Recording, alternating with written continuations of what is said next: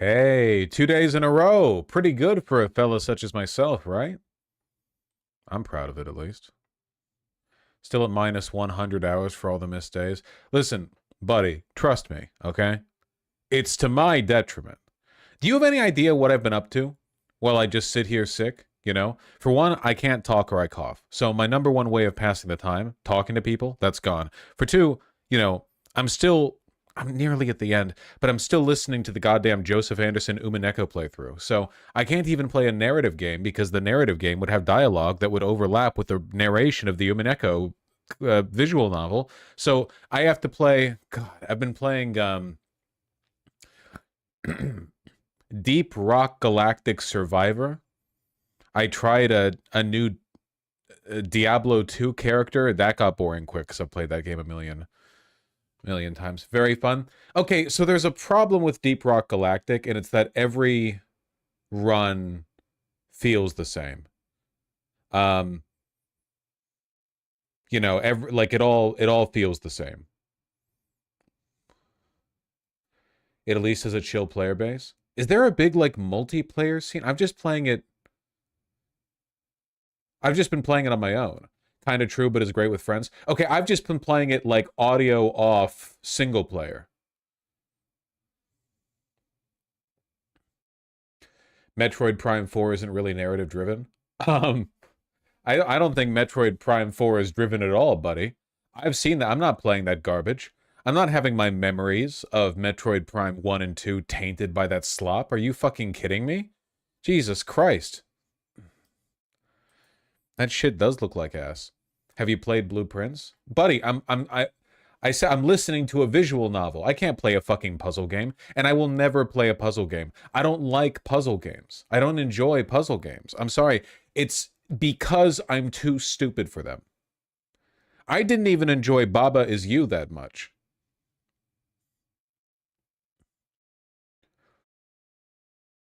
Outer Wilds SMH. Well, for me, the enjoyable part of Outer Wilds wasn't really the puzzle element. It was more the incredibly immersive, like puzzle box element. You know, it's like the difference between an individual puzzle and an escape room.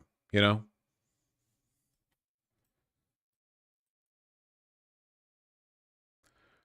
Do you enjoy Diablo style games? Yeah, of course. The problem is that usually they're slop. Thought you didn't care about immersion. Usually I don't. Usually I don't. Yeah, usually I don't. Um, but for Outer Wilds, man. Outer Wilds. God damn. Aren't adventure games puzzle games from survival to Subnautica? Well, aren't all games adventure games because you're always going on an adventure? Fuck you. That's why everything's an RPG these days. Plus 12% the reduction to recoil on the barrel, on the muzzle that you put on the SMG. That's a RPG element. Thank you, Black Ops. Fuck you. All games are puzzle games, you know. The first-person shooters are point-and-click puzzle games. How can you not care about immersion? Because a game has to be really, really good and really interesting to me for me to want to turn off the secondary media, like put the headphones on and get into it. And I think I have a higher bar for that for most people. That doesn't make me better than anyone else. That's just a difference in preference. But a game has to like really build it up. Like really, like to give you an idea, I was often listening to stuff on my second monitor while playing Subnautica. And Subnautica's immersion is top tier. It's just not usually a priority for me. I really enjoyed my time with Subnautica. It's just not really like what I go there for. Only a few games have really made me feel that way. And of course, Outer Wilds is one of them. I think you have to put in some of the work to be immersed. Of course, absolutely. Yeah. Getting immersed in a game is like it's like love, you know, you have to offer something of yourself. You can't come at it cynical like. Turn on the cam. Will you let me chill? Okay? Jesus. I just need a haircut, that's all. There.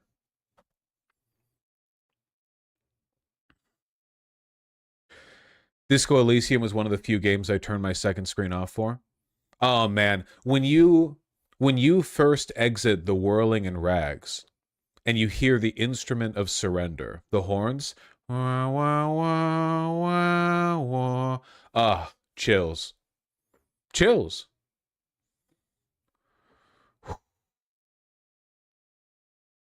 Chills down the spine, right down the spine. Absolutely. Man, oh man. For me, Pathologic was also one of those immersion games. I don't think you can play Pathologic with a second monitor content on, you know? Well, I mean, of course you can, but the game is so immersion driven, you know.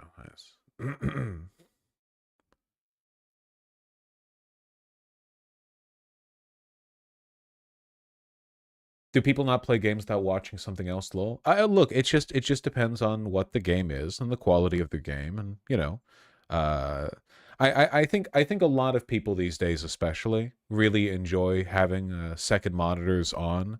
Now, listen. For me, it's always podcasts or anything that's all audio. One thing I will never understand is having a TV show or movie on the second monitor. I can't do that. As soon as you introduce a visual element, like a real visual element, not just a superfluous, you know, like a visual novel has, you know, screens or slides or whatever, that to me I can't do. You're literally a podcast. Yeah. I think I'm great second monitor content, you know? That's the reason why I listen. I know the politics streams are more common these days, but back when I got into this, as everyone knows, I was the very first debate-oriented political live streamer. Nobody else came before me. When I got into this, you know, I was really into having that kind of content as a second monitor experience. At the time, it was mostly like YouTube video essays, and I thought, what if we turned down the quality and turned up the quantity? You know. Yes. Genius. Slot maxing. For sure, for sure. You just saved your soul right there. You were almost damned to hell till you clarified you don't watch movies or TV shows in the second monitors. One thing I'm for the most part, I'm willing to acknowledge, like, you know, this is a difference in opinion, okay? I'm okay with that. However, if you're the kind of person who watches through stuff on multiple times speed, I think you're insane. Especially real media, you know? Like if you're listening to a podcast or something like that, you turn up the speed to like 1.1, 1.2, whatever. But if you're watching a TV show or movie and you turn the speed up, you're like messing with the actual experience of what I don't get it, you know? A lot of people do that. Is there really so much stuff to get through in your life that you feel the need to do that? I don't understand it at all. Like, are you really engaging with it, or is it just noise in the background? I don't understand it. I don't get it. When I'm catching up in your VODs, I watch in 1.25. See, I think that's fine because I'm just like a guy talking. But a TV show or a movie is an artistic experience. It's a piece of media created by artists to have a specific tone, intention, and timing, you know? Messing with that, I mean, look, I speak in a deliberate way, but I'm just talking. No editors going through this, you know. Um, yeah, I don't know. I don't know.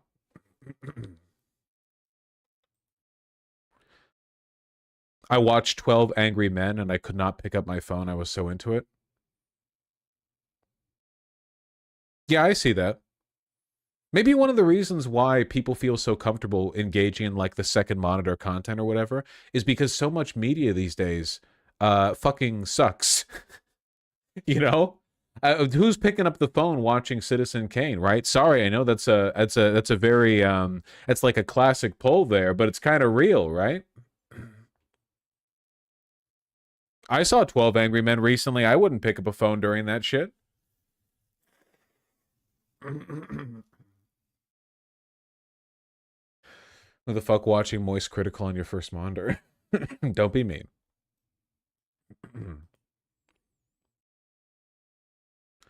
This kind of media is literally the policy of Netflix. They have said so. You know how I've been going on and on lately about how the new generation of man is going to be led by people whose brains aren't cooked by short form content? I feel like this is actually part of it. I feel like, in terms of how much you grow as a person and how much fun you have, you are better if you choose a really good movie, sit down, phone is nowhere near you, you sit down and watch it, and that's your media for the day, than if you consume like three movies and two you know, seasons of a TV show over the entire day on your second monitor, while on your first monitor you're mainlining Destiny 2 or something. You know what I mean? I feel like you're getting more for it.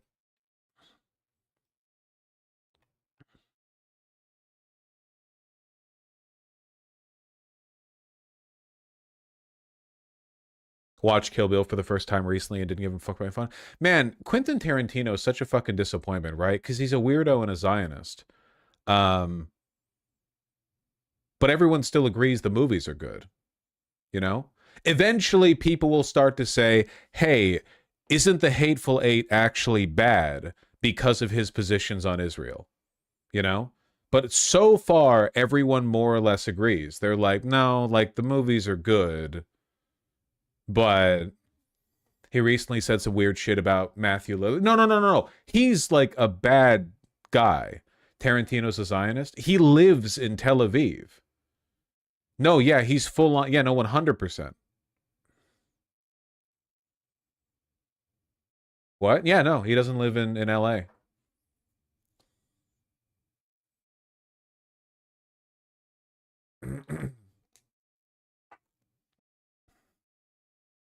Did you guys miss that? That like fade cut at the end of Inglorious Bastards, where it says like in the bold font, it says, "But it's okay if Israel did that, though." You guys missed that?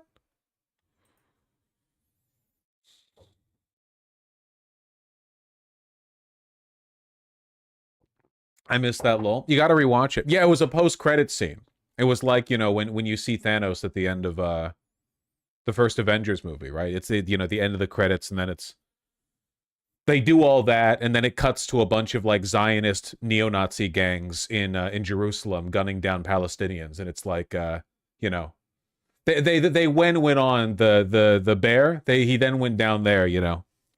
It's like crazy sequel bait. You're making shit up? Nah.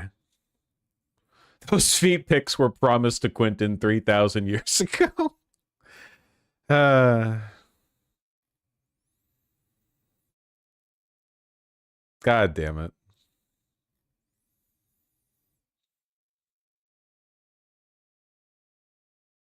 Tarantino when he asked to cast someone to say the N-word with the hard R in Pulp Fiction. Can I the okay, I'm being real with you guys.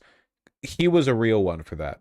And so was Samuel L. Jackson in Django when Leonardo DiCaprio said he was uncomfortable saying it, and Jackson was like, "Get the fuck over yourself. We're actors." You know? He was I feel like this is my, and I'm sorry for being Mel Brooks pilled on this. This is my like Blazing Saddles metric in my head, which is that Hollywood always needs a really really woke guy and whose movies are filled with the hard R. Like that they're like a warrior defending wokeness in Hollywood. And they can take many forms, you know, but I feel like that's a necessary part of the ecosystem. Right now, I feel like it's all up for grabs because it's not Quentin anymore. You know, Tarantino isn't woke though. No, but like Django was pretty woke, right? Like, come on. Can you imagine if Django came out today? Come on. Like it came out right before the new wave of like neo-Nazism, right? If that shit came out today, people would be losing their fucking minds, you know? So you've got that, you've got Black Klansman. You know, there's a whole bunch of there was like a wave of it, but we need it now. All those films came out too early. 12 Days a Slave. Well, the tone is like okay, the tone of 12 Days a Slave, 12 days, 12 years? Wait, what are we talking about here? 12 Years a Slave, slightly different than Django, if I recall. 12 days sounds do yeah, 12 days a slave. That doesn't sound so bad. I don't know. Maybe they are making a too big a fuss over it. I have a pitch for your next big job. How would you like to work in Hollywood? We got the perfect job for you, Kuczynski. Yeah. I mean, I grew up in LA.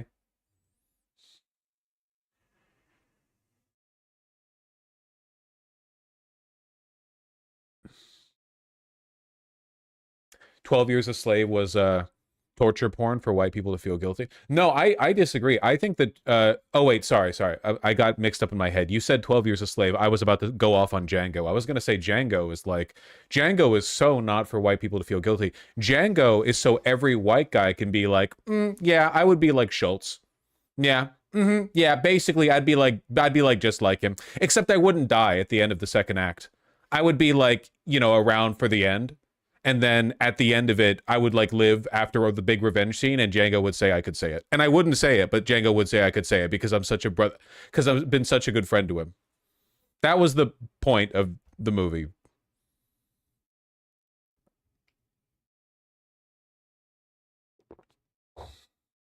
Schultz should have been racist too. It would have been a better movie, you know? It would have been a better movie if he wasn't like that much of a white savior. Like he still could have been a good guy, relative to the time. I'm not saying they should have made a villain of him. I'm saying like, you know what? Would have made it a more interesting movie? Because Schultz is a very educated man. What if he took the like common abolitionist position from the time, which is that he's still racist, but he thinks slavery is abhorrent. But he thinks of slavery as abhorrent the same way that like people think about animal abuse being bad now. Like it's not. So when he makes those arguments, it's yeah, like Lincoln basically. When he makes those arguments, he's still, like distasteful to Django. It causes arguments, but there's still kind of like a shared tension. I don't know. I don't know. I feel like they could have explored more because there's not much like I don't know, moral debate in Django. The good guy and the bad guy, that line is pretty well is very distinguished. You get me, you get me.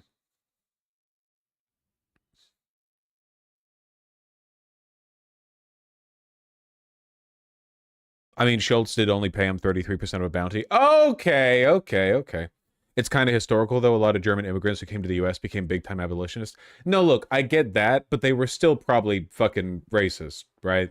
Like, I think people misrepresent race. Okay, the important thing, the transatlantic slave trade recontextualized racism as a scientific or pseudoscientific phenomena, but prior to that, I'm pretty sure every group of people on Earth thought the way later scientific racists would, but on a spiritual level about every other group. Like the Holy Roman Empire was probably composed of like 800 little townships, each of them thinking every other one of the 799 townships was like spiritually desouled. Like we're the only people going to heaven. The people from Richtenberg over 5 miles that way, like literally visible over the hill over there, those people are actually animals. Like they're not human beings. And everyone just thought that about everyone, you know? Yeah, you mean Helltown? Yeah. Italians are still like that. Italians are still like that. The entire Balkan region. It's they're still like that to this day. All nationalism did is expand the boundaries of the township a little bit. Now people, now it's like okay, it's not people 5 miles down the road, it's people 50 miles down the road.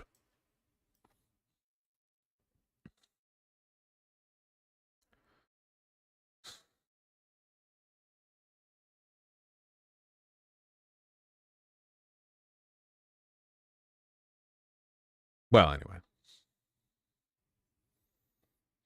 literally, Northern Italians think Southern Italians are all Arabs. Yeah, but they're correct. But the thing that people don't realize is that all Mediterraneans are Arab. So Northern Italians are also Arab. My like pan-racial take is that all of the Mediterranean people, they're all Arab, and also they're all Mexican. Because if you think about it, Mexico is kind of like Italy and Greece and stuff like that. So basically, there's like a belt like just north of the equator, all across the world, and everyone there are all the same ethnicity. Also, their food fucking slaps, by the way. That's the real like unifying trait here. Mediterranean, Arab, Mexican, best food in the world, like easily. So, what are you gonna? Some people say, Indian or whatever. In my opinion, Mexican food is the best, but what are you gonna do? People want to argue.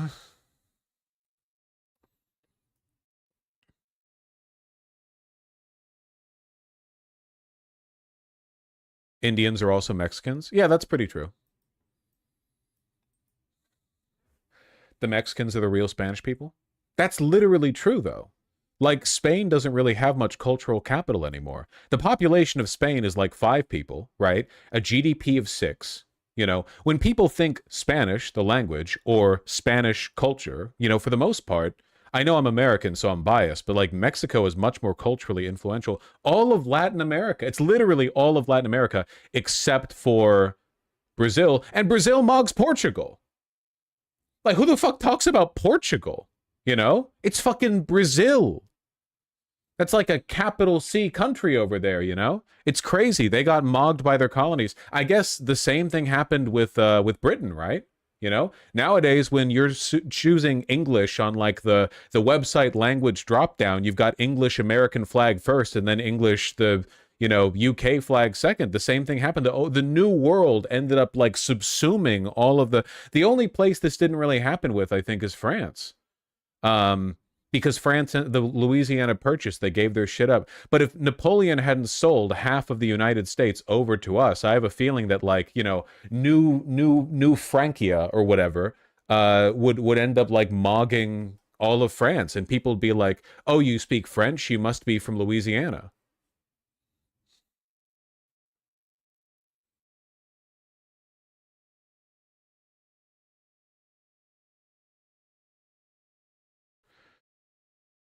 I've been watching your suit videos, and I went to Goodwill to try older jackets instead of my slim fit stuff, and it's insane how comfy the older ones are. Welcome to the pack, brother. Really happy to hear that. Slim fit suit jackets are a blight. They were meant to be worn by anemic Italian twinks wearing nothing but a silk t-shirt underneath, okay? They are not they are not suitable for actual suitable for actual suit business.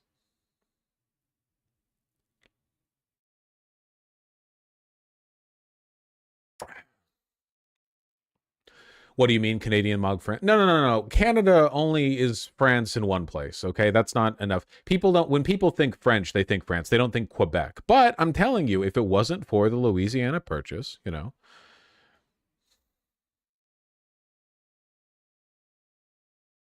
Yeah, you're right. We do have politics to get to. Can we get to Hey, we're doing pretty good with no coughing, right? So far? Look, I will continue the stream for as long as I can. Until the cough comes back in. But I'm sticking with it, okay? I can't be away from the computer for much longer. I need to, knock on wood. Pretty sure this desk is just a veneer of hardwood over plywood, but that's okay. It's a nice desk.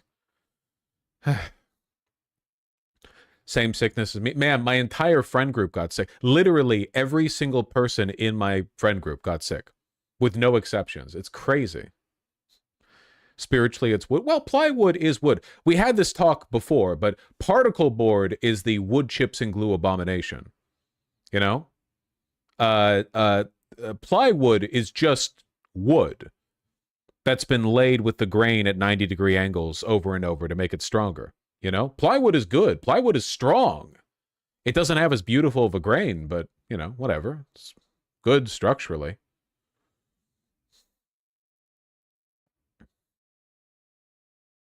Yeah, plywood is still unsold. Thank you. Thank you.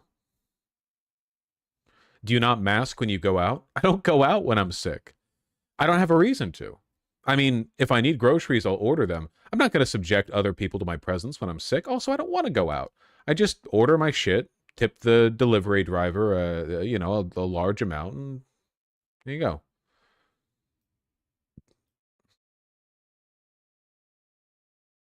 Maybe that's why you got sick. Your immune system got weak because you don't go outside. Yeah, maybe. The only time the main outdoor excursions I get nowadays are when my beautiful, beautiful partner encourages me to go on these ridiculous. When we took our Southwest vacation, our trip around, they were like, "Oh yeah, here's the hikes we're going to do." We did some, not all. We were busy. We did the most we could, but one of the ones we couldn't do, they were like, "Oh, here, we're going to do this in the Zion National Park." You know how long it was? 8 hours. 8 hour hike, the goddamn Narrows, I didn't take a look because I trusted my partner, and then it's like, oh yeah, here we go. It's just the entire day. It's just a little hike. Oh my God. That's a normal hike? Yeah, okay. All right, okay. Yeah, virtue signal elsewhere. Thank you. My respiratory system is simply not conditioned to that level. Has this MF climbed Everest or something? No, no, no. My partner is not that much more in shape than me. They're just very ambitious, which honestly I find delightful and endearing. And you all could stand to learn from that. That's the difference between me and them, you know? The first real hike I ever did with them, we did the extended skyline loop on Rainier. That was fucking difficult. They're doing push-ups in front of me now. You can't do, you're sick. Don't shoot, shoot, shoot, shoot. Those weren't even good form. They were probably fine form. I was just saying that. What was I saying? You leave me to my devices. I'm like, yeah, let's do a hike 1 hour. You know, that's nice and pleasant. We'll get to talk. They were like, no, here's a 4.5 hour hike up one of the biggest mountains in the Northern America. Up Rainier, you know? Sure. It was very fun. Very fun.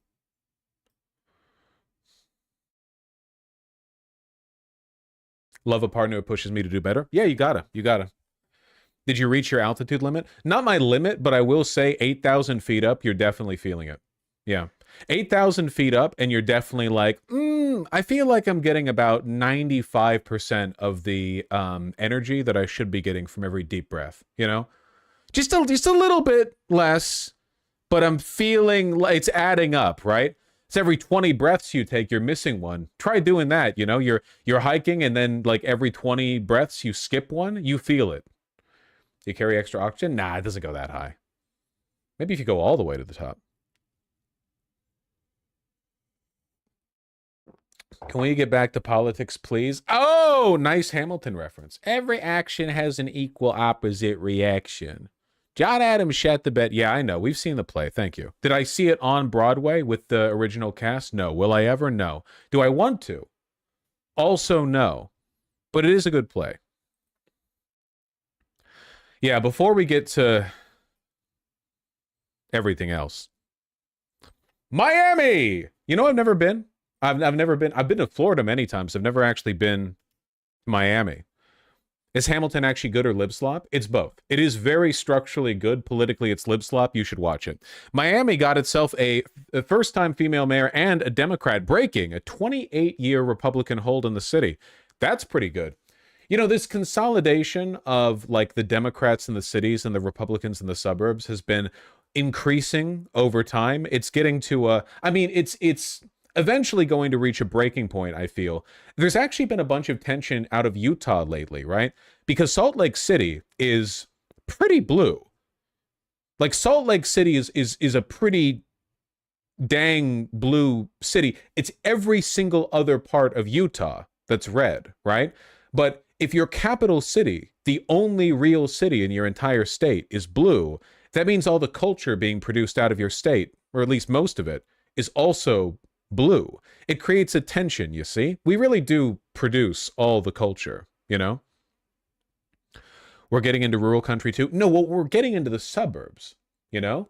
Like the only suburbs that remain deep red across the country, on average, you know, across the board, are these like newly erected McMansion suburbs. The kind of stuff that you see like around Phoenix, you know?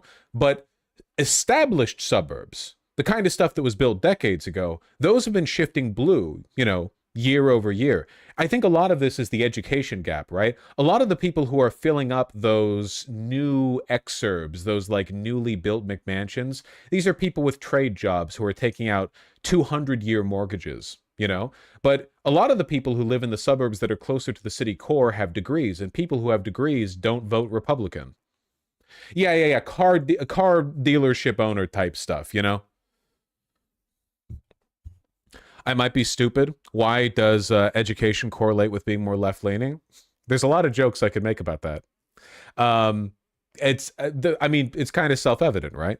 Look, you can be a bad person and be educated, right? I don't really think being educated makes you that much better of a person, like morally. Maybe a little bit, because I do think education is liberatory. You know, just ideologically, I think that knowing more things tends to make you a better person. But morally, like, we're talking marginal stuff, you know? The problem is that right now conservatism offers literally nothing for you if you think about it. If you are self-interested, like you want the world to be better for you, and you are capable of thinking twice about anything the conservatives offer you, the party has nothing for you. Literally nothing.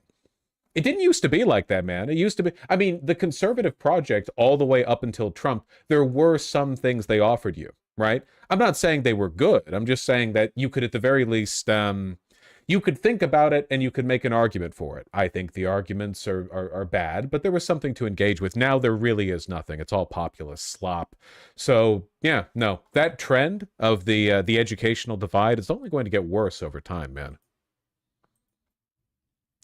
Doctors were a reliably right-wing voting bloc until a decade ago. Right, because all doctors are sociopaths, exactly. But now, how can you be a doctor and be Republican? The Republicans want to make being a doctor illegal. Republicans want the only form of medical practice to be like knocking a hole in your skull with a rock to let the ghosts out. That's the only... If you do anything more than that, they'll call you woke and sue you. Anyway. For nearly 3 decades, and yes, you're hearing that music correctly, a Republican has led the city of Miami from City Hall, but that streak has ended tonight, hence the election music. CNN is now projecting that the Democrat in that race, Eileen Higgins, is going to win the Miami's mayor race, defeating the Trump-backed Republican city manager Emilio Gonzalez. This is the latest strong performance that we are seeing play out by Democrats in elections during the first year of President Trump's second term, as they've continued to ride a strong wave of momentum in these off-year races. My political sources are here with me tonight: former Obama White House senior advisor Ashley Allison and Republican strategist Brad Todd. And Brad, this is the... I get it, because she's black and he's white. Yeah, I don't know much about Miami apart from, you know, the fact that it has all the homosexuals. But this is another one of those big rifts that Republicans don't really have a solution for. If you lose all of the educated people and you lose all of the cities, what do you have? Like, how can you build anything? How can you build a legacy for the country when every single thing the country produces, apart from soybeans, is running through the, you know, like liberal institutions, or institutions that have like a liberal, you know, predisposition? Yeah, it is. No building, just strip mining. I have never been a big fan. How do I put this, man? I was thinking about this last night while shaving. You know what term I've never liked? I've never liked the term kleptocracy. You know, a kleptocracy when you're ruled by people who steal, you know? And the reason for that, I guess internally, my argument has always been that all rulers do. You know, to say one type of leadership is a kleptocracy is to imply that the point of being a leader in a, you know, bourgeois sense is not to strip resources. Like, that's just a part and parcel. But I think I've shifted on that, because this is a real kleptocracy, right? You know, Obama and Bush and so on, all the other presidents, they all presided over the process of corporate strip mining of the country, sure, but they still were interested in maintaining the continued existence of the country, right? There was a project they were trying to build. This one's exclusively interested in looting. I guess I didn't really realize what the term meant until I saw it playing out in its purest form. I don't know. That's all they want to do, man. Candidate that just, I think 2 days ago, the president said it was a big and important race. He said, vote for the Republican Gonzalez, that he is fantastic. What do you make of the fact that he lost tonight? What are you reading into that? Well, you're not going to hear me diminish the fact this is a largely ceremonial office, and it's typically a low wattage election. You're not going to hear me do that. What I'm going to tell you... It was a 20-point shift over to the Democrats in Florida. The shift was crazy, plus 20D. The Latino vote collapsed for the GOP. Wonderful. And it's not just the Latino vote. It's the Cuban vote in Miami. Is if we have 20% turnout in the midterms like we did tonight, we're going to get our tails kicked in every election. And the message for Republicans here is that we have to do better with turnout. Our party has a lot of low propensity voters in our current coalition. That means we have to work really... No, the opposite is true. Republicans actually have higher turnout propensity voters because their voter base tends to be older. Historically, it's actually the Democrats who have to work a little bit harder to maintain that turnout. Is that true? What he said? No, he's saying the opposite of what's true. Actually, this is like a cope factory. Really hard. This is this guy's job. Every time we see this guy on CNN, especially over the past month, his job is to be like, now I know the results from 2025 look bad for Republicans. However, get them out in non-presidential elections. That is the signature challenge of this election for us right now that campaigns and candidates can control. I mean, I actually... You stunned her. Well, I'm stunned because it's rare that I hear Republicans say that their voting constituents are low propensity. That is often a term or adjective that is applied to young voters, to African-American voters. It's the opposite of the truth. When was the last time you heard about a get out there and vote campaign from the Republicans? It's always the Democrats doing it because they're trying to appeal to younger voters who are stupid and don't vote. Older voters who tend to vote Republican, you know, are just more predisposed to vote like only presidential voters. And so I too think that Democrats have to do a turnout game. But what I will say is that this candidate that won is a progressive Democrat. And so for after the 2024 elections, I think progressives got this smear campaign done on them that's the reason why the vice president lost. Is it arguably a good thing he's downplaying because they'll be less likely to see the coming dev wave as the threat? No. What it's good because what it tells me is that the Republicans have no strategy for actually changing the course they've set. Again, it's dead. They're crashing into the ground. Their only strategy right now is to pretend they're not. Remember how bad it was electorally for the Biden administration to pretend that the inflation crisis wasn't happening? Now the Trump administration's done the exact same thing, but arguably much worse. Like every single day, they just pretend that everything's good. You know, they have no intention of actually shifting their strategy to meet the needs of the voters or change what led to them getting blown the fuck out in 2025. Election. And it's just not true because what we're seeing and the indication is that if you run on progressive ideas like affordability, like treating people with dignity, even around immigration, which is something that is happening in Miami and was a key issue right there, you can win. And it seems like that's what this candidate did. It also is telling, this reminds me of the last midterm elections, that Donald Trump's endorsement is not the thing that is going to get you over the finish line in midterms. He is the candidate that gets himself over the finish line. It doesn't mean the people he endorsed goes over. Do you think that's fair? Because there is a real question. The president was saying tonight that Susie Wiles, we played the soundbite last night where she said that he's going to be campaigning like it's 2024 and 2026. Is that going to be helpful if he's out there? I think that his also, Dem's been winning with both high and low turnout races with at least plus 12-point shifts. There's not much hope for the GOP. Well, I mean, it never underestimate the Democrats' ability to fumble and turn a victory into a defeat, you know. So far, the Democrats still have no presiding message, no overriding goal or narrative, and they don't really have a strategy for fixing the country. Wasn't it just yesterday that Jeffries was putting together a panel for like a AI consultancy for the Democrats, and it had the same far-right Silicon Valley lunatics that the Republicans always pull from? I only briefly skimmed that headline. I'll need to look at it. Presence in strong Republican areas helps with low propensity Republican voters. By definition, those voters are voters that like Donald Trump a lot better than they like a lot of... Yeah, a new House Democratic Commission on AI and the innovation economy. And it's thanking ranking members. The U.S. can and must continue to lead the world in the development of artificial intelligence. Yeah, you get it. It's I'll read more on this later. But the Democrats are perfectly capable of fumbling this because even if the Republicans are doing a terrible job running the country, they're still better on messaging than the Democrats. At least they're consistent, you know? The Republicans.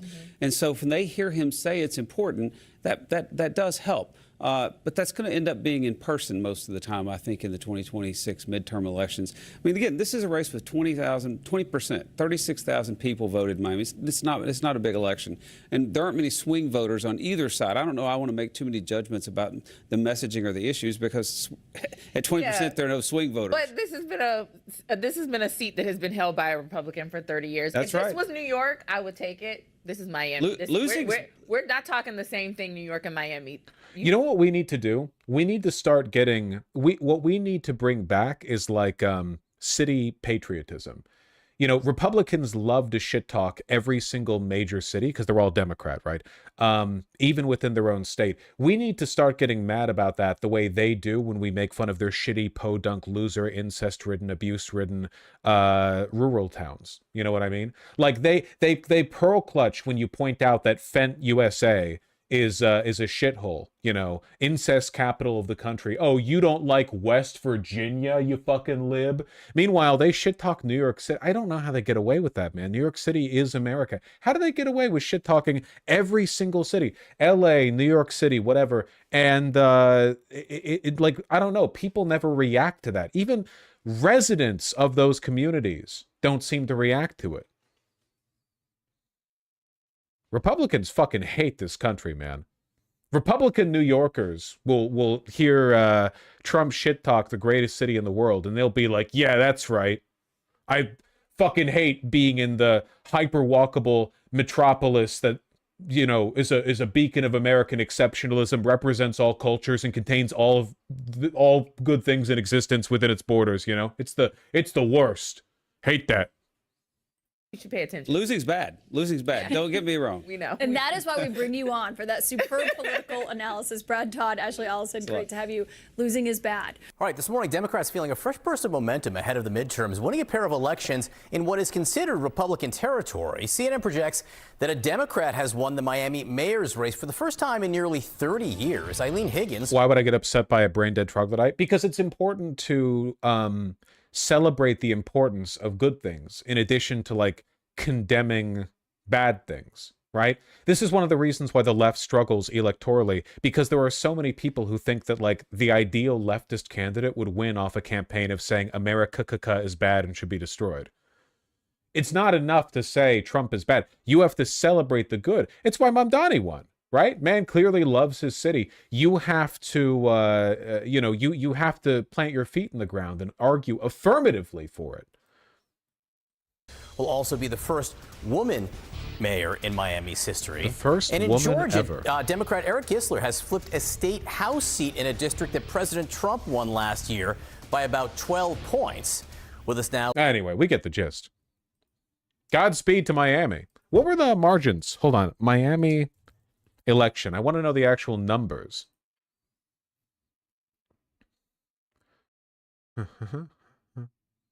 Oh, right. Okay, they just had him up on screen. Gotcha. Pretty significant.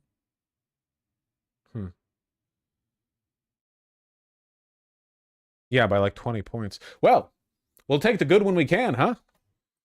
Whew. The current mayor did apparently try to postpone elections. Yeah, you can tell that the Republicans aren't banking on low propensity voters because their main strategy for winning elections is suppressing the vote, which they do everywhere, often quite effectively, but not successfully. Not this time.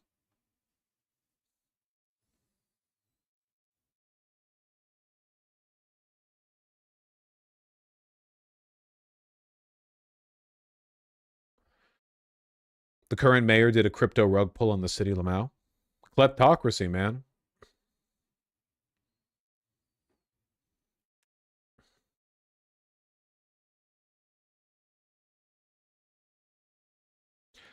The Georgia state house race was worse for the GOP. Dems won a Trump plus 12 seat. Thank you. I was waiting for somebody other than Masaigu to say it because they kind of have a monopoly on providing me useful information during a segment. I said it, but I'm sorry.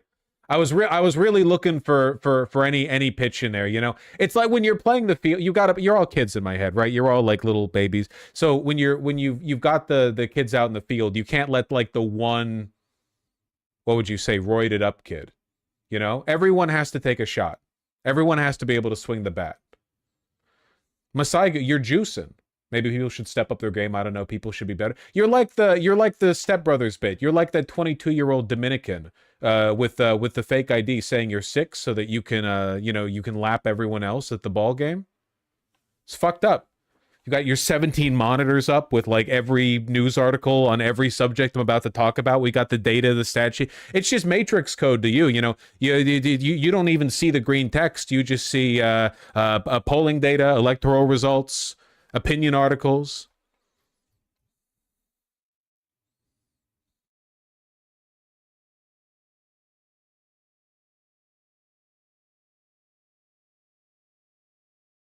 I'm in. My will to clink Masaigo links plummeting with every Japan mention. It really is the push and pull, you know what I mean? It's the dignity of not fully succumbing to the position that Nippon is superior to the United States, but also there's so much useful information to pull from. I'm just trying to, it's like a cursed well, you know? It's like a smug library. It's all right.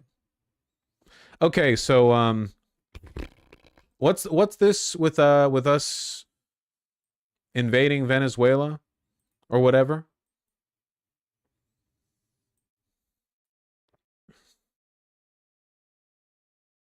Here's the clip.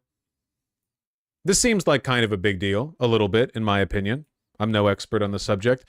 We have seized a Venezuelan oil tanker off the coast of Venezuela. I guess it makes sense it would be a Venezuelan oil tanker, you know, not finding other oil tankers off there off the coast of Venezuela.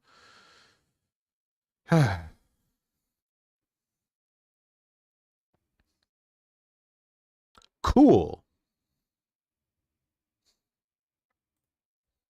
It's been an interesting day from the standpoint of news.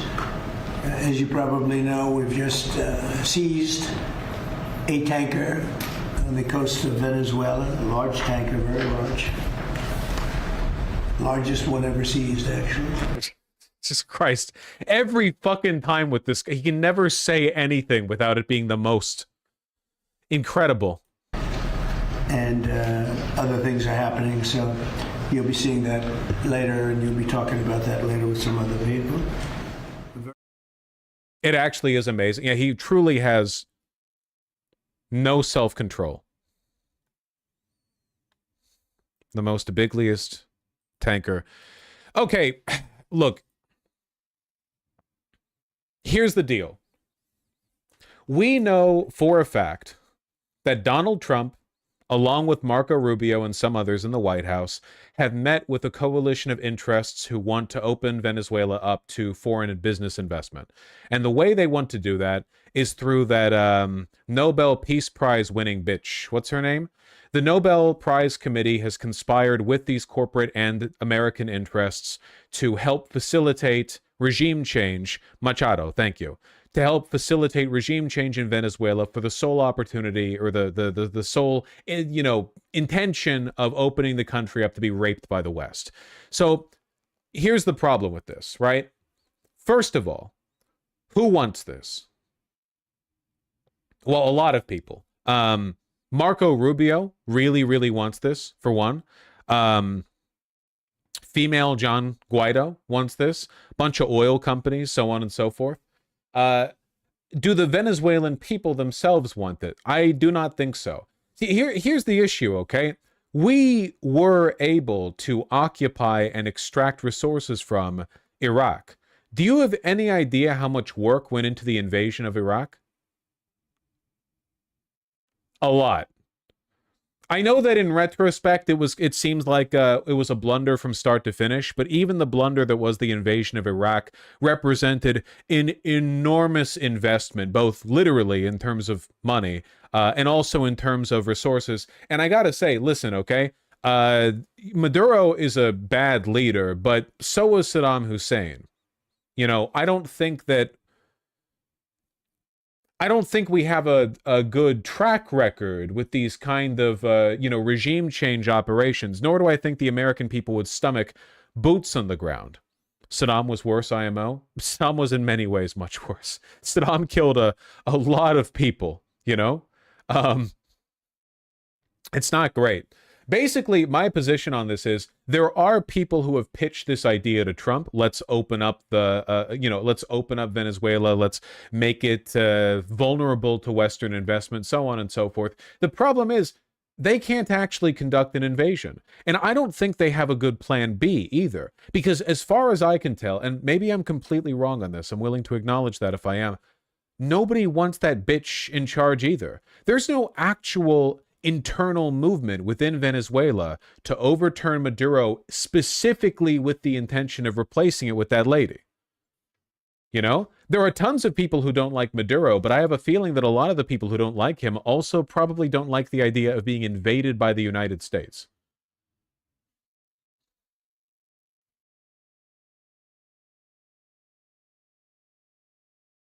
They're better off with Maduro. That is true, 100%.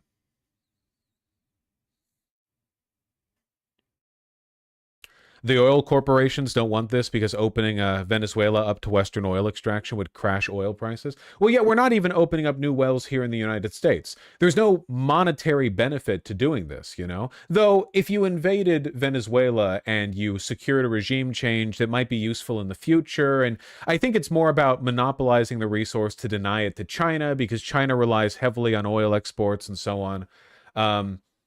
All that being said, I think this plan fails at the first hurdle. There might be a lot of people interested in occupying, imports, might be interested in occupying and exploiting Venezuela. Who's actually going to do it? Do you have any idea how difficult it would be?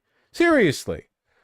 Look, we put trillions into our invasion of Iraq. It was planned months and months and months in advance. Huge operation. And ISIS still became a thing. And I would argue that Venezuela right now is even more prone to destabilizing than Iraq was when we invaded it back in 2003. I don't think anything's going to come from this. What we are doing, though, is making more and more of an enemy of the rest of Latin America. I know, Masaigu. You keep saying it, and I keep reading it. Thank you.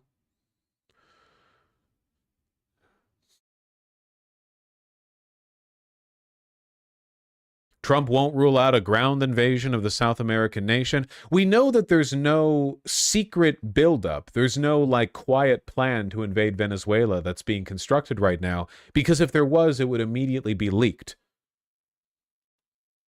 I'm not trying to be, like, funny with it. That's just true. We know that. But Vosh, can't they just stage a coup? But how? Like, that's difficult to do, you know? All the people in power are Maduro loyalists or cronyists or criminals who just benefit from his presence. They would all just accept that lady being put in charge? You know, you can't just... A coup, when the next runner-up is somebody established and would be accepted by the general population and by the keys to power, to use a CGP Grey term, and so on and so forth, that's one thing. But she's completely out of the loop. Who wants her to be in charge? American Oil? Maybe? Trump?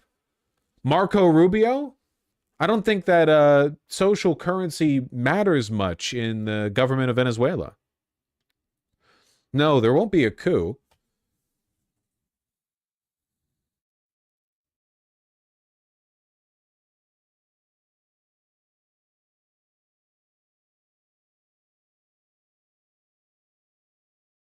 Aren't oil prices already low? Yes. Here in Mexico, there's a bunch of obviously paid influencers and politicians floating the idea of supporting U.S. intervention. Wait, U.S. intervention into Venezuela or U.S. intervention into Mexico? Look, Trump has floated a lot of interventionist stuff. Both? Yeah. I don't think the people are in for it.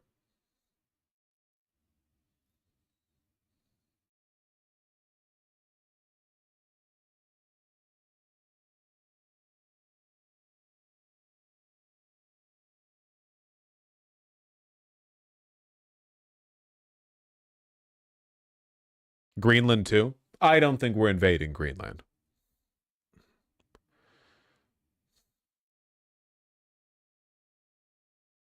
I believe Trump has said he will airstrike cartel production facilities. He's said a lot of things. He said he would invade Greenland. He said he would annex Canada. They've been saying for a year now that they're going to start bombing the cartel in Mexico, and has that happened? No. The reason they've chosen Venezuela as a target is because they're enough of an international pariah that you can kind of get away with just killing their civilians willy-nilly, right? You couldn't really do this with Mexico. Like, Venezuela doesn't traffic fentanyl into the country. They're not picking Venezuela because it has nothing to do with national security. They're just the most indefensible target.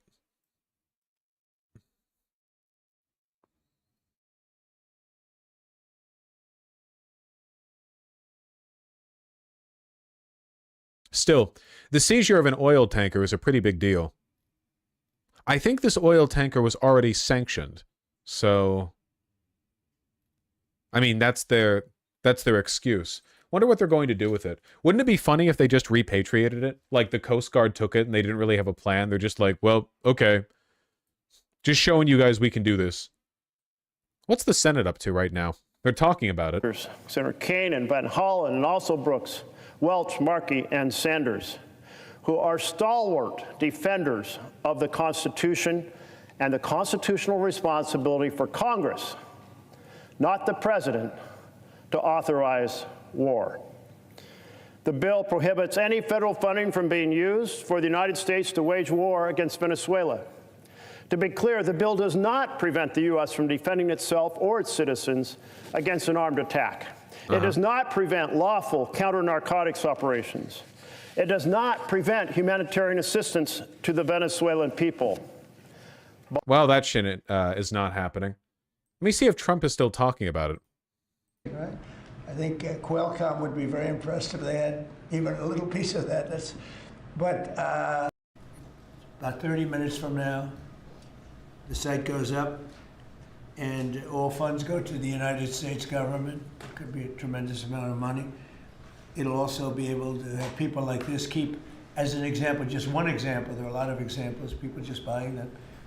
It's somewhat like a green card, but with big advantages. Colleges keep putting people on the card, and when the child This is before the announcement, then. becomes enabling is driving hundreds of billions of dollar investments in, and most important for us, semiconductor manufacturing is very important. So we are going to be, which we, by the way, got extended in this tax cut. So, and you added up, Toyota just announced $10 billion in plants built, various couple of locations, few locations in the country. Technology has been foundational to our, I think was 100 times greater than it is. Looks like they're talking about a lot of stuff. It's kind of difficult to select for the portion where they're talking about the seized oil tanker. Just the little clip that we saw earlier. Nice to see you. Well, thank you very much. It's been an interesting day from the standpoint of news. As you probably know, we've just seized a tanker on the coast of Venezuela, large tanker, very large. Largest one ever seized, actually. And other things are happening, so you'll be seeing that later, and you'll be talking about that later with some other people. Very excitingly for me. Why are you ignoring the fact that her campaign won the election last year? I don't know about that, to be honest with you. Also, do you think that the same number of people would vote for her even after, over the past couple of years, she's demonstrated the fact that it is like her intention to facilitate a U.S. invasion of Venezuela?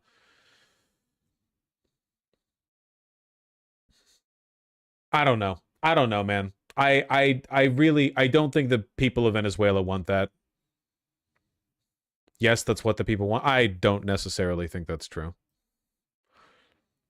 Does Venezuela have allies that would step in? Not really. I mean, no, the regional powers don't want the invasion of Venezuela, but not like allies. Venezuela has done a pretty bad job of endearing itself to its neighbors. No, Russia and China wouldn't do anything.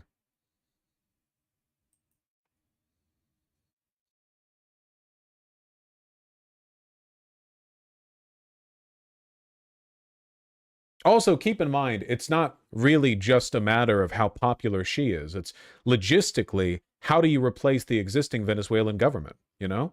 The Venezuelan government is itself a kind of kleptocracy, and then you've got a bunch of organized semi-criminal cartels that work with the government at their behest.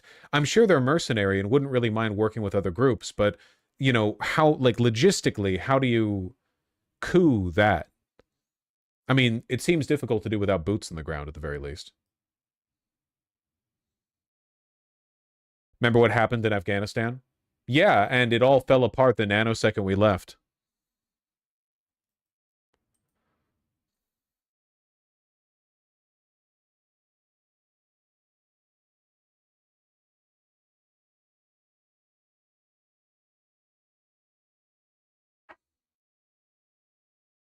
Maybe we can just send robot dogs? That's facts.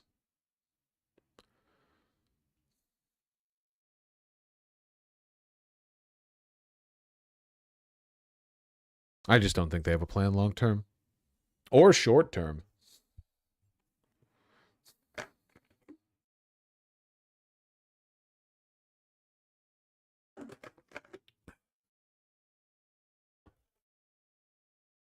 I hope they try for it, though.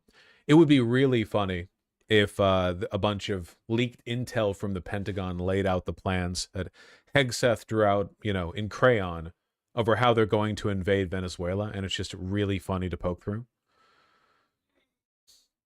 Yep, you can't just do a SEAL quick assassination overnight. Well, even if they killed Maduro, wouldn't he just, I feel like he would just instantly get replaced by one of his generals or cronies or whatever, right? Like, there's not,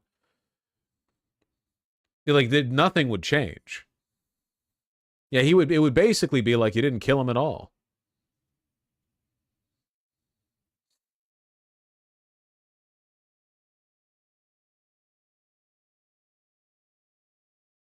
No. We'll see how it goes.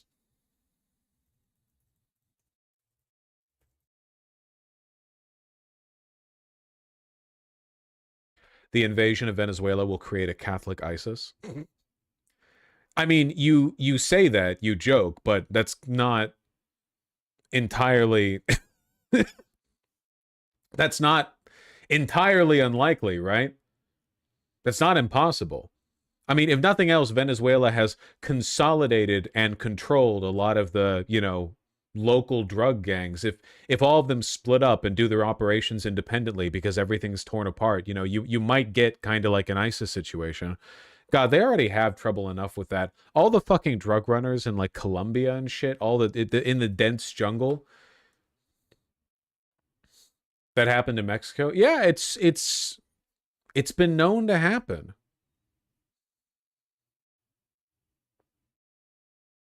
Not good.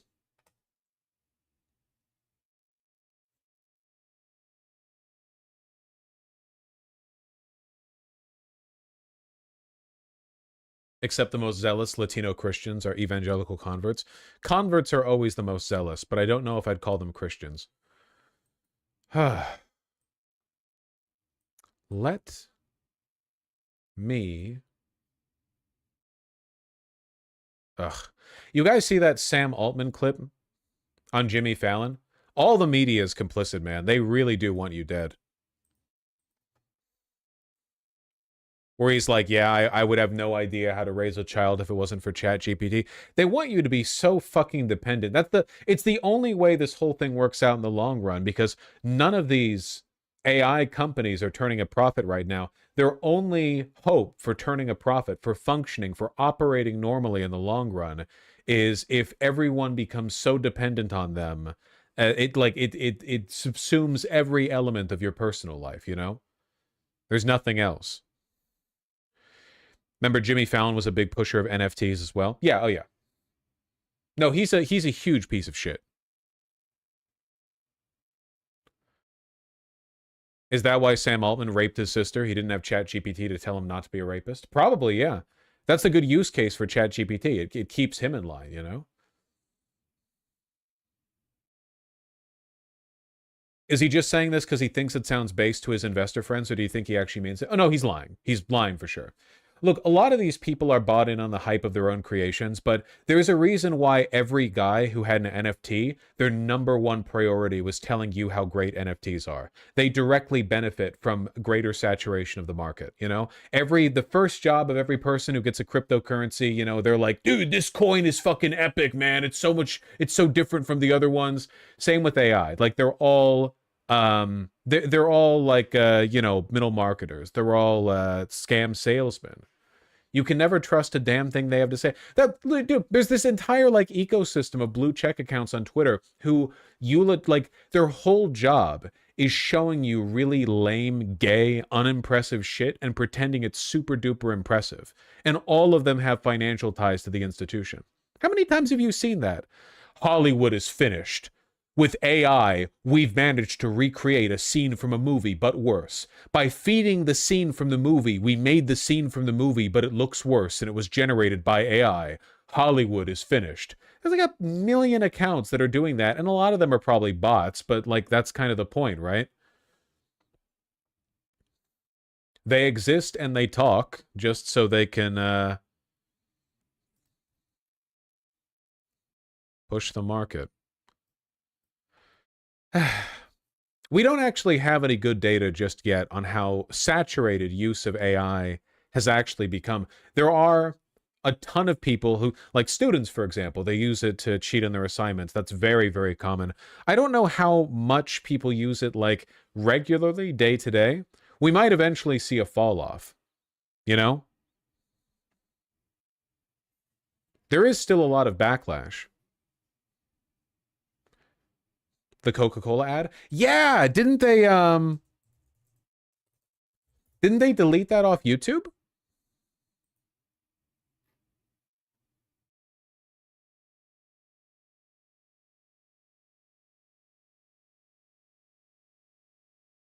Yeah, the AI Christmas ad got deleted. Oh, the McDonald's one. I think that's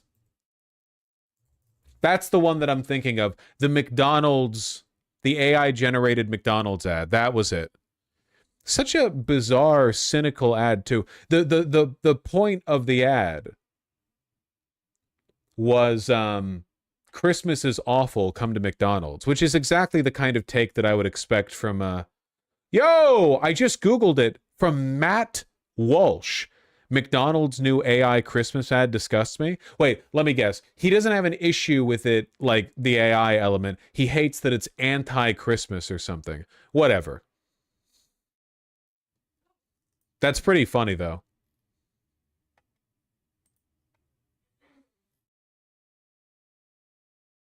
Not enough Jesus? Not enough Jesus. You're watching that and you're like, what's Matt's take on this? I wonder how he feels of McDonald's, and then create going to be if he's going to like it or not. Well, I don't like it. It is witless, charmless, lifeless. Walsh aged. It's so funny watching him because I feel like, I don't know if anyone's ever told it, he just looks like the stereotype of a 2012 millennial hipster. He looks like people would be making Wojak comics of him in any other context. He looks exactly like, and all of the obsession with all of this like fake rustic masculinity in the background, you know, like, oh yeah, here's but right next to my fake stone furnace, I have this like these oars for my rowboat, you know, like all it's the mustache guys. It's like in 2012, every barbershop that was owned by a guy with a beard, the logo for the barbershop was like a black on white silhouette of a guy with a beard, you know? It's a canoe. Oh, well, I don't pretend to be into this shit, so I don't need to fake knowledge of what type of ore that is, you know? Yeah, it is. It's very Reddit coded, Reddit hipster fascism. Art is also associating show the ad in around Christmas time. That's what showing the ad. That's my happy place. That's my peace. Space and the tree redecorated your place. It's the most terrible time of the year. The roast burnt to charcoal and the cookies burned too. Freaking chaos, it feels like a zoo. It's the most terrible time of the year. So you bleed from the madness, the lights and the cheer, and hide out in McDonald's till January's here.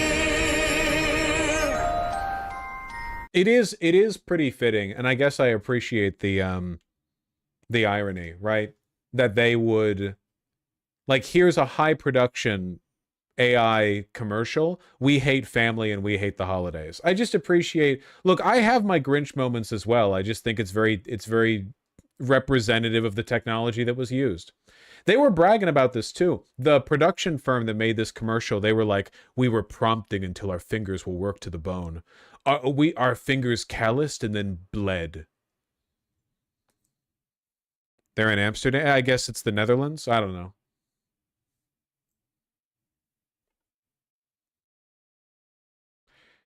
There have been some articles about the decline in AI use at the workplace already. Yeah, I mean, well, basically every study that I've seen has indicated AI use decreases productivity in the workplace, right?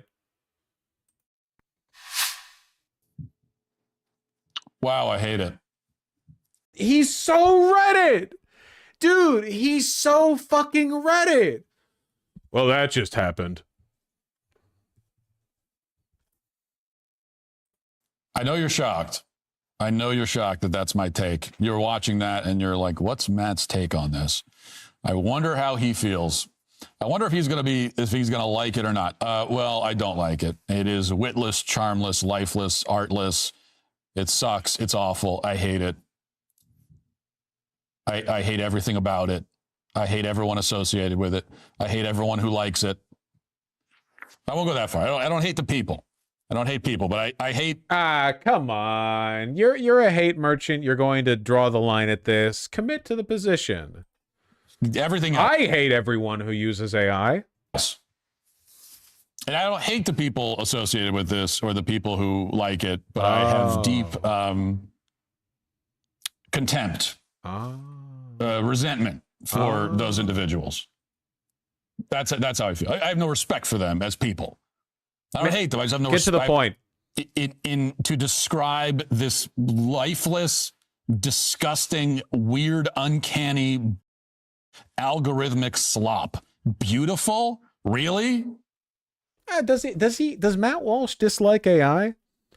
It would make sense. You know, you would expect fascists to despise AI because of their very moralistic way of viewing art, but in reality, usually fascists like it because fascists hate art, you know? It's the difference between what they say they like and what they actually like, you know?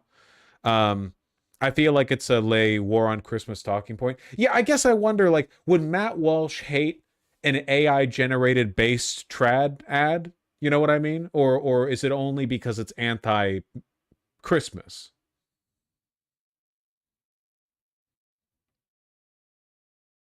What's amazing about this is that we'll have the left and the right hating AI. Nah, the right is always going to like AI, mostly for corporate reasons, but also because they really do despise artists. Artists are like overwhelmingly left-leaning, and they know that, so they hate the production of art. Do we think Hitler would hate AI art? No. No. Hitler was himself very anti-art. If Hitler could have skipped out on painting himself and just generate, like, prompts, you know, he'd paint a passingly competent architectural painting of kitsch German, you know, traditional architecture, he would have just gone in that direction. Man, his bold vision for, like, you know, New Germania or whatever was fucking neoclassicism. The guy hated art, okay? Nazis would have loved AI.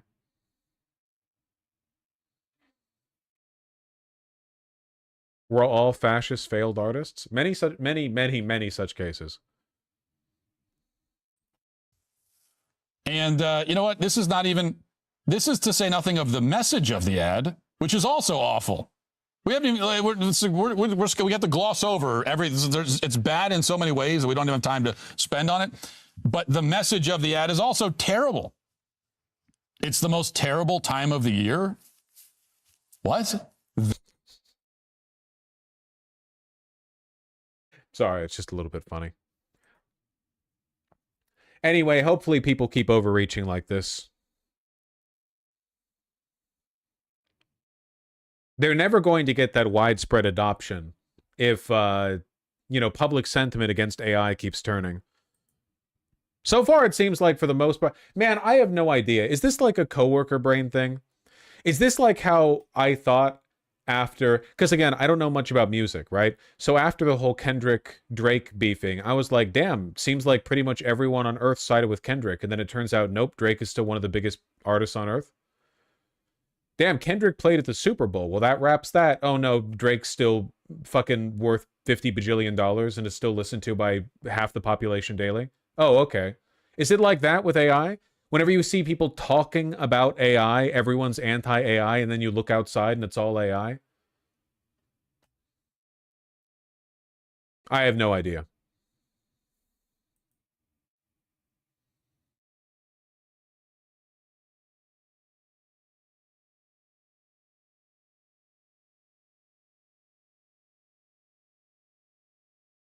JD Vance wants to ban the 6-7 meme. He lost.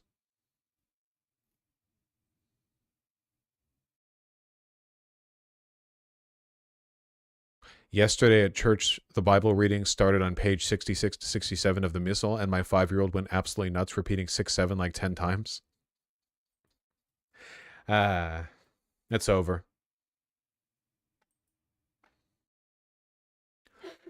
Kanye West is still one of the most streamed artists in the world. Yeah, but for his old shit, when people are playing like Graduation or My Beautiful Twisted whatever, they're not playing the Heil Hitler song.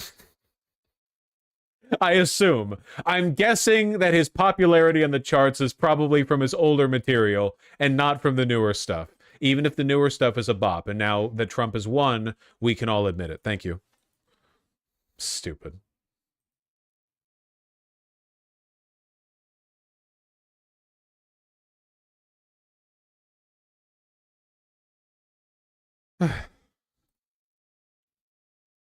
Over a quarter of U.S. teens now use AI chatbots daily. Yee.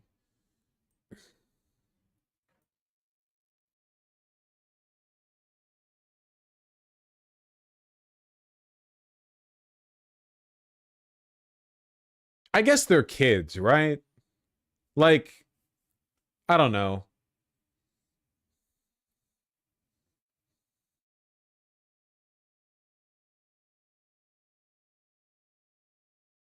Everyone around me in uni uses it daily. Yeah, but for what? Because it's like they're kids, they're students. Are they just cheating on assignments?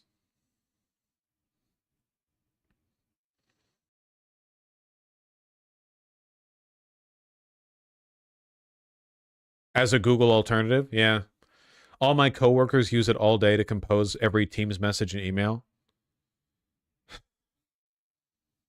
Mostly for general questions. Can't these people just use Google? I guess, honestly, Google searching something might as well be an AI prompt these days, because most people just look at the AI summary up top. Google has been starving out other information-driven websites because it just synthesizes data from them and summarizes it for you at the top, rather than encouraging you to look at other sites. It's why Google search, like, traffic driven to other websites is so bad now. You know?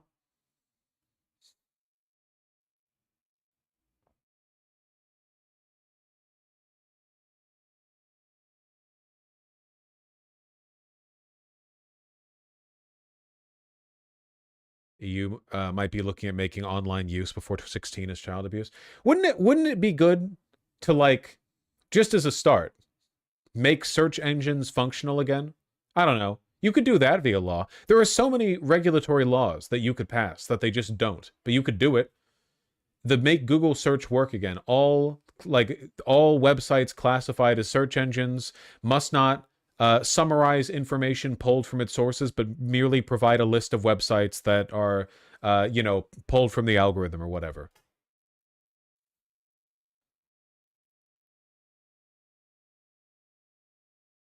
The EU is actually looking into Google doing these summaries. Well, they should be illegal, right? You're literally stealing web traffic from those websites.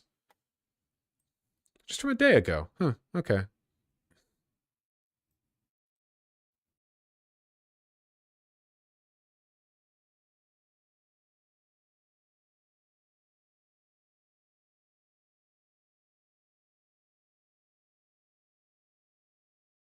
My company evaluates our performance partially based on number of AI queries.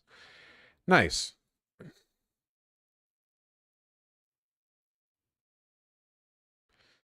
Google has an insane deal with Reddit to have Reddit always the top result. That's probably good, right? You get better results from Reddit than you do from almost anywhere else. I'm not sure if proposed laws would survive in this lobbying environment. Nah, probably not. No, it all gets back to the capitalism thing. At the end of the day, you can regulate well, but you're you're swimming upstream. You know. Well, what if we just regulated them? Them? You mean the multi-fucking bajillion-dollar industries that have all the power and can buy out politicians like it's nothing? Politicians get bought for 5, sometimes 6-digit amounts. These companies have like 13-digit bank accounts, you know? It's nothing to them.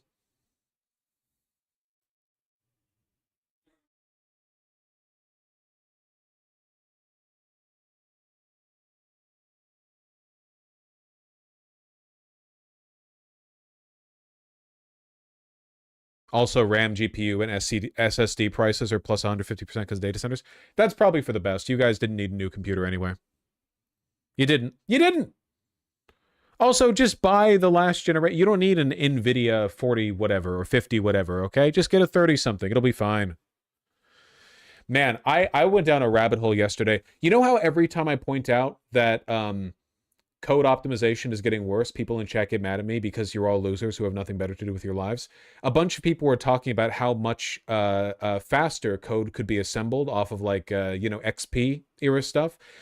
I was thinking about this because I opened up a YouTube link when I wasn't logged into YouTube, and I had to wait for like 3 seconds for all of the HTML elements of YouTube to like cycle through, and it like reshaped the window 6 times, the window of the video player inside the browser window, and all the shit rearranged, and it's like, damn, man, does it really need, did this need to be coded in a way to ensure that it uses this much fucking RAM? Everything is so poorly optimized. We're going backwards. Everything's so bloated.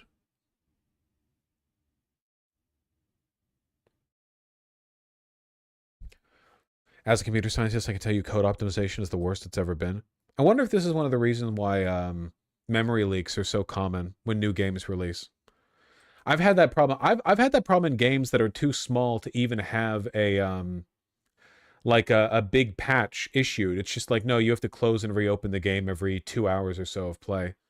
It's like everyone just, who cares, man? Everyone's computer can handle it. Don't even worry about it. Don't even fucking check if you're instantiating and not deleting a bunch of particle effects that aren't disappearing on the other side of this invisible wall or whatever. If through 2 hours of gameplay, you have like a 16 gigabyte of RAM data bomb hidden on the other side of the level geometry. Ugh. That shit was happening way before AI. True, but it was happening for the same reasons as AI, which is that people are awful.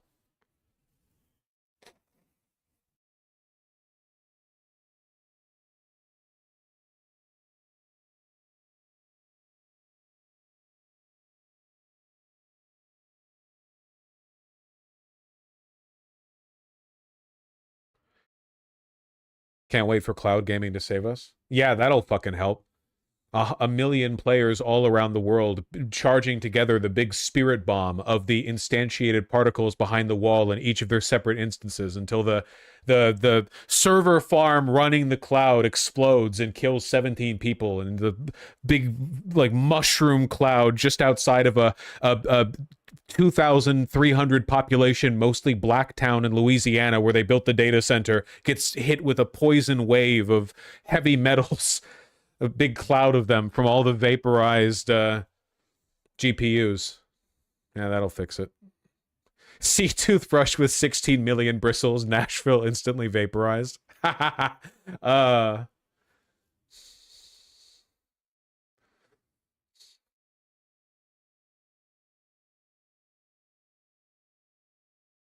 me when I cheekily subdivide 30 times and then upload the file to the cloud's like the server's mod list, and I hear a rumbling from outside.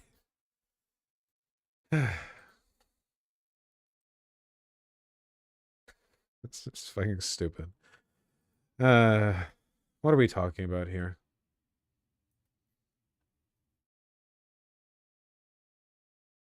Milo Yiannopoulos beefing with Nick Fuentes. Isn't this old news? What is this?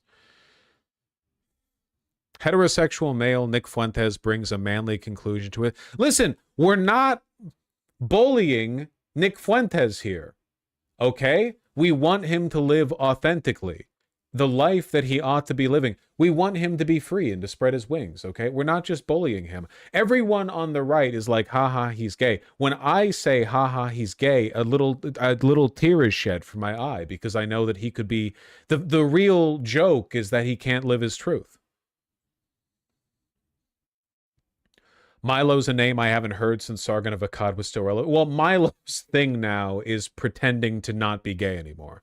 He's been doing it for years. He's been doing this like, well, he's Catholic. He's Catholic, right?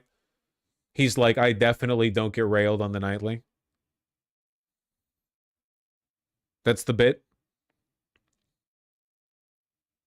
Heterosexual male Nick Fuentes brings a manly conclusion to his friendship with roommate Jaden. Fuentes later admits to using a blacklight to search the... Whoa! This is old news! What's making Milo beef with Fuentes now? This is just an attention thing. He's a pedo too? Milo? Nick said that he wants a 16-year-old trad wife, but I think he was just vice signaling for his audience. I don't think he wants any kind of wife.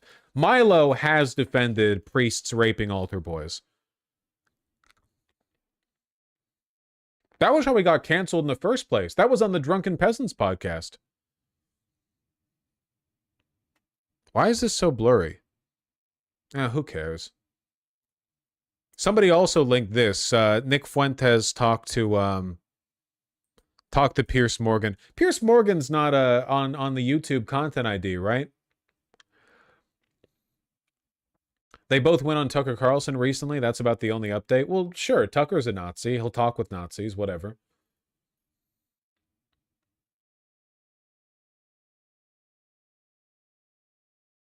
Majority Report watched it. Watch this. But this is Nick at his most boring. So Nick is at his most entertaining. He's most fun and intelligent and fun to listen to when the mask is off and he's just sitting there alone in his room dealing with his community. You know, he's raised this horde of socially incompetent incel neo-Nazis, and he just has to get fielded their questions and their life savings. It's very profitable, but this is him at his most boring when he's got somebody else to vice signal at. You know what I mean? When the curtains are closed and it's just him and his audience, he's like, you know, what the fuck are you guys talking about? Come on. And then when he's talking to some other guy, he has to be like, yeah, I do think Hitler was based, actually. And it's like, all the kayfabe is back up, the performativity. Jokes, although I haven't ascertained yet whether you are joking when you say that Hitler was very fucking cool. Are you joking? Whoa, or do you actually swearing. think he was very fucking cool? The most genocidal monster of... See, this is the lamest fucking way to talk to people like Nick Fuentes. Do you really think that Adolf Hitler was based? Because that would be... steam would come out of my ears if you say Hitler is based. Didn't Kanye West already, like, blow this... this circuit? Haven't we been over this, man? If you act like these people are shock jockeys, if you ask them, oh, do you think Hitler was based? Of course they're going to say yes, you fucking idiot. What do you think Nick Fuentes is going to do? Go like, well, now that I've really been given a moment to reflect on the severity of my words. No, I don't think so. What's the point of this? You're just doing advertisement for the guy, man. Dude, look at how based he is. He's so unafraid to say Hitler was based. The last 150 years. Yeah, the thing is, my generation, we're just done with the pearl clutching. You know, yeah, you might be, but then your generation hasn't gone through what Danny Finkelstein's family went through. So yeah. Oh my God, it's so embarrassing. Do you think this is how? I mean, Pierce Morgan isn't even a liberal. He's a, turncoat, believes in nothing, dipshit, kind of a shock jockey himself, really.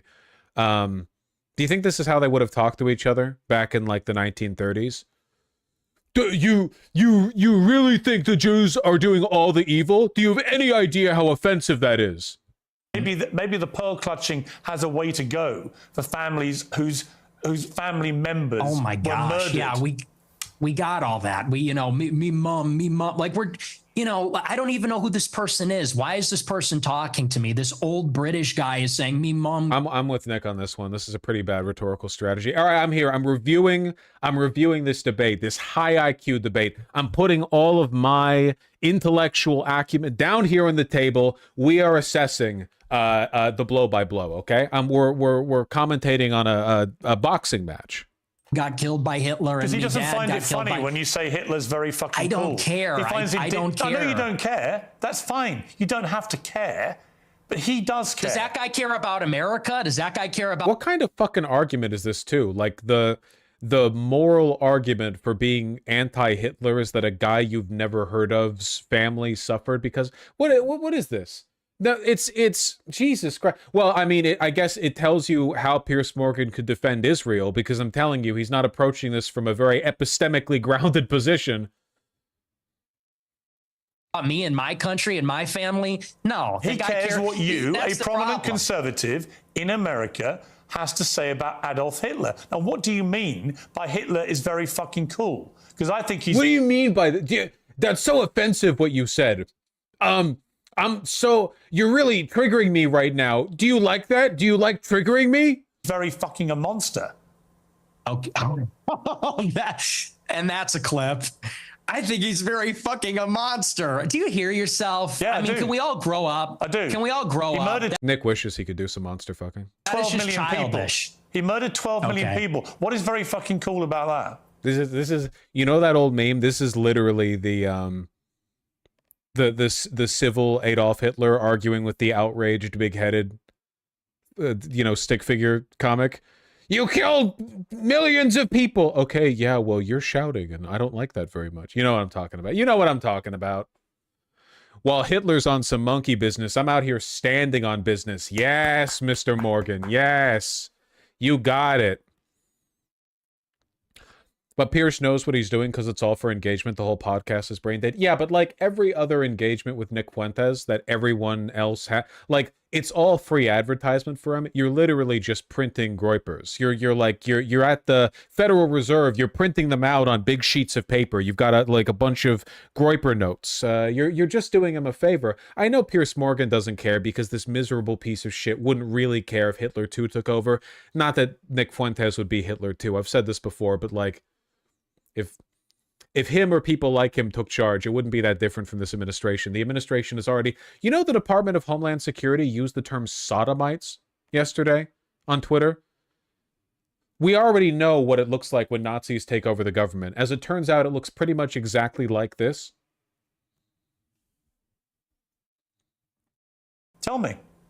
The edits, it's just cool. The uniforms, the See, exactly. Parades, it's... What do you like about Hitler? Well, the little Dark Age edits, mostly. It's cool as a guy. You look at World War II, and it's fascinating, and it's interesting, and it's compelling, and it's cool. And, we're just tired of saying these kinds of things. We want to talk like... Maybe Nick is being Maybe Nick is interesting. He's not even making like a moral argument. Hearts of Iron for fascism. Well, listen, I appreciate it. I think that Nick would be embarrassed. I think that he would feel embarrassed if he had to disingenuously make a moral argument defending Hitler, because that is soy. He was defending the Aryan people. The Jews declared war on Germany first by destroying the banks, and the Treaty of Versailles was unfair. Like, that's gay and lame, right? The based and red-pilled answer is to be like, yeah, I don't even care. I basically just like the uniforms. And yeah, like the little Dark Age edits are fucking base, bro. Yeah, Hail Hitler, yeah. It really is just a matter of what's based and what's soy. I appreciate him being forthcoming. It's just not, it's not serious business, you know? Real people and give our honest opinions. And then we literally get an old Jewish guy from England who's going to say, oh, that's not very funny, mate. Me mom. And it's like, shut up. Like, no one is in favor of genocide. So let's just get that out of the way. The project of liberalism has been such an overwhelming... Listen, I don't think that, I don't think that fucking the Enlightenment thinkers would necessarily have predicted how we got to this point, but I think that, I think they would be proud of where we've come. There are some things that they would defend about the progress of this Enlightenment project, where we have the modern neo-Nazis are like, listen, we don't believe in hurting people, okay?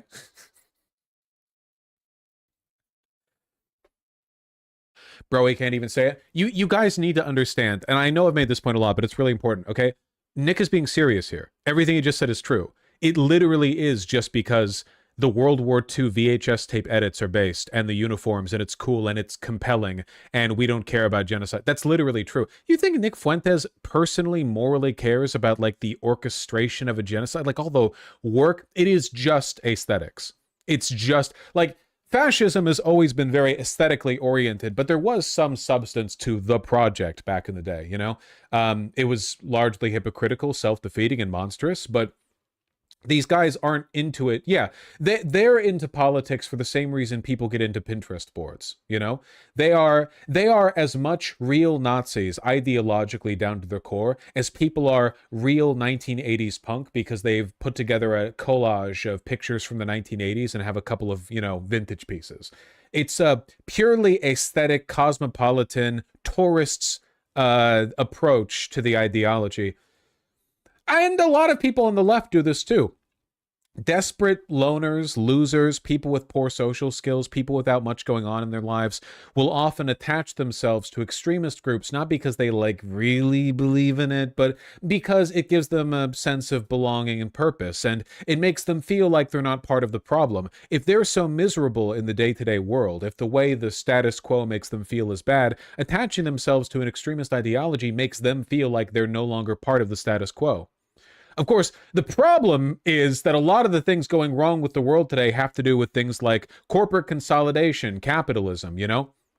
And the ideology these guys pretend to believe in facilitates that to a large extent. So they actually are, in a weird way, furthering the status quo by pretending to belong to the extremist group. You understand what I'm saying here? Anyway, a lot of people do this, you know. They're like, they attach themselves to these fringe groups. The difference is that Nick is done enough that he'll just admit it, which I kind of appreciate, you know? He's being a hell of a lot more honest than Piers Morgan is about his ideology, I'll say that much.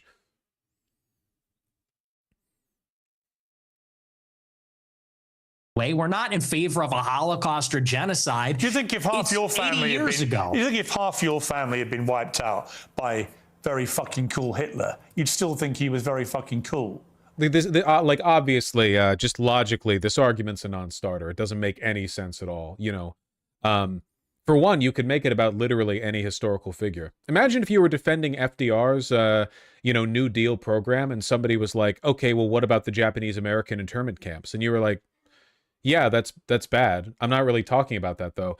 And then they just kept hepping on about it, right? It doesn't really, it's a non-starter. It doesn't make any sense, you know. Terrible argument.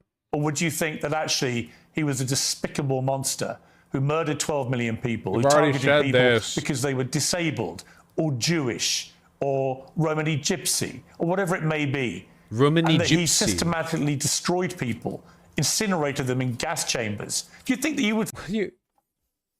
They incinerated them in the incinerators. The gas chambers were for gassing. What are you even talking about, man?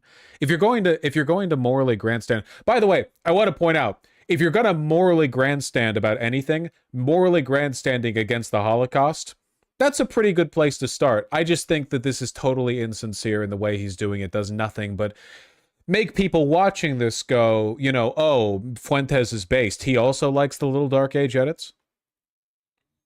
Find it very fucking cool if your family had been through that? Or do you think you would find it very fucking disgusting? And perhaps moderate... Morgan is zero moral high ground. No, of course, no, no. Morgan personally has none. He's defended the Israeli genocide. He has no moral high ground at all. But even like beyond that, because that's kind of a personal attack, it's not really like addressing his arguments. The argument here is still a non-starter. Nick looks so bored, Lamau. I mean, I'm bored listening to it, you know? The number of times you laugh about it, or want to joke about it, or want to abuse someone like Danny Finkelstein, who's written incredibly powerful books about what happened to his extended family at the hands of the Nazis and your other hero, Stalin. See, my point to you, Nick Fuentes, is that... And that's why the argument is anemic. It doesn't make any sense. What are you even talking about, man? What are you even talking about here? What ideology are we even talking about? In parts of this interview, you try to come across as moderate, but every now and again the mask slips, and it slipped again here with what you say about Hitler. There's nothing very fucking cool about Hitler. We know that from history now. We know what he did. You've already conceded. Hey, genuine question, okay? So nobody who talks to Nick from like the left position is intelligent, right? Where's Destiny? I'm honestly asking. Hassan doesn't want to and shouldn't talk to Nick Fuentes for a variety of reasons. Is he still... Aren't they like in love? Or that was a bit of a joke. Aren't they a little bit? There are literally videos of Nick Fuentes at Destiny's house. They're like chilling. Are they not? Like, what is he up to?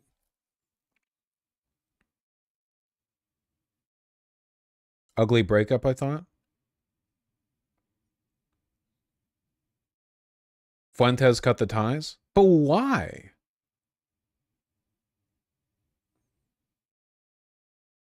I don't know.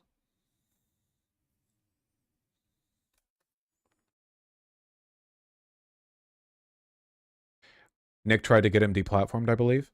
But why? I don't understand. That he murdered at least 6 million Jews. So when you say he's very fucking cool, Jewish people watch this and go, this guy's disgusting. Why would he say this about someone who perpetrated such an evil? And what's the real answer? Why do you? Is it just for clicks? Is it for money? Is it just for fun? For shits and giggles? What is it? I mean, largely, yeah, obviously. Who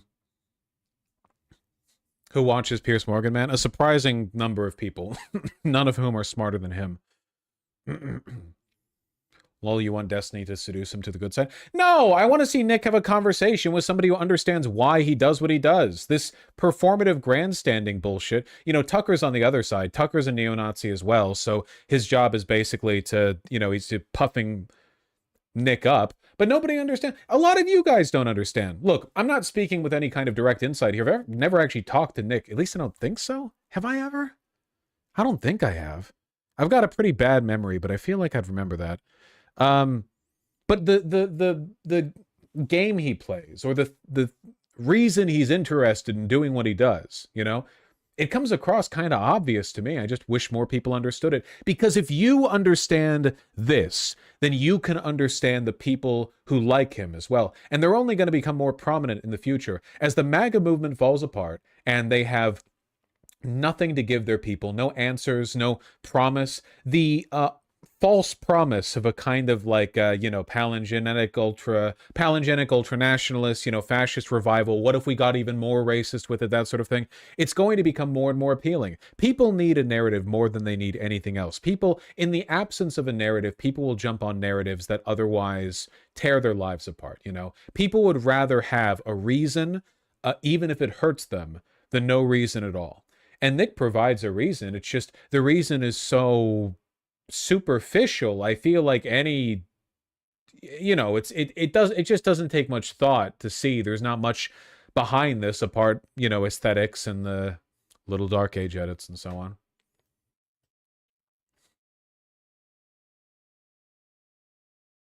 Would you talk to Nick?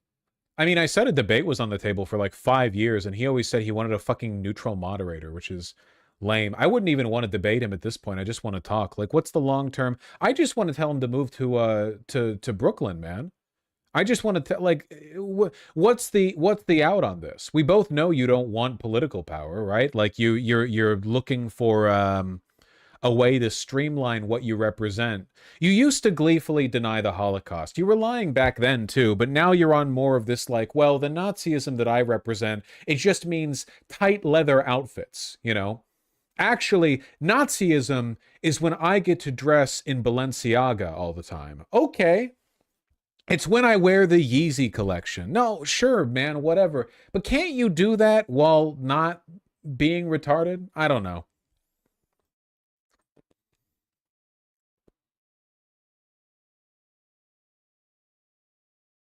With your permission to rate his chat, tell him to talk to you. That was incredible. That was such a tedious message that I disliked so much that you're getting 30 days for it. That's crazy. That was like a, you know, like a big weight. Maximizing for tedium. Incredible. What motivates you to say something like Hitler was very fucking cool? It's for this. It's for all of this. And the lack of self-awareness is amazing. You're a boomer. You're a 60-year-old boomer. And we've spent maybe 3 minutes on you saying, he's a really fucking monster. He incinerated people. And I'm sitting here saying it's not that serious. It's not that deep. And dude, he's literally telling you. Again, Fuentes 4 years ago would have been like defending Hitler. Now he's just defending the unseriousness of the project, which, again, you know, he's being really honest. Lamau Nick's right here. He's just telling peers he's giving free attention. Yeah, no, for real. For sure, 100%. Not that And what serious. I'm getting at, Not that serious. Do you want to say more about Well, you're not he's a kid, a monster? you're not a kid yourself anymore. You're not a teenager. I know. Right? You're, I know. You're nearly 30, to be clear. Yeah. Okay? You're a I fully know. Wait, really? How old is Nick? He still looks like a kid to me. He looks like 19. He's 27? That's crazy. formed adult who has a Dude, what if I shaved and I look just like this? That'd be fucked up. brain, right? And at some stage, that brain is taking you off these rabbit Is this an warrens. interview or is this a lecture? Can I respond to what you're saying? Oh.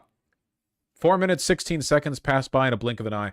Hey, where was that? I did see that one other clip. Where was that one other clip where Pierce Morgan was grilling him on whether he'd ever fucked?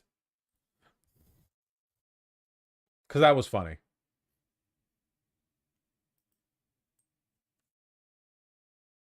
Just to clear up one of the many theories about you, I've no idea what the answer is and you haven't got to answer. But are you actually attracted to women? I am attracted to women. You're not gay? No. This is what the entire interview should have been about. This is the only shit I'm interested in, okay? But I will say that women are very difficult to be around. True! Any truers in chat? Any facts posters? I'm looking at least one on the screen right now. Okay. So there's that. And do you think they should have the right to vote? I do not. No, absolutely not. They should stay at home? Well, yeah, absolutely. So basically, you're just a misogynist old dinosaur, aren't you? Just phenomenal. Imagine having this kind of leverage over your opponent and you just throw it all away. Incredible. For a young guy. Yeah. I mean, I know I'm the boomer. I know I'm the boomer here, but actually, you're a 27-year-old dinosaur, aren't you? Aren't you, Nick Fuentes? Oh my God, it's so embarrassing. All women. I am. Are you telling me you're a misogynist? Your views on gender equality would be more at home in the mid-1930s. Women are annoying. All women grow old. They all get fat. Says the guy. Have you ever had sex? No, absolutely not. That's a fucking lie. Wow. Says the guy who's never got laid. Again, I've said this before, but Fuentes pretends to have not fucked for the same reason K-pop idols do, okay? No shot.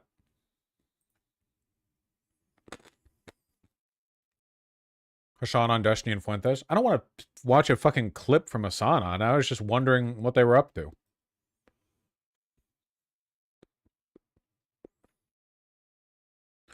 I wouldn't be surprised if Fuentes is probably less interpersonally creepy towards women in a social setting than Morgan. I would bet my goddamn bottom dollar on that, 100%. Pierce Morgan, this fucking old, creepy, believes in nothing, media mogul, rich guy, versus the Fuentes? Oh, he keeps his legs crossed tight. Did you see that shot of him when he was with the Red Scare girls? Hold on.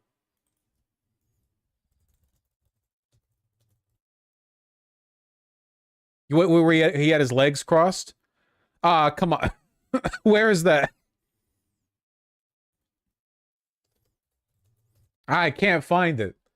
This again? Here we go. Hold on. Oh, I know he is respectful and sat when the women are talking. Pierce Morgan, I bet you Pierce Morgan's like the fucking the producer in The Substance, you know, he's breathing all over the women. Fuentes in the corner of the couch, seated, polite, listening. He needs to move to Brooklyn so bad. I know.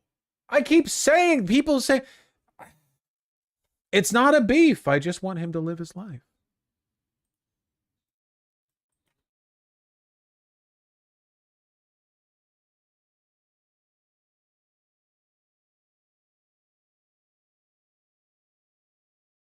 Anyway, you need to move to Brooklyn so bad? Nah, I'm too autistic for New York, sorry.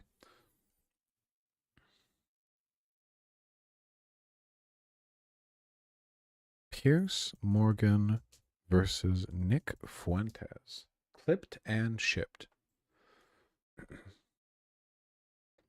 That's a thing. When I went to Brooklyn, the feeling that I had walking around was like, how can you be autistic here? You're forced into so many social interactions. You know what I mean? Like you're confronted very aggressively. It sandblasts it off of you. It's probably good. Humans are supposed to be like humans are supposed to be like that. Nobody should be autistic. It's a disease or something. Type shit. What do I have on the tabs? The Ezra Klein Show. The Contradictions of Gavin Newsom. Somebody kept linking this over and over at the beginning of stream. Why do I care? I don't like these people. Also, my keyboard's not working. I did order a new keyboard. Spam text. I did order a new keyboard. It's on its way. What kind? Exactly the same as the one that I have now, but wired instead of wireless. And obviously scapegoating others. We saw that peak drop in the 1970s to a relatively modest percentage of our overall population in this country that is now getting close to the old 1880s peak. So it's very familiar, all of this. But I'm of the mindset, here's where I am on this. I'm of the Reagan mindset, life force of new Americans. He could have chosen any speech to leave the Oval Office.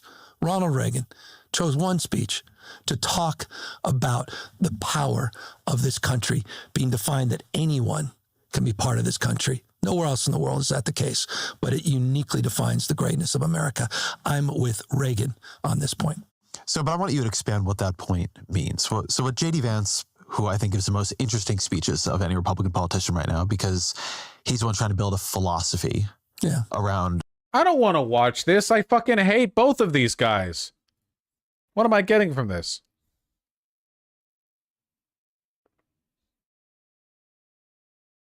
A bunch of Atrioc mentions. I guess he gets mentioned.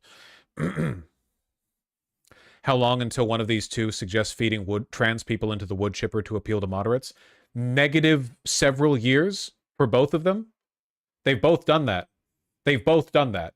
Ezra Klein has advocated for anti-choice Democrats to be run in red districts, even though that wouldn't work and has failed before.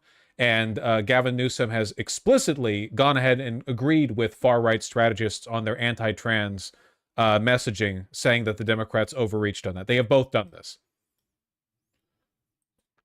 I believe the chatter meant in this video specifically, okay.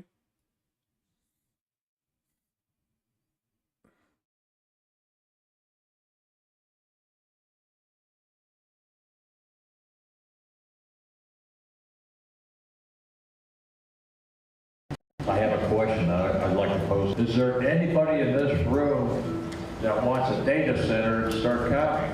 No.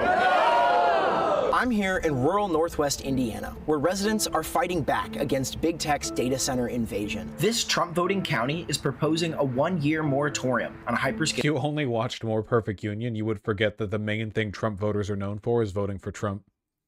Data centers, in contrast with the Trump administration's ardent commitment to big tech's AI agenda. It'll be a policy of the United States to do whatever it takes to lead the world in artificial intelligence. We don't want this.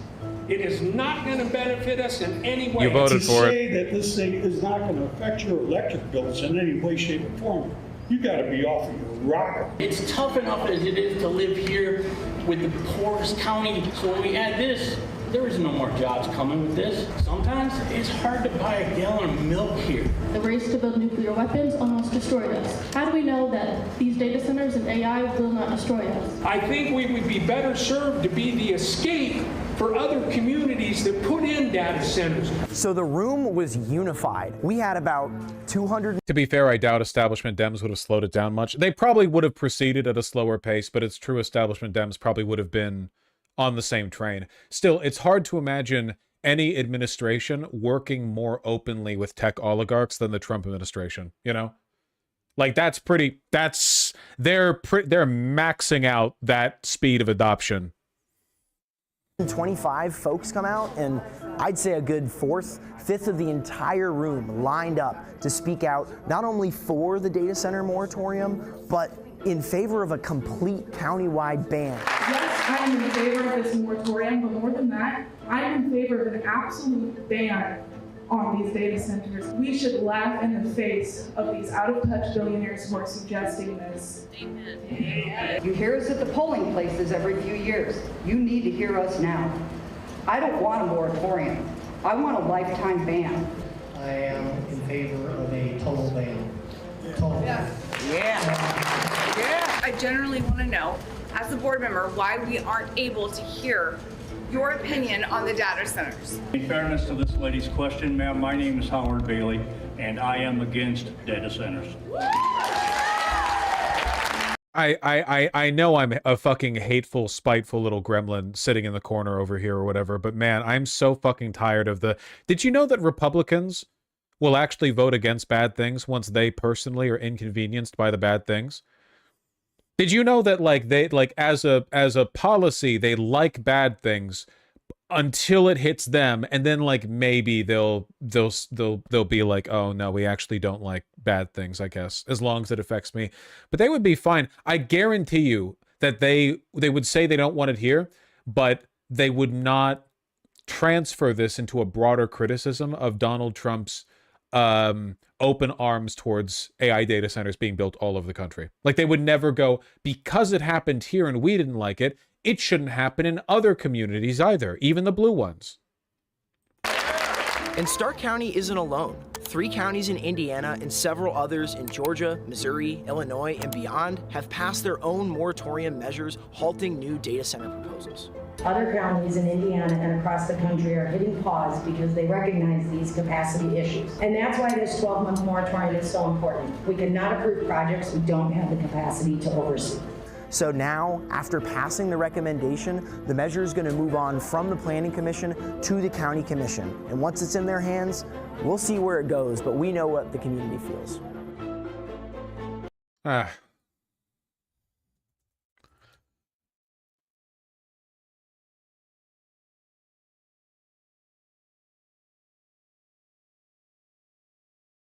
No spoilers, but it sounds like you pre-watched with that last comment. I didn't. They're just pretty predictable. I'm sorry. It's a pattern I've seen play out quite a lot. And I am a little bit sick of it. I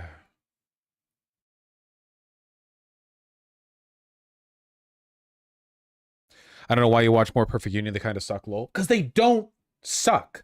I just think... Because I think that they give a lot of credence to an outdated and bad way of looking at the partisan divide, you know? But they do lots of good work, and we're going to talk about it later because they did an interesting expose on dynamic grocery pricing that I want to watch with you guys in a second. Because there's another thing that I want to watch with you guys as well, if I may.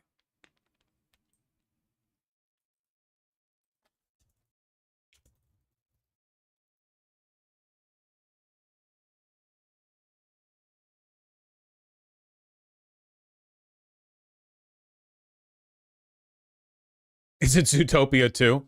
Actually, I gotta piss real quick. Nah, it's them getting more racist. Just 1 second, let me pee, then we'll do it.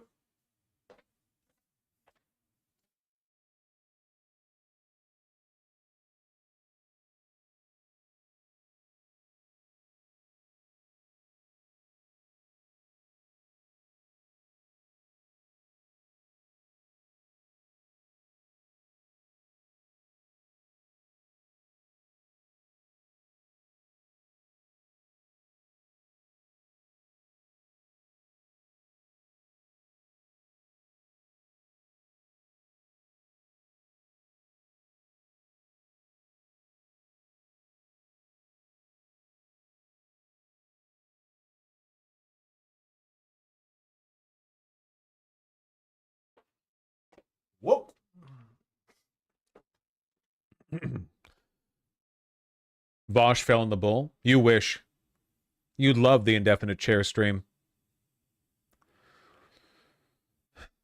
I don't know, maybe I'm just kind of black-pilled on rural labor leftism that's faux centrist on social issues because those types always end up selling their economic interest down the road. Yeah, it's basically proven at this point that in the long run, any gains you make with economic populism with reactionaries will always, always, always fall apart because the reactionaries will always fall for narratives that sell out their economic interests in favor of being racist or homophobic or transphobic or whatever else. They, like, every time, all the time. It's happened on every issue.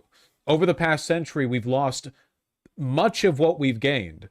From the New Deal to, like, advocacy for labor rights near the turn of the century.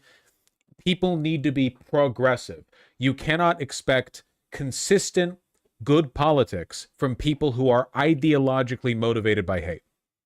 Or fear.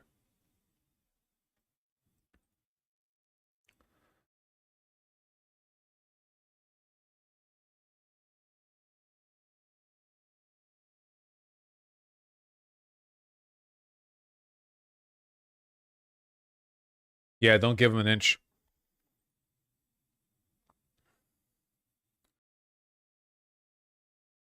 Not really a fan of this shit where we have to regress so incredibly far to get these people to finally look out for their own economic interests. Yeah, also, when you do that bullshit where you compromise on social issues for shared economic gain, for one, you're telling them that they win.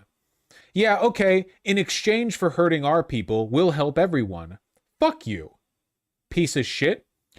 And for two, you're suggesting that economic good can only come in tandem with social harm. Oh, sorry, you want social good? Well, that compromises the agenda of economic good. No, it doesn't. You don't want to see trans people on TV? Then die. Pluck out your own eyes. Hello, River. Been a while since I've had a cat showcase in the stream. You want to buff for the next segment?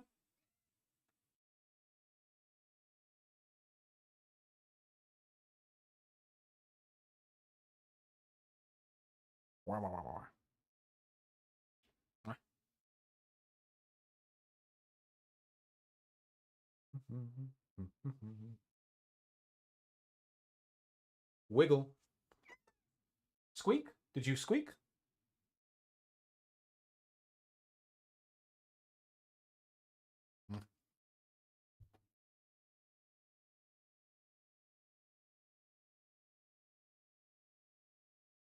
There we go. Tell her I say hi. I will. She's staring directly into one of the studio lights. Cats love doing that, man.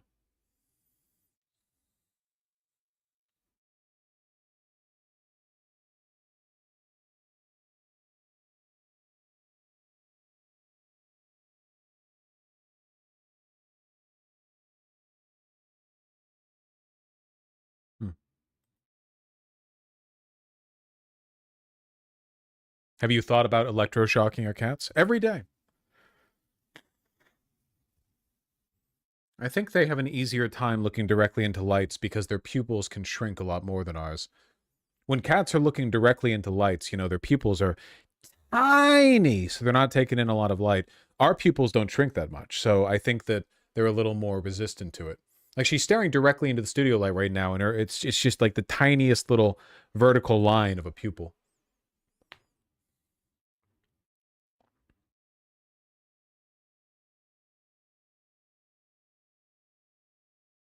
Well, anyway. You know how I've been talking lately about MAGA being dead? About how the coalition the president built back in 2024 has collapsed and nothing they can do is going to bring it back? Well, what do you do in a death spiral? The thesis of this presentation that I am now giving to you is that the administration is going to be getting a lot worse. You know, you corner an animal and you can't be surprised by how it acts. The only strategy this administration has had is vice signaling. So as things spiral downwards, they're going to vice signal a lot harder. Remember this? We're going to play it again in its entirety. But remember how Trump concluded a cabinet meeting the last week with a basically unrelated rant on Somali immigrants? Yeah. On Tim Walz, Mr. President, do you think he should resign over the We're gonna fraud watch it scandal again. in his state? And who should? Tim Walz, over the fraud scandal in his state. Look, I think the man's a grossly incompetent man. I thought that from the day I watched J.D. destroy him in the debate. I was saying, who was more incompetent, that man or my man? I had a man and he had a man. They were both incompetent, and I had a man and a woman. I thought she was very incompetent too, but now she's leading the field, and I think she's leading the field in this for the nomination. Anyway, look, that's up to them. That's up to the Democrats. You know, the problem with them is they have really bad policy. And I'm not going to say what it is because I don't want them to change it necessarily. Because I want to run against it. Whether it's not going to be me, it's going to be somebody that's going to probably sitting at this table. Could be a couple of people sitting at this We saw this already? Yes, that's why I said I'm going to play it again. You have to pay attention. table. Could be a couple of people running together sitting at this table, you know, but I want them to win. The reason I want to play the clip in its entirety is because I think it's kind of shocking, not only how bad it gets, but also how out of nowhere the sentiment gets. You know what I mean? Like how unprompted it is. Because we've done a great job for this country, and I want that to be carried forward. And you know, I think we have a tremendous bench, really a tremendous bench. But no, I think that Walz is a grossly incompetent man. There's something wrong with him. Okay, there's something wrong with him. And when you look at what he's done with Somalia, which is barely a country, you know, they have no anything. They just run around killing each other. There's no structure. And when I see somebody like Ilhan Omar, who I don't know at all, but I always watch her for years. I've watched her complain about our Constitution, how she's being treated badly. Our Constitution, the United States of America, is a bad place. Hates everybody, hates Jewish people, hates everybody. And I think she's an incompetent person. She's a real terrible person. But when I watch what is happening in Minnesota, the land of 1,000 lakes, or however many lakes they have, they got a lot of lakes, but this beautiful place, and I see these people ripping it off, and now I'm understanding, and you're going to look at that's. I hear they ripped off Somalians, ripped off that state for billions of dollars, billions, every year, billions of dollars, and they contribute nothing. The welfare is like 88%. They contribute nothing. I don't want them in our country, I'll be honest with you, okay? Somebody would say, oh, that's not politically correct. I don't care. I don't want them in our country. What the heck is he talking about? You might remember he was asked a question about Walz over in Minnesota. This whole rambling answer, he turns it himself onto Somalis. Somalis have become the new target of this administration. They have kind of this like revolving door strategy with ethnic groups where it's like, today it's the Venezuelans, before it was the Haitians, you know, there's always a group.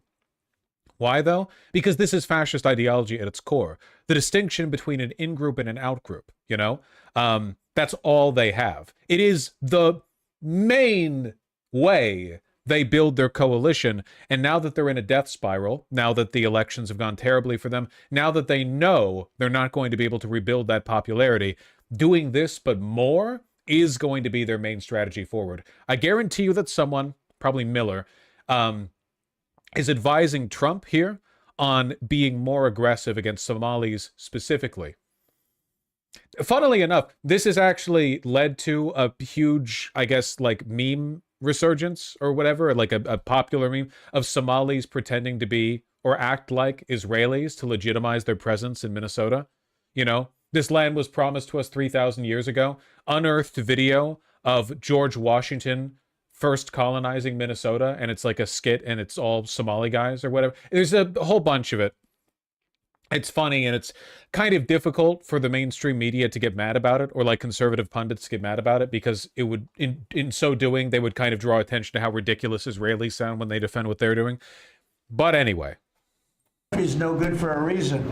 How long until they scapegoat ethnic groups no one knows about? Dog, nobody in America knows about ethnic groups already. America believes in race, not ethnicity.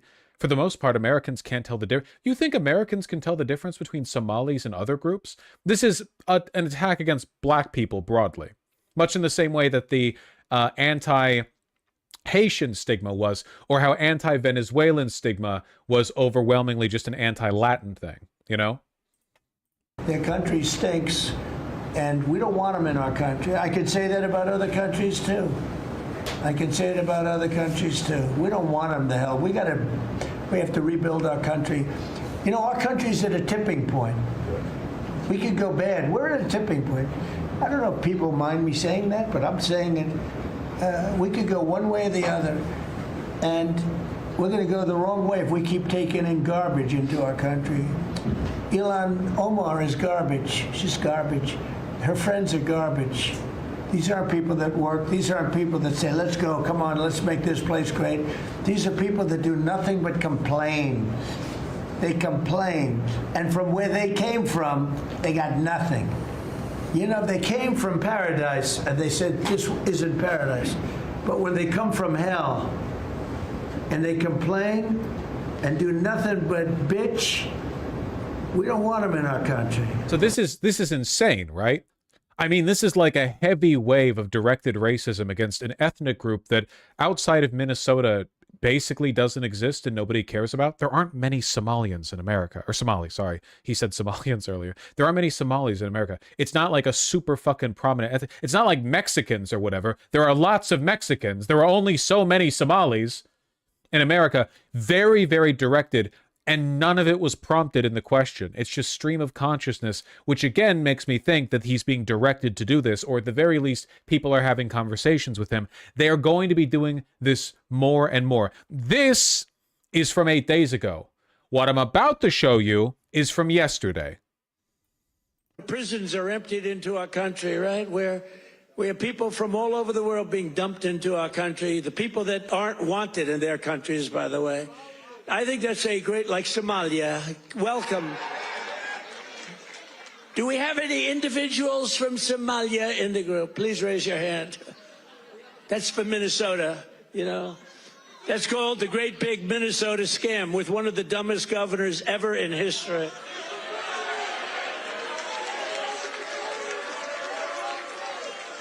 I love this Ilhan Omar, whatever the hell her name is. With the little shing, the little turban. I love her. She comes in, does nothing but bitch. She's always complaining. She comes from a country where, I mean, it's considered about the worst country in the world, right? They have no military, they have no nothing, they have no parliament. They don't know what the hell the word parliament means. They have nothing, they have no police. They police themselves, they kill each other all the time. I love it. She comes to our country, and she's always complaining about, the Constitution allows me to do this. We ought to get her the hell out. She married her brother in order to get again, like, I think there's something distinct about this, because for the most part, the anti-Venezuelan craze from this administration has been directed as part of a broader project, a stigmatization of border control, that kind of stuff. This anti-Somali shit came out of fucking nowhere and has been directed largely by him. The rest, of course, the rest of the admin has picked up on it, so now they're repeating it. But I think that this is part of a deliberate strategy, and I don't think it's a coincidence. This happened right after they got trashed in the 2025 elections, you know? Holy shit, we are losing. We are losing badly. You know what we need? We need another one of those the Haitians are eating the pets myths. Remember? Because that was just like this. That was also completely out of nowhere. There was no like broader narrative it was playing into. It was just very specifically, let's take this ethnic minority and just make them the highlight of the next month. It's all they have. The vice signaling is only going to ramp up, you know? It is quite literally, yeah, the turning the racism dial and looking back at the audience to see how they respond to it. All this stuff does is radicalize moderates and liberals even more against the admin and its positions. Oh, yeah, I want to make it clear. I don't think this is going to work. See, the fact that America is so fixated on race but not ethnicity means there's this weird doublespeak where Trump can say whatever he wants about Somalis, but he couldn't say blacks, even though that's what his entire audience is reading into this as, right? So he couldn't.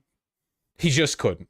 You know, they have to engage in these to an American, like, weird esoteric form of racism. Because again, in America, we don't really care much about, like, ethnic groups. And again, where are there Somalis? You know, just in Minnesota, basically, there's not that many of them. Whatever. This isn't going to work, man. Like, all the people who would be animated to vote by racism already vote for Trump. They have 100% market capture in that demographic. There is no American who was anti-Trump before this, but is hearing this now and goes, yeah, you're right, fuck those Somalis, and then goes and votes for Trump. That's just not, it's not a group of people that exists, you know? So I don't think it's going to work. I do think it might make the country a lot worse, a lot quicker, though. I mean, I guess we'll see how, you know, how much it does.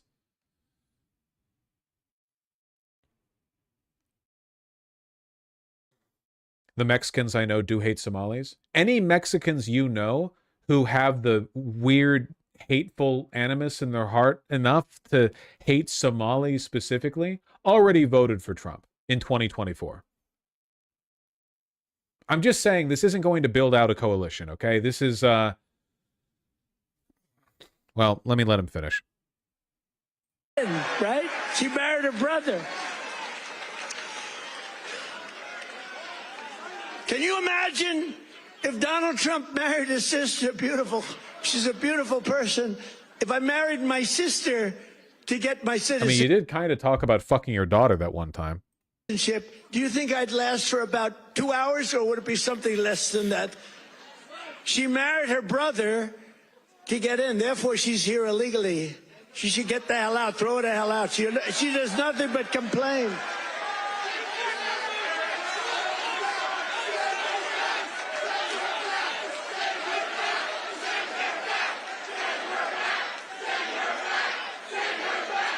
So now, and we have... He wouldn't last 2 hours with his sister? He wouldn't last 2 minutes inside his daughter, I bet, because he'd be so into it. Sorry. Yeah, that's the spiel. The fact that this is going to pull... You should be sorry. I know, I'm sorry. The fact... -4. Weren't there like 200 people at this rally? I mean, Does anyone else think it's really funny that all of this is playing over footer saying Trump delivers remarks on the economy? It's like that's the joke, right? Sir, what's your plan for pulling MAGA's reputation out of the toilet and addressing the numerous economic concerns people have? Well, have I got a story for you? I didn't see that till now. It disappears into the foreground. Yeah, I don't think this is going to work in their favor long term, but it's going to be pretty scary for a while. I wanted to conclude this because this also... Okay, so first of all, other MAGA-affiliated people are picking up on this. Well, let's look at, you know, Ilhan Omar, who was voted into Congress by, you know, a large group of people from Somalia who are in Minnesota, which is really far from Somalia, or Mamdani, who was voted to be mayor. But it is a great cosmic irony that Elon Musk is literally a foreigner who moved here illegally and used his vast wealth to manipulate our elections to destroy the American values of freedom and democracy. You know, classic. Maybe they have a point. What does his shirt say? I can't say it on YouTube. by a majority of people who are not born in America. Also, Elon's dad actually had a kid with his daughter. Yes, Elon's dad groomed and raped a young girl who was essentially his adopted daughter. Yeah, and has had kids with her. Which kind of explains how he is what he is. Yeah, guys, you can go look up, what's his name? Emil Musk?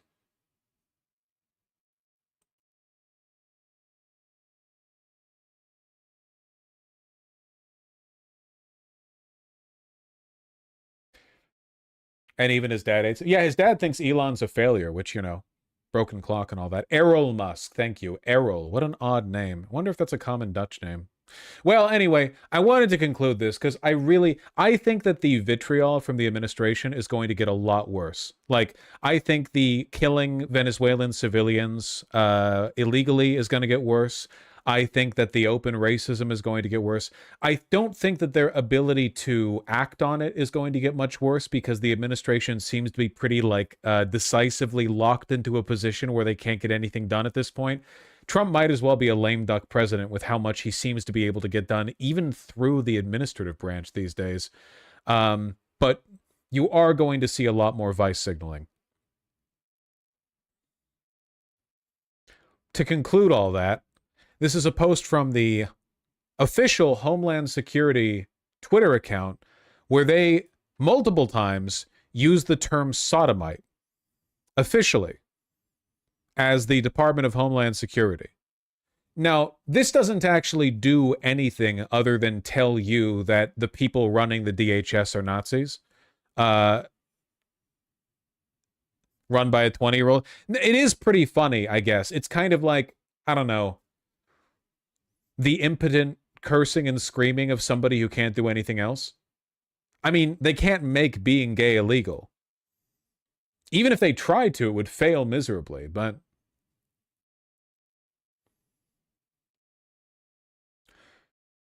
sodomite is not a synonym for soccer coach. I think I don't really particularly care about what they're referring to here. The actual details of this event are meaningless to me. Only the language they chose to use. Vice signaling, vice signaling, vice signaling. Everything is vice signaling. Guys, look at how Hitler we are. Look at how Hitler we are. It makes me think, like, a lot of the people at the DHS are probably the people who Nick Fuentes makes fun of when he gets $35 donations from them, you know? Hey, Nick, what should I teach my kid when I homeschool them? I don't know, Holocaust class? Yeah, how about math and reading? Yeah, that's Nick talking to the DHS. Another example of this is them making MLK Day no longer a holiday for national parks. Yes, they made it so that national parks are free on Trump's birthday, but not on MLK Day or Juneteenth. Just like, why just parks? Because that way they can do it without Congress. Just a shockingly, like, needless. It doesn't do anything. Like, all it does is make people mad because it's like a joke. This would be like a resist lib post in 2016. You know what I mean? Right after Trump wins, they'd be like, I bet Trump's going to make his own birthday a holiday, and he's going to make MLK Day no longer a holiday. And it's like, okay, well, here you are. It's beyond satire. It is. I think stuff like this should be viewed as a symbol of impotence and ineptitude, in my opinion. You know, if they could do the big stuff, they would do the big stuff. The main thing you have to worry about right now is that ICE is still running a fucking terror rampage across the country. Though, it's also worth remembering they are losing a lot of the time. Like, a lot of the people they arrest get released, you know? All of the federal holding facilities are full. For the most part, they're just brown shirts terrorizing people.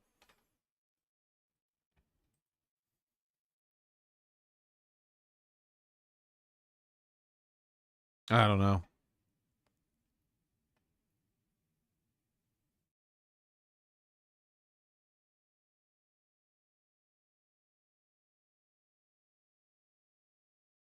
Pretty crazy, though.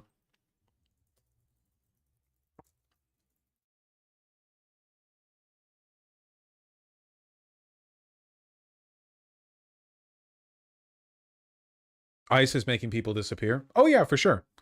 They could kill you and get away with it, you know? What I mean is that their ability to affect institutional change is pretty much, I wouldn't say it's gone completely, but, you know, it's faded away quite a bit. Does that make sense? There's a big difference between destroying things that are good and being able to build things that are not good. They just have no interest in institutional work. They have no interest in building a project. Did you know this Nazi march happened in Little Rock? That's kind of a vague pitch. 1 day ago, video shows neo-Nazi. Oh, these are the same fucking guys, dude. They were here a year ago. These are the same fucking losers with the red shirts, right? Little Rock. Haven't we seen these guys before?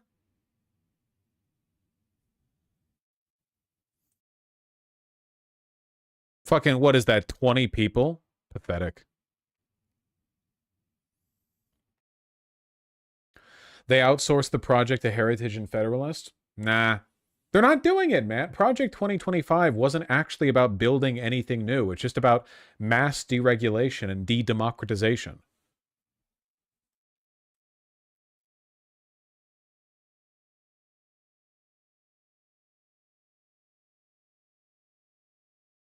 Well, I suppose I can play the video. You may have seen this video from the Arkansas Capitol. It's a neo-Nazi group marching through the streets of Little Rock over the weekend, and we now know tonight the Blood Tribe did not have a permit for the march. It's leaving. I hate liberalism so much. I hate it, I hate it, I hate it. I hate it, I hate it, I hate it. Oh my God. I hate it. Many frustrated and in fear after the group marched at two of the city's most symbolic locations. Pierce Morgan arguing with Nick Fuentes. Anya Moderzitsky looked into how demonstration was allowed to happen. Did Hitler even have a permit for those camps? And shares how the community is responding. A small group of more than 20 white supremacists marched the streets of the Little Rock Capitol. Nobody wants to know that Nazis are coming to their town. And in front of Little Rock Central High School. I don't think many people That's a sick-looking high school. Something Representative Denise Ennett says was a reminder of history. The Little Rock Nine, almost 70 years ago, these 9 brave souls went in to integrate Central High. The Blood Tribe, who demonstrated on Saturday, did not have a permit with the city or Capitol Police. Why the fuck are they pixelating them in the video? By law, if they stayed on sidewalks and kept it moving, no permit is legally required. We also Oh, okay. Well, thank you for settling the important issue. As long as they're just hurriedly walking down the street. Reached out to Governor Sarah Huckabee's office. Her spokesperson said in a statement, racism has no place in Arkansas. Okay, we'll just leave it there. Okay. No. I believe you.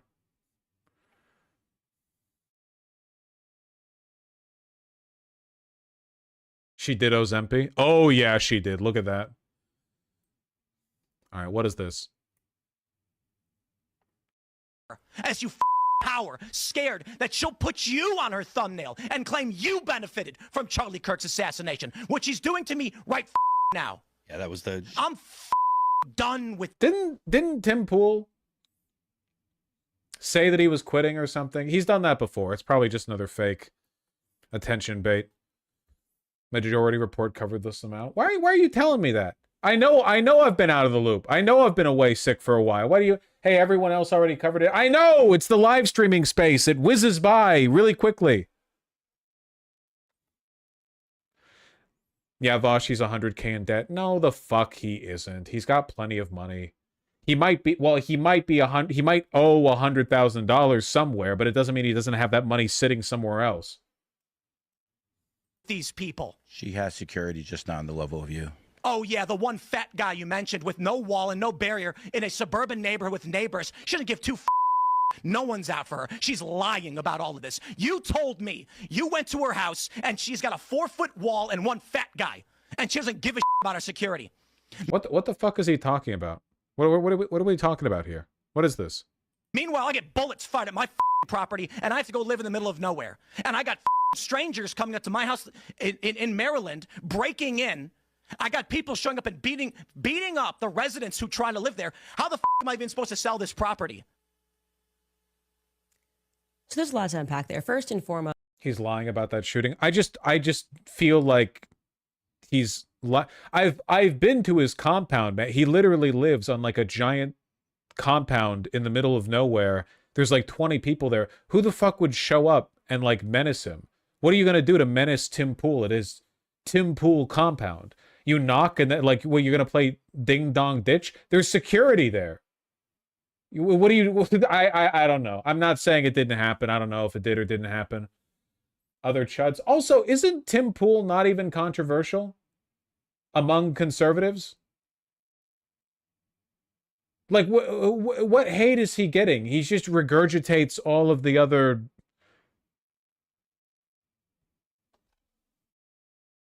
He was getting Russian money? Yeah, sure. Who amongst us?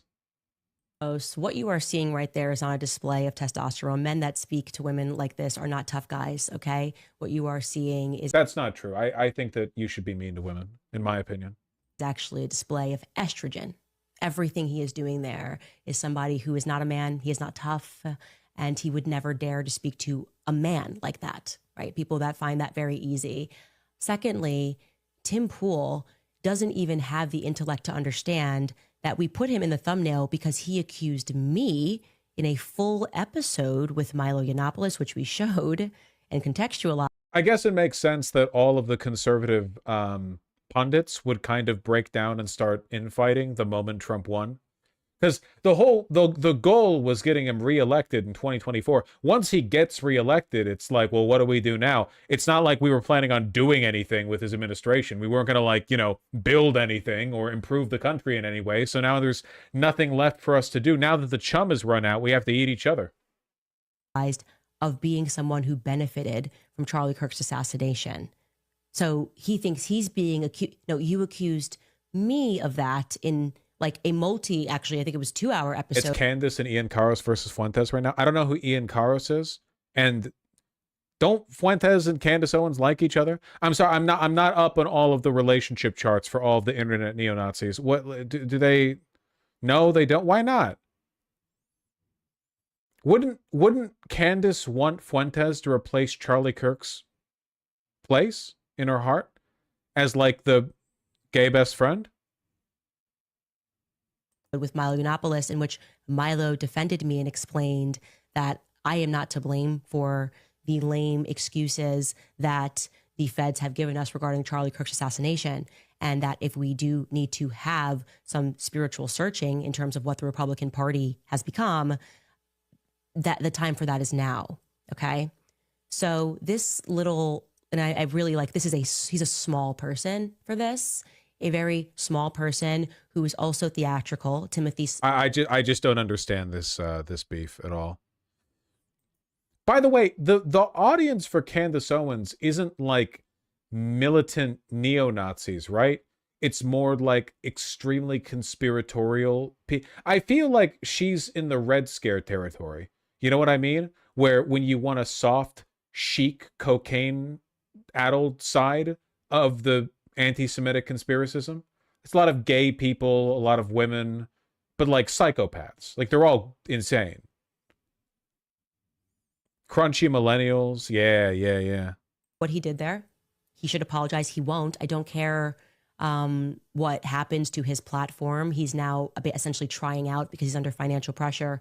He's trying out for Zionists to pay him, and they will. Okay, they will cut him a check, and I hope it happens for you, Tim. I hope it makes you happy.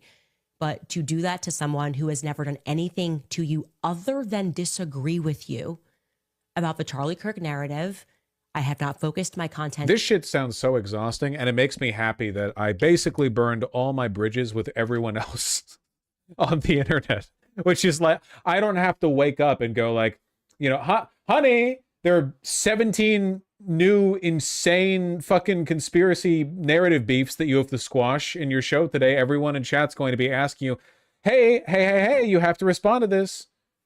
You made the right move. No fucking kidding. Though at this point, are there any like relevant people on the left online? I'm so out of the ecosystem. BreadTube is down.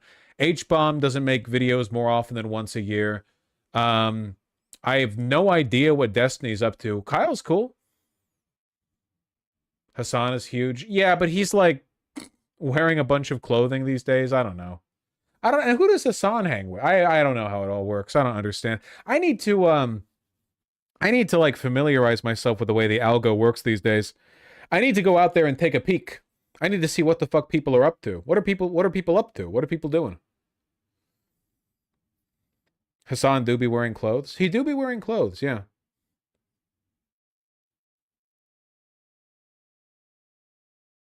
Thanks, Nuts.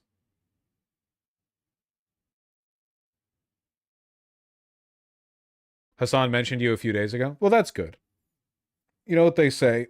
No such thing as bad publicity.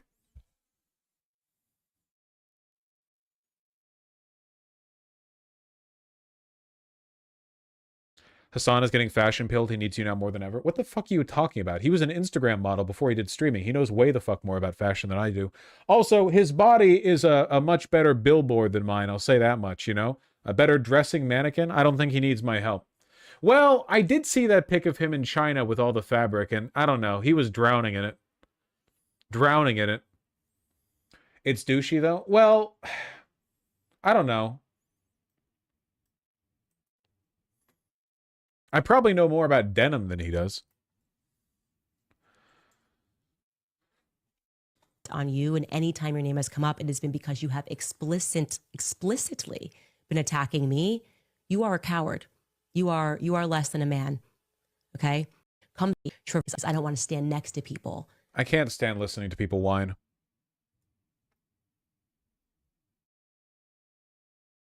Even Kilgore. This guy's also a Nazi, I think. I mean, I guess they all are.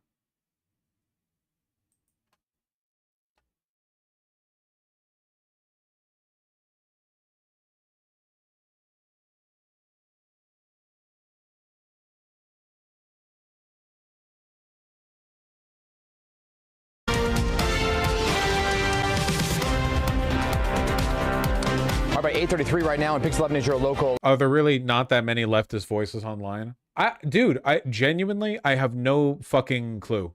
I have no idea. It feels like there are very few leftist voices, and there are now a lot of like normie lib voices that can exist because the fact that Trump is president gives them cover for not having many better ideas. You know what I mean? Like it's easier for them to exist when they don't have to run defense for an incompetent Democrat administration. I don't know what the lefty space online looks like. I really have no idea. And by the way, if I was going to talk to other people online, I wouldn't want it to be fucking lefties, okay? God, insufferable.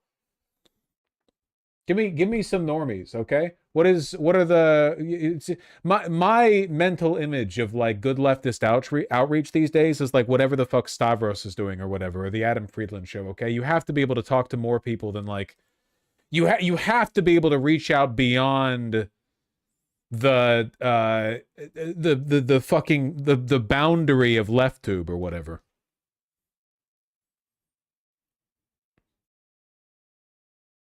Go on Adam Friedland. I'm not going on Adam Friedland. For one, it's not up to me, and for two, he'd say mean things about me. No, thank you. Election headquarters, and earlier this morning, City Comptroller Brad Lander made it official. He is, in fact, running for Congress. I love the people who make this city what it is. So, I'm running for Congress because the challenges we face can't be solved with strongly worded letters or high-dollar fundraisers. So, Mr. Lander, taking on Dan Goldman to represent... Oh, you went over, you skipped over the not doing AIPAC's bidding in a district. Mr. Lander, taking on Dan Goldman to represent New York's 10th Congressional District, which encompasses parts of Lower Manhattan and Brooklyn. And joining us now for a Pix 11 exclusive, Brad Lander. So thank you, Mr. Lander, for making this your first television stop after your big announcement. You said you would do it, you followed through, and here you are. Good morning, Dan. I always try to live up to my promises, and especially to you and Hazel. Yes, and you announced with quick endorsements from Mayor-elect Zohran Mamdani, right? Senator Bernie Sanders is endorsing you as well, and a video that gives Mr. Rogers vibes, right? So your launch video targeted Dan Goldman without really saying his name. So why do you feel Mr. Goldman needed to be challenged, and why are you the man to do it? Look, this is a five-alarm fire for our democracy. Donald Trump is abducting our neighbors every day, both at 26 Federal Plaza and now out in our neighborhoods, shredding our democratic institutions. And, you know, I love this. You're talking kind of funky right now, Mr. Lander. You're getting a little zesty with it, you know? No hate. Community. I've been fighting alongside my neighbors now for 3 decades for affordable housing, to stand up for immigrants and workers, to support our public schools. My neighbors want someone who's going to fight harder, who recognizes we have to fight like our lives are on the line, because they really are. Yeah, you know, in the launch video, you said that the mayor-elect can have an ally in Washington instead of an adversary in his own backyard. So why do you believe at this point in time that Mr. Goldman would be an adversary to the mayor-elect and not an ally in D.C.?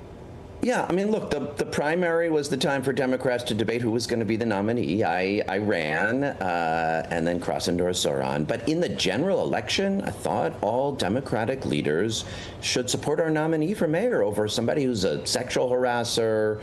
And yeah, that's the kind of energy we need right now. We can't solve all our problems in New York City alone. We need fighters in Washington who will work together with the mayor to deliver that city that everyone can afford and to stand up to what the president is doing. Yeah, I mean, I still haven't heard you say Mr. Goldman's name. And the reason I'm focusing on this is because he has said that he had conversations with Mr. Mamdani, but that he is aligned on the affordability agenda, which is something you are also running on. So you don't think that Mr. Goldman would be an ally? I mean, Democrats choosing not to support the Democratic nominee for mayor of New York City in a general election, yeah, I think that was a failure that showed that we need something different. You know, the seat has a crowded field, right, with many progressive challengers splitting the vote last go around. So do you anticipate this being a crowded field? Do you think that you will be the progressive? Why does Brad talk like this? Because he talks like this. Don't be homophobic, even though I think he's straight. Candidate to challenge. I believe I'm the candidate who can bring progressives and really Democrats across the district together. Thrilled to be launching with support from Mayor-elect Mamdani, Bernie Sanders, Elizabeth Warren, Jumaane Williams, the Working Families Party. That's the progressive coalition we need to fight back against Trump and make this a... The DSA candidate he's talking about just dropped out. Well, it makes sense. No DSA candidate is going to win in their race if Mamdani has already supported Brad Lander. And of course he's going to support Brad Lander. Why would Mamdani not support Brad Lander's congressional run after everything that happened in the mayoral race? I know some people are mad that Mamdani is supporting a non-DSA candidate here, but oh my God, of course he was going to endorse Brad Lander after what they went through on the campaign trail together. The DSA candidate didn't file the run. She was just floating the idea. Okay, well then Mamdani's endorsement of Lander would squash the idea then.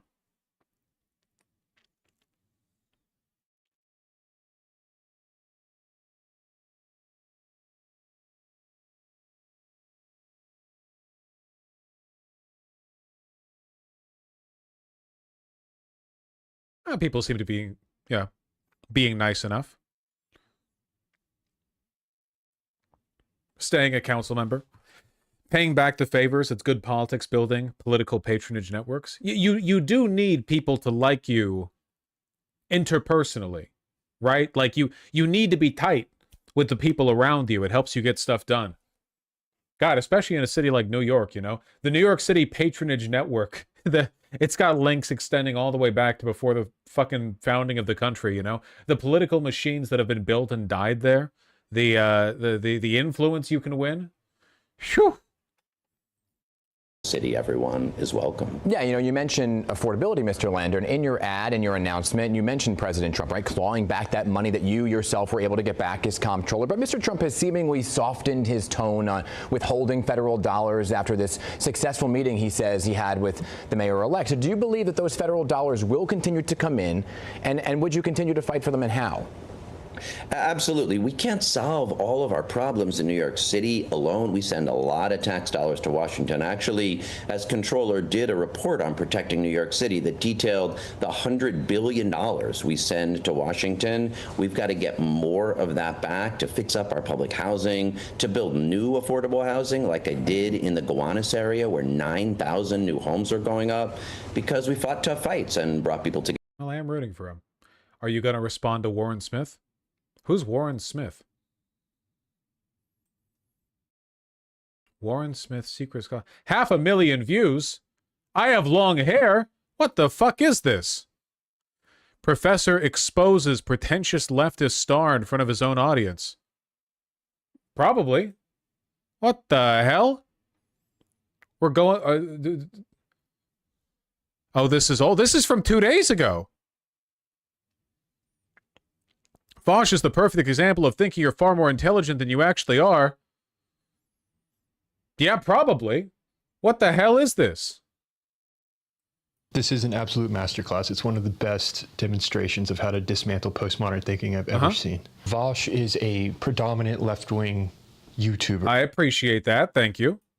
He brings on... it's not drama because I don't know this guy. I just want to know... I don't know what the hell this is. This professor, he didn't realize he has a PhD in philosophy. He's absolutely outmatched here. You said all of these views... Hold on. Let me time and place this, okay? This was just after I moved to Seattle. So this is like 5 years ago. Video several years late. I don't remember this person. This is old. I mean, I know it's old. Look at the guy. Look at me. I know it's old. I don't remember this though. These are incoherent. You said there's no coherent concept of gender. Is that right? Did I get you right there? You will not find me a definition of gender that is one. Oh God, I am pretentious. You will not find me. It's insufferable. Well, we're stuck with it. 100% consistent and all-encompassing and has no flaws in it. There are no such things. That's true though. That is true though. Oh no, this is gonna hurt. Hey, listen, live with it, buddy. You want to go back and watch like video clips of how you acted in high school? Well, I wasn't in high school here, but you understand the point. Was this the agua debate? You all know I was completely correct in that, right? My wonderful Spanish pronunciation aside. If I remember correctly, the argument was about whether or not you could have a coherent definition of gender. And then he was making an argument for how there was a kind of like unifying or historically accepted definition. And I said, well, the definition of a given word is going to change depending on the culture that uses it, for one. Like two words that are translated to mean the same thing in different languages don't necessarily refer to exactly the same concept, you know? It's kind of like how like the word blue in English might correspond to a word in Russian that refers to a similar range of color, but a Russian speaker might use it to describe different colors than an English speaker. And it's like, yeah, they both mean blue, but when you think of blue, you're thinking here, and when they think of blue, they're thinking here. It's why there's no such thing as a perfect translation. Anyway, I'm getting ahead of myself. I want to see me get owned. So, it can't be found. He has no idea what he's getting into. He doesn't know who this guy is. And this is so correct that it remains the case till this day. he quickly finds himself absolutely overwhelmed. Okay, so then it sounds like your view entails there are no women because there's no true definition of woman. No, not at all. Right? There are plenty of... That's... I'll let me take it away. Social constructions that I think have meaning and serve utility, even if there are no consistencies to it. This goes so badly for him, it has become famous. Wait, what was wrong with that? That's true. Just because there's no single coherent definition of a term doesn't mean that nothing gets defined as that term. This is like the classic, define a chair argument. Well, I think chairs exist. I just don't think you could find a single coherent definition for all of them. It is known today as the trans water debate, and you will see why. He uses a simple question about H2O to demonstrate how nonsensical this postmodern thinking is.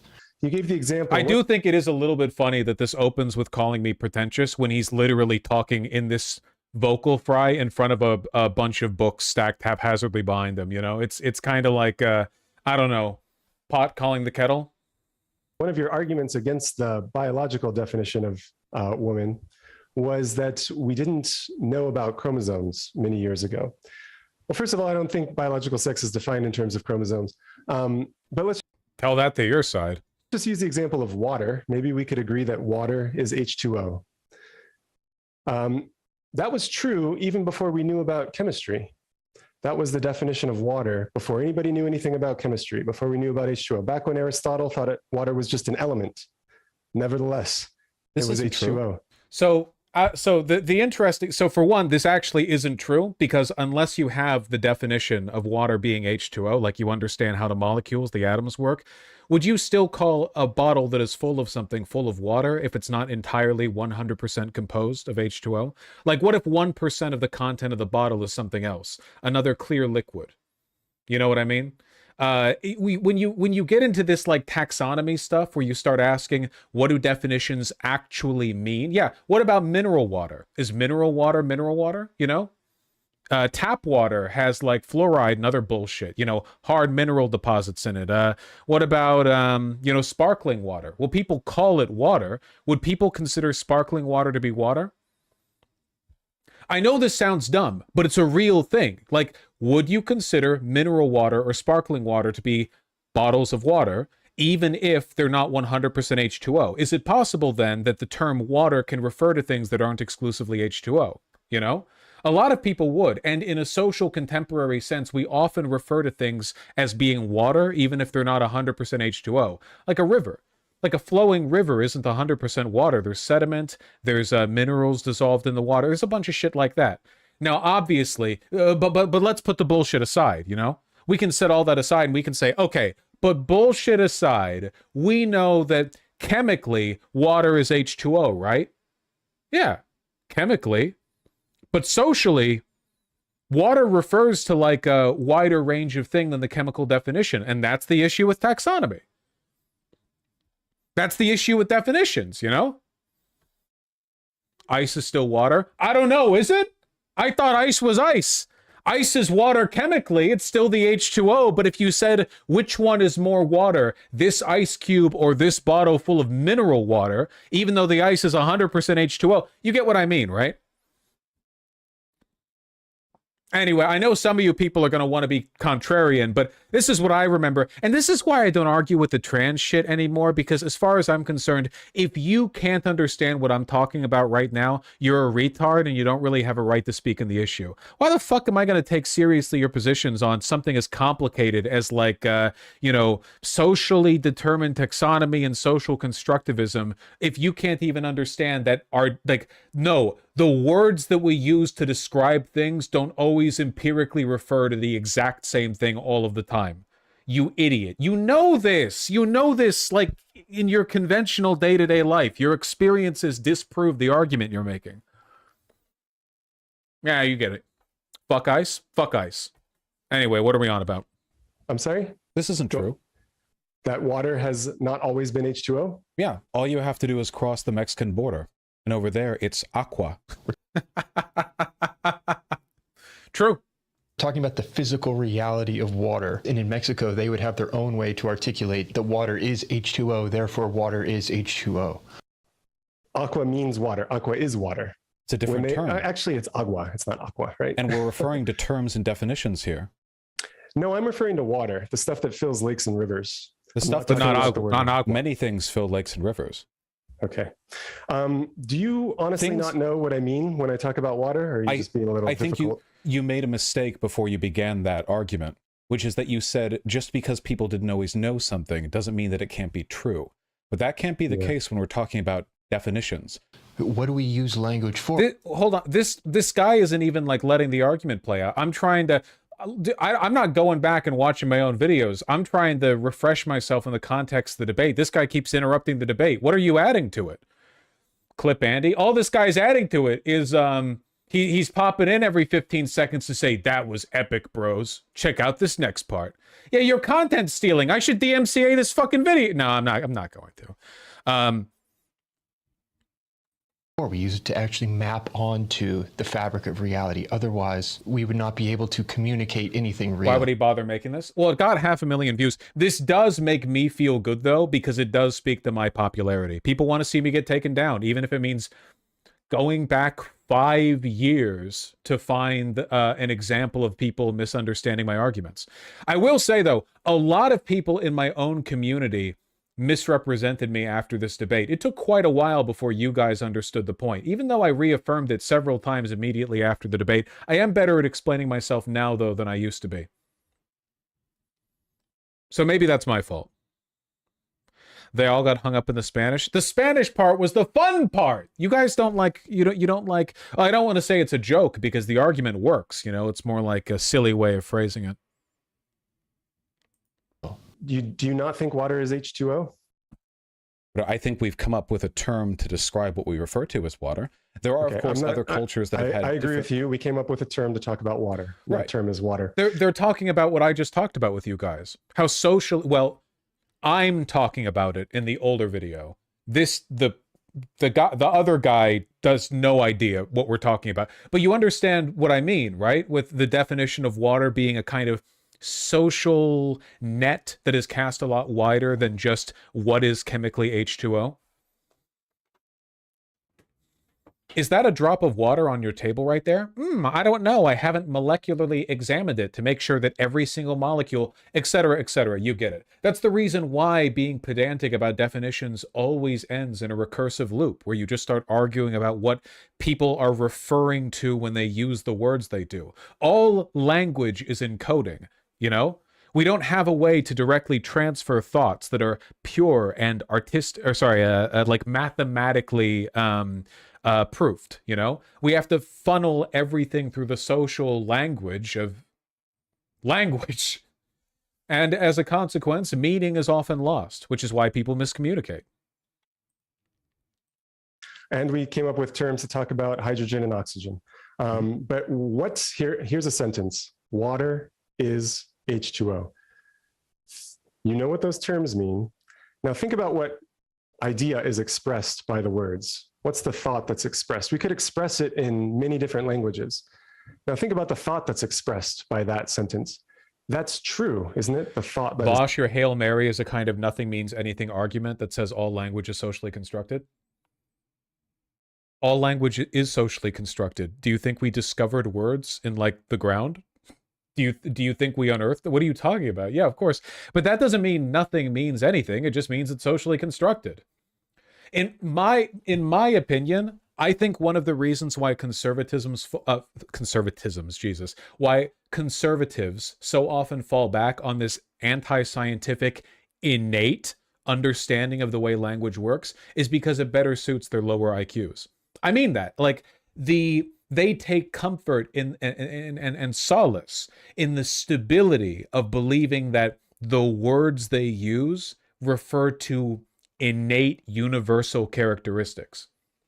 Like the idea that all of this is just a mutually negotiated social language where we're gesturing at concepts and ideas, but very rarely perfectly defining them, that makes them feel uncomfortable and insecure. Hence all the bullshit with trans people. They freak out over it. You can't change definition. For one, you can. Actually, that's all definitions were created arbitrarily at some point or another. But also, what does the definition even refer to? It certainly wasn't referring to, like chromosome batches beforehand. That's the reason why I said that gender couldn't have always referred to chromosomes, because we didn't used to think chromosomes were a thing. What were people using to determine beforehand, before we could observe a person's, chromosomes or their sexual characteristics directly? I mean, I don't know about you guys. I don't observe many people's sexual characteristics directly when I'm going on outside. Usually I just see like their hands and faces and stuff. So we usually have to refer to a broader set of socially informed data points, you know? I always check. Okay, well, maybe you always check the genitalia, you know? What is this? This guy got fired from his teaching job? Oh, did you dig up lore on this guy? Wait, this one or the guy who's hosting the video?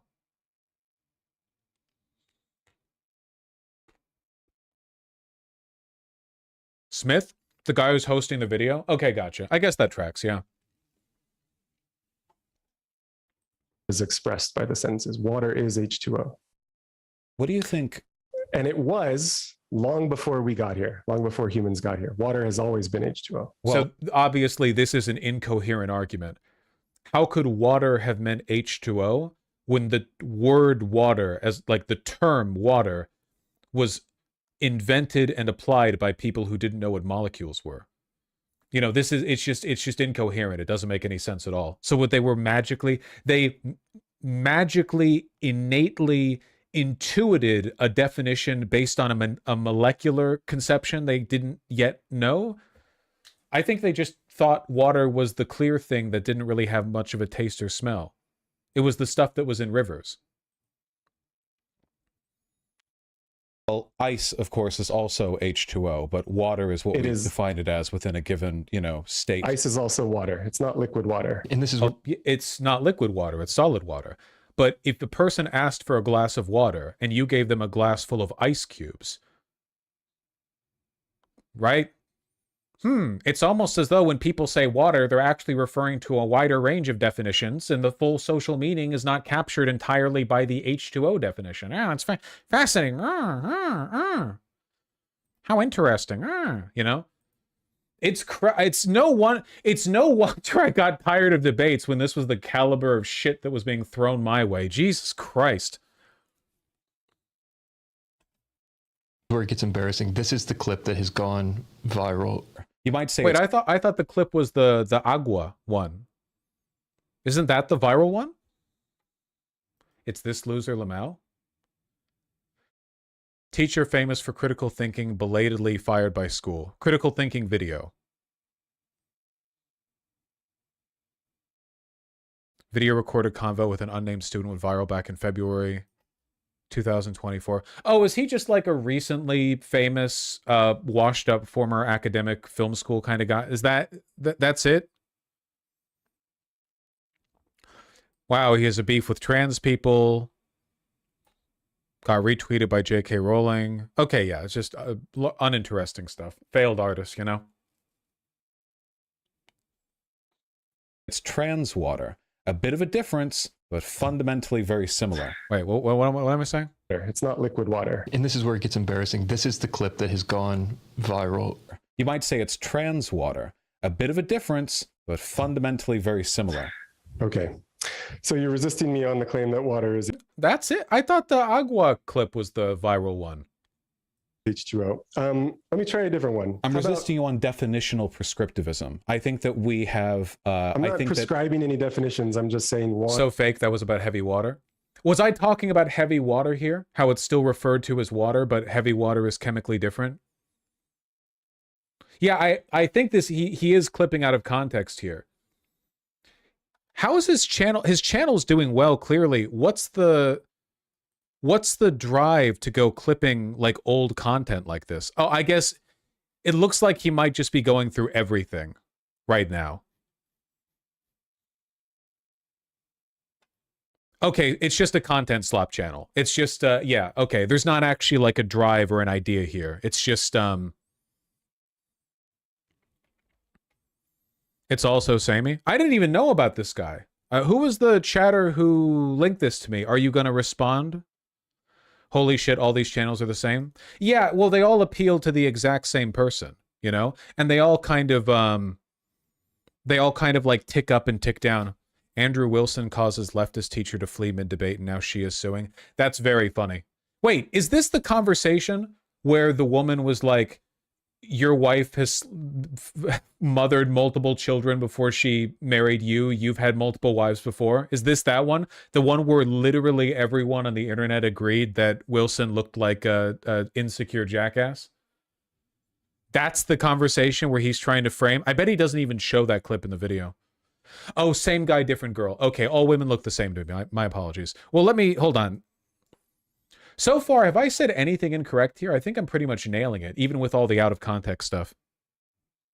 Water is H2O, true or false? And it sounds like you're reluctant to say true. No, I agree. I agree that water, and we refer to H2O as water, colloquially. Yeah, of course. I'm fine with that. So water is H2O. Yeah. And it was H2O long before humans came along.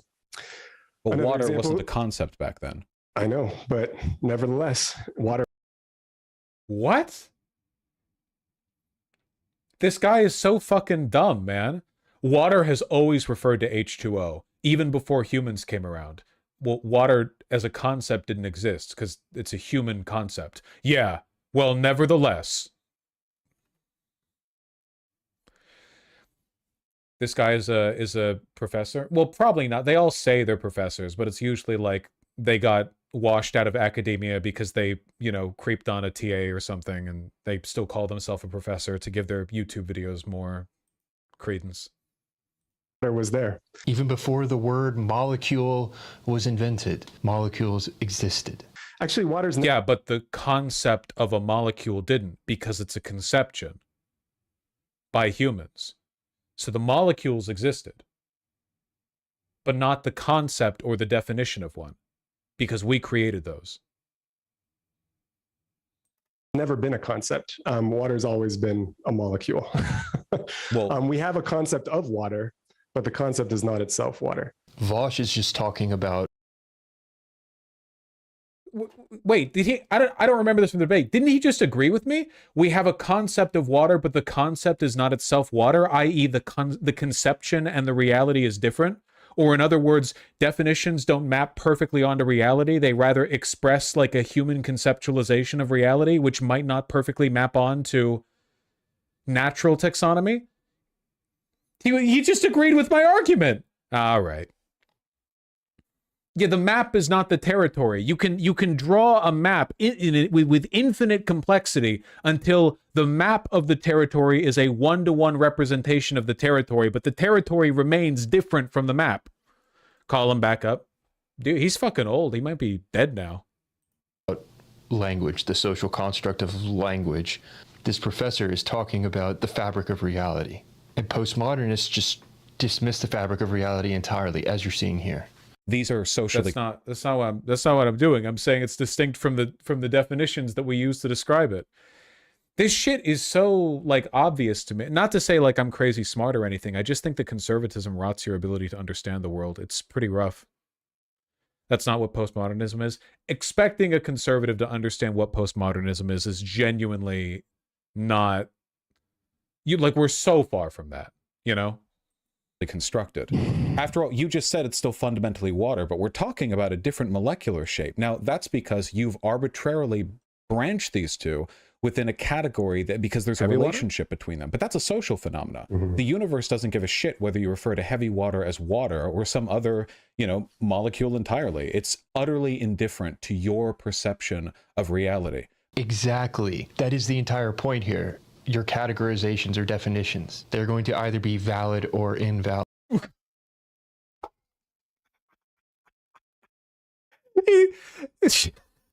Legitimate. This again. I'm sorry. I understand this comes across as conceited, but I don't think these people are worth talking to. They legitimately have no fucking idea what they're agreeing or not agreeing with. They will switch between agreeing with my position and not agreeing because they don't again. I don't understand how they don't choke on their own saliva every day. I don't know how they remember to take their pants off before taking a shit.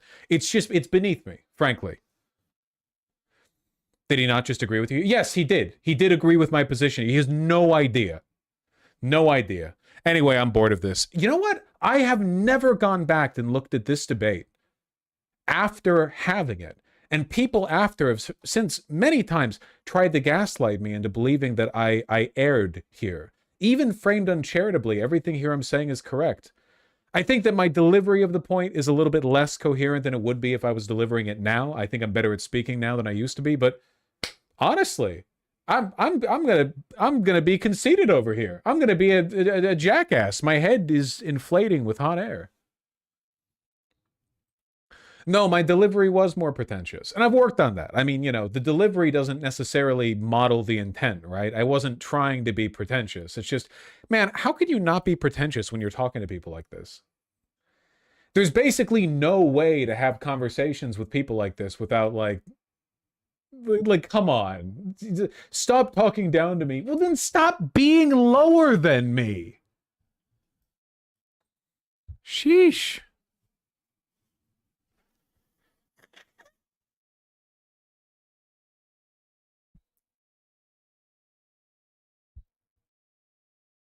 That's pretty good, though.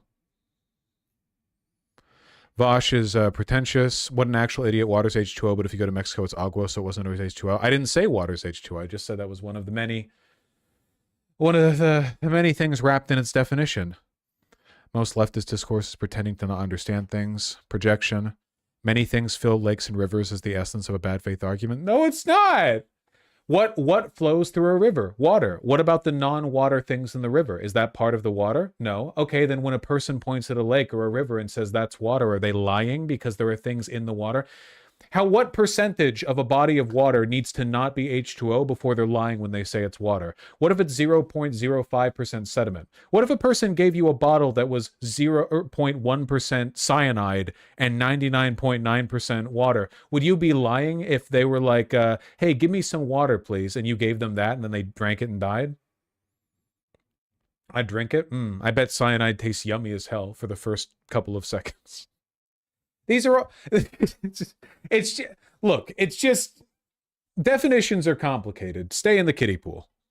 There's water there.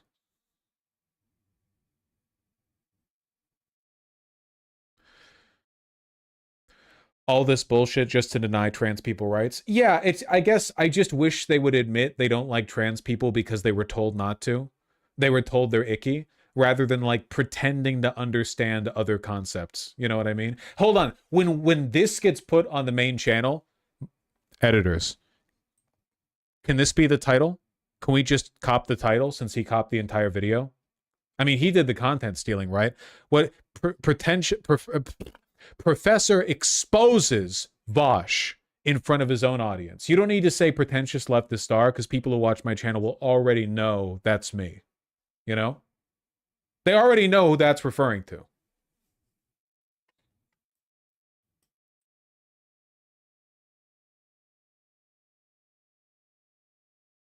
Oh God, he's calling himself the secret scholar society. Well, they all do that, right? All conservative academics describe themselves as like, you know, maverick dark intelligences, you know, like dark academia, dark intellectualism, with the secrets the media doesn't want you to know. And the secrets usually are just, make sure to like and subscribe.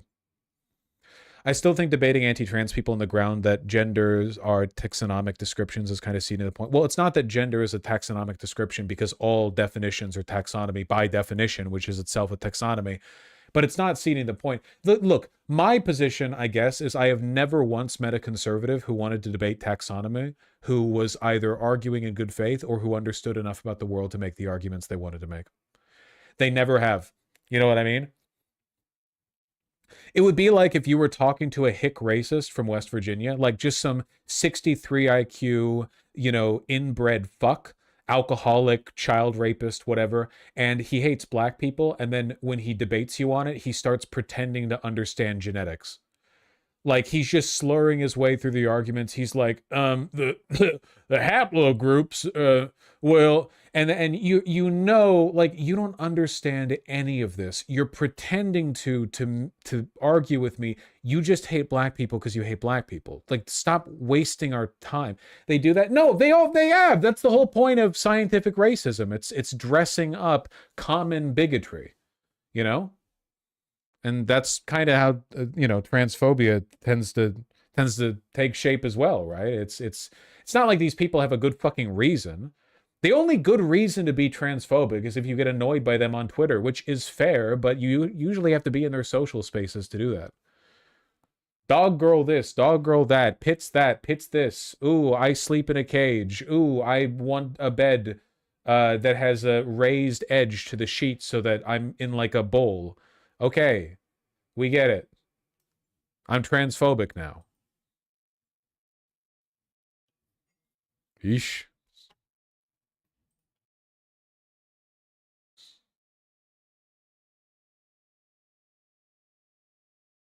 Many such cases. Hold on. Professor exposes Vosh in front of his own audience, and the thumbnail should be his thumbnail of me, but it's a picture-in-picture, and I'm doing like I'm getting blown out. Wait, let me move the microphone. Like, there we go. Let me move the mic so you have like a clean shot. No, it's perfect.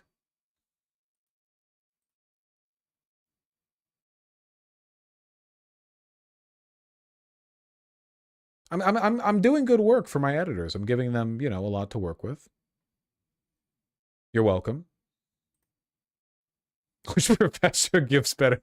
Who's getting better top right now?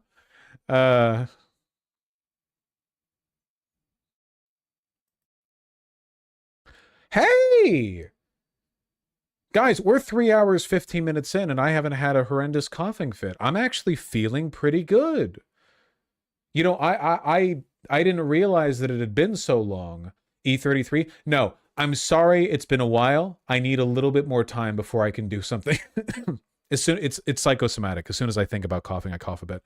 I need a little bit more before I can do that. But we're doing good. We're on the path. We're on the path. Debate strengthens him. No, like unironically, for years now, I've always thought like I must have done something wrong in this debate, but even framed like out of context, it's just not true. It's fine. You know?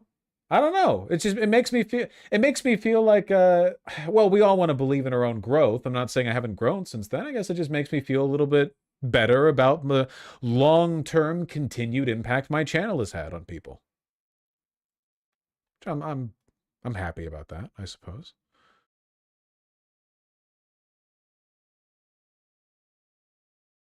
Warren Smith talk with Fuentes? Who's Warren Smith?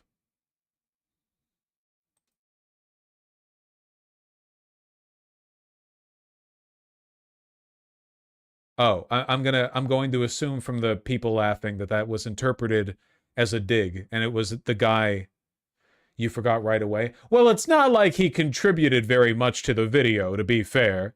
I was the star of the show. It's not like he did much to capture my memory.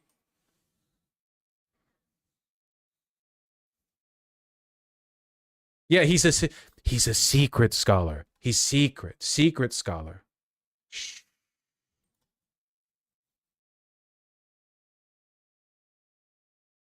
He did call you a leftist star. Yeah, it makes me feel special. It makes me, you know, my heart tingle. All right. Fuck, man. I didn't realize they'd been 3 hours 15. Well, you know what? The streams have been so short or non-existent lately. We can go a little bit longer. I want to take a look at this More Perfect Union video.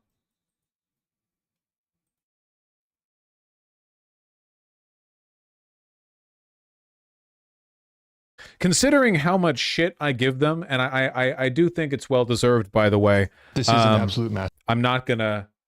What the hell? What did I just open up? Oh fuck! It's my keyboard. It must have skipped a couple of inputs there. There we go. This video is it's going viral. The right term. It's got 1 million views in a day. That's pretty good for More Perfect Union, you know? We had 400 people shop for groceries. What we found will shock you. This is important. The holy grail for a long time has been, what if we could charge every single person the maximum amount that we know they're able to or willing to pay? Yep. They know things about us that we don't know. They're smarter than us, and we're training them in a way that is incalculable. Walk into any grocery store, and on average, everything is about 30% more expensive than it was in 2020. Inflation, supply chains, Tariffs. We've heard it all. But what if something else is happening? Something intentional. What if someone is charged $2 for these eggs, but another person is charged $2.40 at the same exact store? And it's pushing prices up. 5 months ago, a researcher reached out to me about Instacart. She'd been studying their Washington, D.C. workforce. Different pay for nearly identical work. Oh God, is this happening now? Yes. This is the future of the economy. Capitalism no longer offers us product innovation. Nobody is building anything that will improve our lives. The goal now, oh fuck, it is Vosh. The goal now, the only thing they have to offer is maximum extraction. How can we charge every single customer the absolute most they are willing to pay on any given product or service for any given point in time? It doesn't matter. We could make it cheaper. We could make it more expensive. We're trying to find that threshold. And because different people have different income levels, well... Her question, if they do this to workers, what about consumers? Before joining More Perfect Union, I worked in grocery pricing, so I agreed to help investigate. The problem? It wasn't easy to test. Grocery prices change all the time. So grocery stores are doing surge pricing? No, it's more insidious than that. They're doing this with airline tickets as well. They probably are doing it in a lot of ways. They're building individual profiles on every single shopper to use scraped internet data about your purchasing habits, what they can get about your income, any data that they can find on you, which is a lot. They can find your whole entire life. And then, based on how much money you have available to you and what you're willing to buy and what you're interested in, they will dynamically price the item for you specifically when you buy it, in person or online. It's a model of maximum extraction. So if you are poor and can't afford that much, congratulations. It'll be just barely what you can afford. But if you have more money, then it'll cost you more. Isn't this like super illegal? Depends on where you are. My understanding is that this is illegal in the European Union, but I'm pretty sure that in most states this is legal. I could be wrong on that. For legitimate reasons. Receipts you can't compare. If we wanted to do this, we'd need a team. A researcher, community organizers, other journalists, and most importantly, regular people who care. Lots of them. 5 months of digging. What we found is bigger than Instacart. It's called price discrimination and it's illegal. Well, I guess then the more salient counter argument would be it's only illegal if the federal government is willing to do something about it, you know? Inflation is real. But something else has been pushing prices higher this whole time. There's a system, one that grocery stores and tech companies built together. It learns from every purchase. It's not just online. It's in the physical stores you walk into, with the primary goal, maximize profit. Day by day, it's moving billions of dollars, 1 penny at a time. Here's how we uncovered it, how it's turning the grocery business into a gold mine, and why, without regulation, your grocery bill may keep climbing no matter what happens with inflation. The goal is to make sure you can never get ahead. You can never build savings. You can never get comfortable. You can never live your life comfortably. Everything will always keep creeping upward. As the algorithms determine you have more money to spend, they will take it from you. The only people who can actually escape this are the people with so much money that, you know, they're not going to charge him $20 per banana, right? Eventually you escape the orbit. But if you're in middle or low income territories, they will strain you for every penny they can get, making sure that you're always just enough in debt, not overwhelmingly in debt, right? Because then you'd kill yourself and that'd be the end of that. But just enough in debt that it always feels like if you just worked that much harder, you could pay off all the Klarna, all the financed groceries, all the medical bills, but you'll never be able to. No one actually does, you know. It's also a meaningful shift away from the traditional capitalist model of competition. Like, how do you make more money than your competitors? Well, you know, you innovate, you lower prices, you do something. You have to do something to the market. Now the model is, well, there are no competitors. Everything's owned by the same people, you know? So the only way to make more money in that environment is to maximize extraction. It has nothing to do with what you produce, competition, driving prices down, or anything. All of the typical arguments for a market-based economy fall away. These are arguments that I'm susceptible to as well. There are potential benefits to a genuinely competitive open market with regards to stuff like luxuries, for example, stuff humans don't need, that there's a, you know, elastic demand for. But if this is the model for all production and for all service, then it's barely even capitalism anymore. I mean, it is at its face, but the underlying mechanisms are all completely broken. It becomes something somehow much worse. I'm now going to ask you to take out your phone, and we're going to get started with shopping for 20 items at the Safeway. This is Katie Wells. She's the Director of Research at Groundwork Collaborative. She's the one who reached out. The plan was pretty simple. Get everyone in a room, open up Instacart, select the same store, same items, on phones and computers. Select pickup to remove any delivery calculations, and write our basket totals down on a note card. All to test a simple question. Were shoppers being charged different amounts for the same exact item at the same exact If I recall correctly, it's only illegal if other businesses coordinate with each other to fix prices. Yes, but one of the big legal loopholes they've tried using is, oh, we're not colluding with each other. We're all just using the same tech company's price optimization application that is coordinating prices for us. So we're not colluding, you know? They've done that with, wasn't there a big lawsuit because there was one city where a bunch of landlords were doing that? They weren't colluding with each other on the price of their properties, but rather they were all deferring what their price ought to be to the same decision-making system. Well, was that in DC? Okay. More in time. Congratulations, guys. You have finished the test. First, we all shared our cart totals.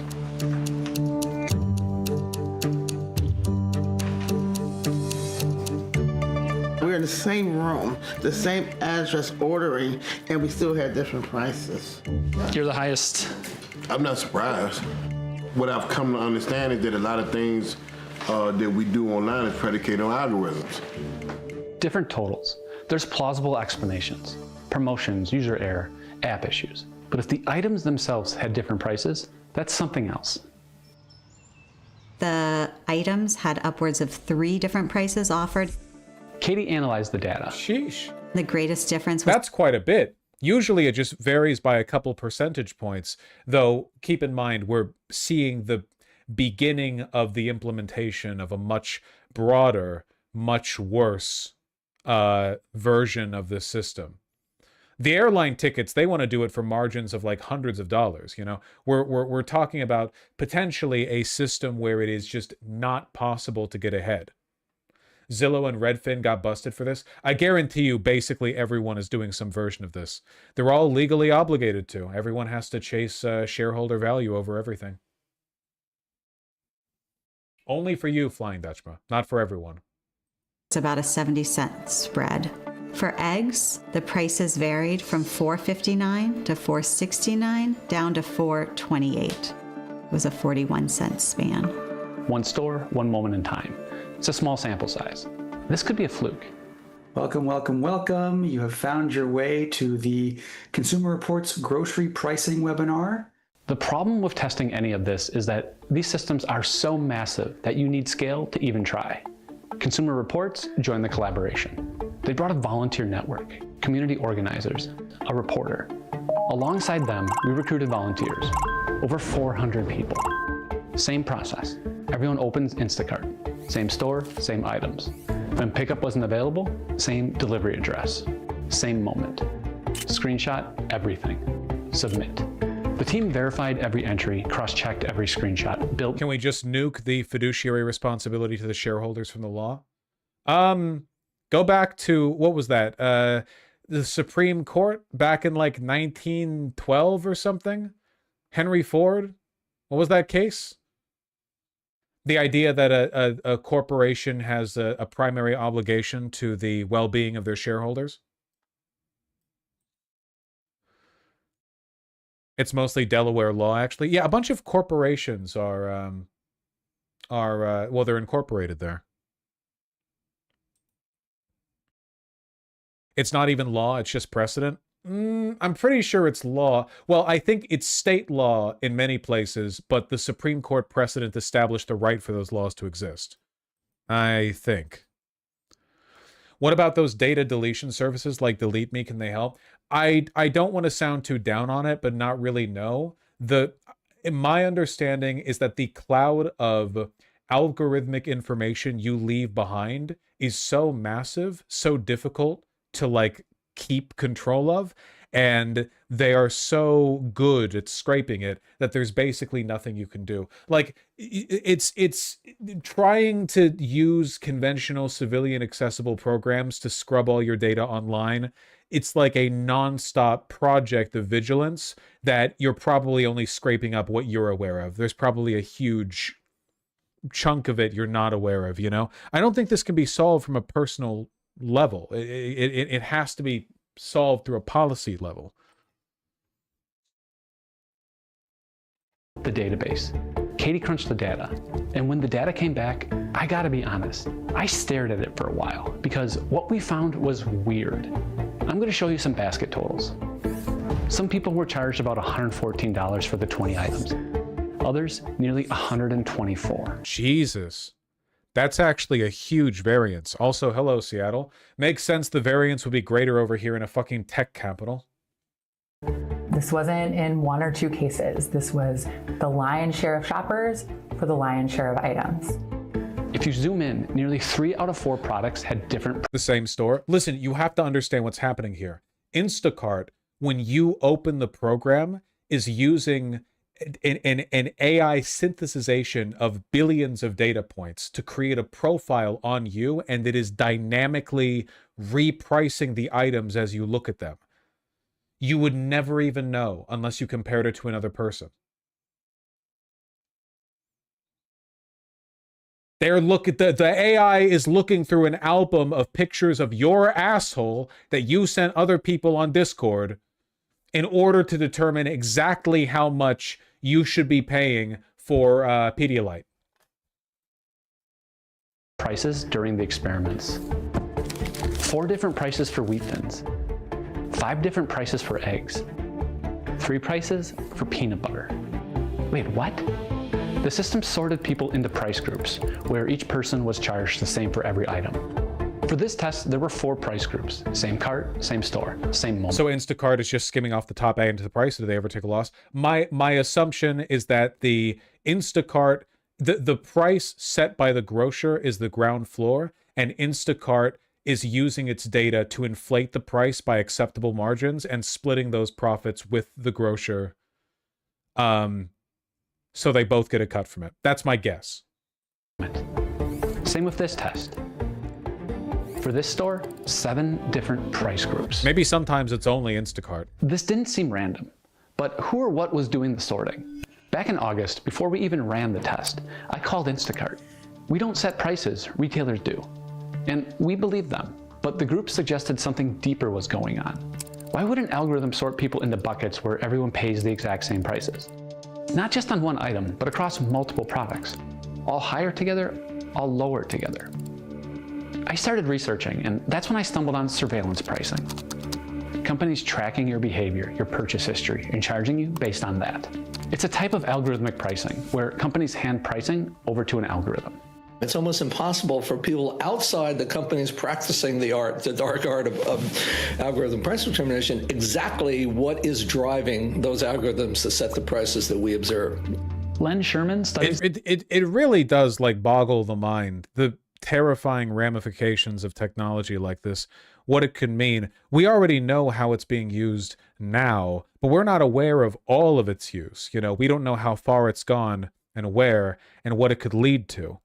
Can you imagine what dynamic pricing would look like when they start applying it to medical services? This at Columbia's Business School. Was that what was happening here? When we showed Instacart the test results, they were clear. Retailers control all pricing. The findings were just stores putting out random feelers to see where the pricing sweet spot is. They aren't targeting you specifically.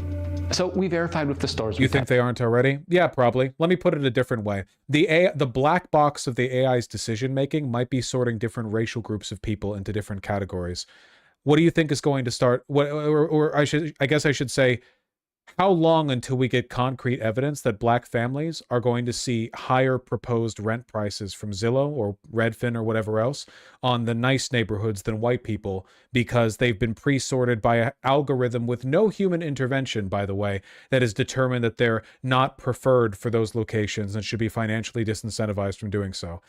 The more we defer to the surveillance state, the more we defer to the policing by algorithm, the more of our rights we give up. First, Albertsons Safeway. They're an Instacart partner. Silence. Then we contacted Target. They responded. And honestly, my jaw dropped. They told us, we don't work with Instacart. We don't set prices. We have nothing to do with any of this. Wait. Instacart says retailers control the prices, and Target says they don't even work with Instacart? I started digging, Turns out, in 2017, Target spent over $500 million to buy Shipt, Instacart's competitor. Why would they help Instacart? We asked Instacart about Target's response. Instacart admitted they actually do manage Target's prices on the marketplace, and that they were running tests to figure out how much they can charge on top of Target's normal prices. Their explanation shifted, but the question we started with was still the same. How does the system sort people into different price groups? To figure that out, we needed to understand what Instacart actually does. You may think of Instacart as a delivery app, but it's much bigger than that. With Instacart is more the technology. I don't think of it as a grocery delivery company. I think of it more of a technology company. Selling technology that powers grocery websites, advertising campaigns, promotions. Yeah, Instacart might just actually pocket the difference. Not that it makes a huge difference to me personally, because these grocery stores would probably end up like wanting to do the same thing themselves. Man, I don't want to do any more Northern Lion bits, but it does kind of seem like in the long run, the only way to survive is going to be to like pay for everything in cash. You know, just every week you withdraw like, I don't know, $1,000 from the ATM or whatever well, more if you're paying for rent in cash, I suppose, whatever you're paying. And you just go in there, you've got you become cash pilled. Just grocery shop in person. This is your DoorDash. Yeah, but they're trying to do this in person as well. More and more new grocery stores have digital pricing displays. It's not super common yet, but believe me, it's going to be. That allows them to make those adjustments on the fly. You know, maybe during the periods of time where more wealthy people are in store, they pay more, that kind of thing, like surge pricing. But what if they don't display the price at all? You know?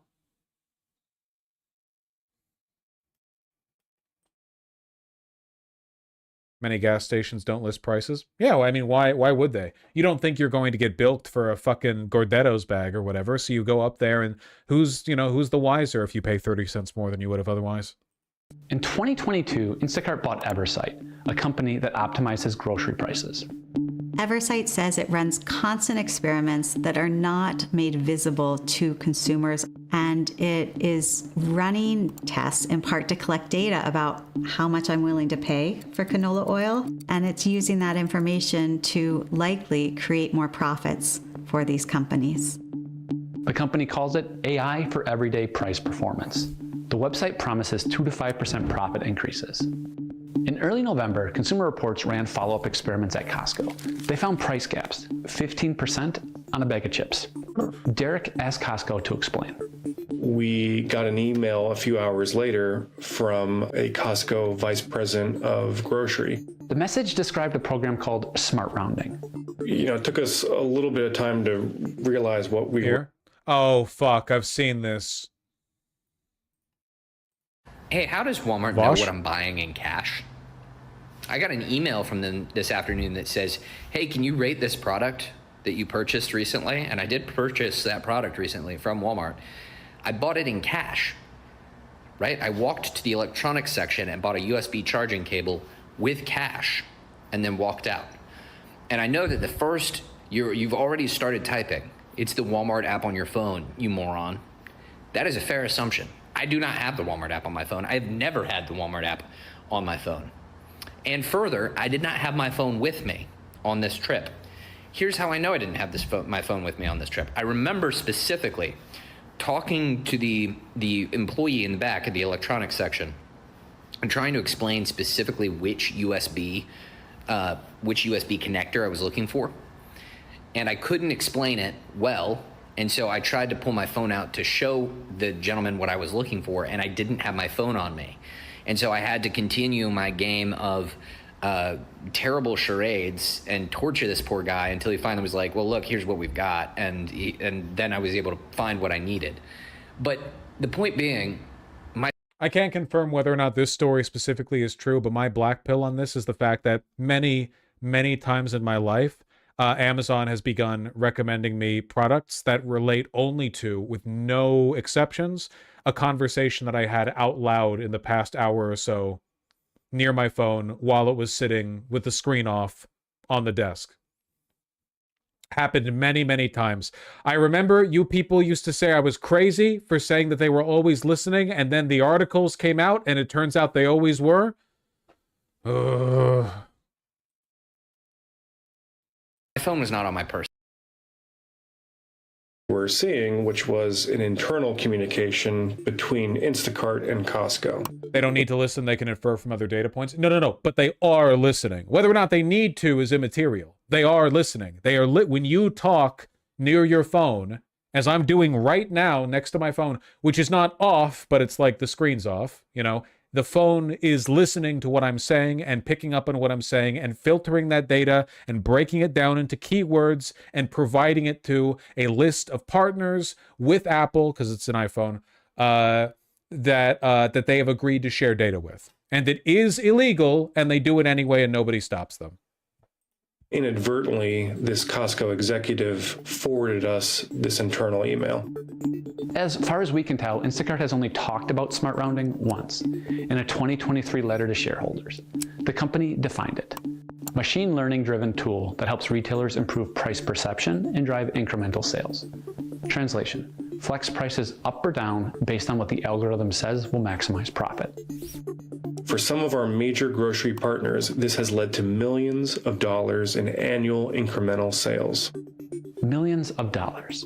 This is a very sophisticated, very deliberate, explicit attempt to... Modern conspiracy theories suck. You know, it used to be like, oh, the moon landing. Now the conspiracy theories are like, oh, did you hear the shady shit a corporation is doing? Real cyberpunk territory, you know? And you're like, no, I haven't heard of that. That sounds fake. And you're like, well, no, they admitted it in their Q2 report in 2024. In their shareholder meeting, they actually just laid out a concrete plan of how they're implementing it. Oh, okay. Kind of anticlimactic, you know? Maximize profits and do so somewhat surreptitiously. We'd answered some questions. Different prices for different people. Yes.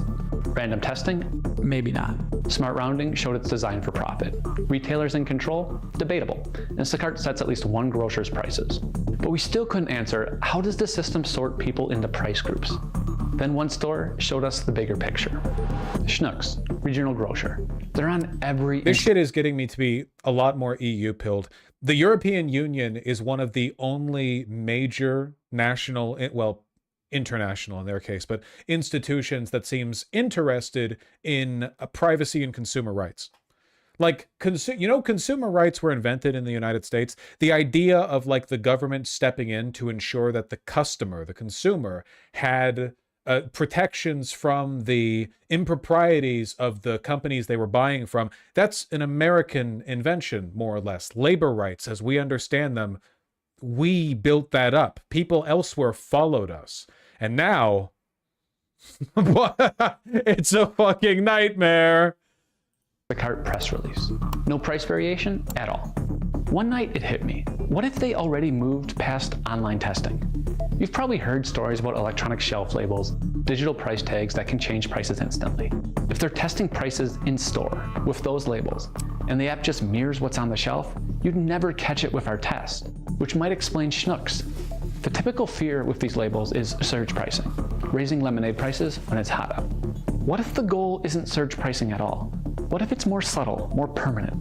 Would you rather charge $10 for a bottle of water during a single hurricane, or 20 cents more every single day? Derek had a genius idea, patents. He found one. It described an infrastructure for constant in-store price testing. Take dozens of stores, cluster them together, test different prices in different clusters. The purpose? Find out the most profitable price point. Once you do, adopt it. We asked Schnucks and Instacart. Both denied it. But for Instacart, their website told a different story. If you go there right now, you'd see this, 3 features. Before we asked, 4 features. And the one removed, price optimization with Eversight via electronic shelf labels. Gone.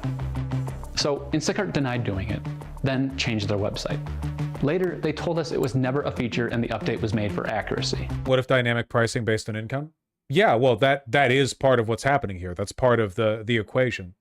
And I don't know. I'm all for punishing rich people and all that, but in my opinion, it's kind of lame. If you work hard and you get a raise at work, like you get a promotion, you get a bit more money, and then you go to the grocery store and everything you bought is now like 6% more expensive because you posted onto Twitter about your promotion, and the data scraping algorithm immediately interpreted from that you could pay more for what you were buying. I don't know. I think that sounds a little bit shitty. Yeah, never get ahead. Always stay trapped in the grind, okay?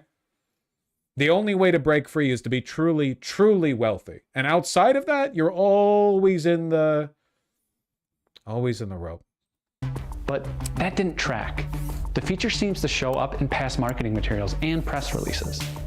If it's operational, the system would be a truly impressive feat of engineering.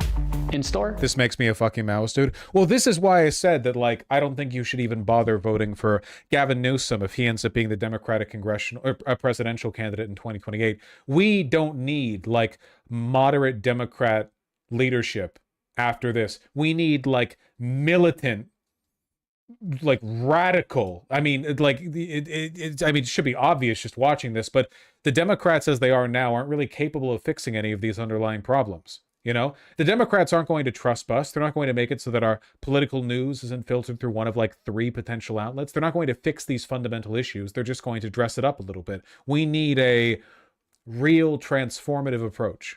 Maoists can't solve this either. Well, no, Maoists aren't very good at solving problems either. Unironically, what we need like is Dengism, okay? Because at least that motherfucker understood how to wrangle corporations for the national good. Not so much anymore. Testing across locations, online, testing across individuals. But we still couldn't answer how the online system decided who gets charged more. So we started building a theory, not based on what Instacart told us, but on what Instacart told the government. Patents. The word that appears over and over in them, it's not random. It's segmentation. Yep. Derek started reading through the criteria they could use to sort people. Some things raised red flags. Demographics. It's illegal to charge someone more based on those. Katie controlled for that. No correlation in the sample. I don't believe they would try to vary prices based on those kinds of characteristics, nor would it be very effective if they did. What would be way more effective and perfectly legal, as far as I know, is to vary prices based on behavioral characteristics. Behavioral characteristics. That's exactly what the patents show.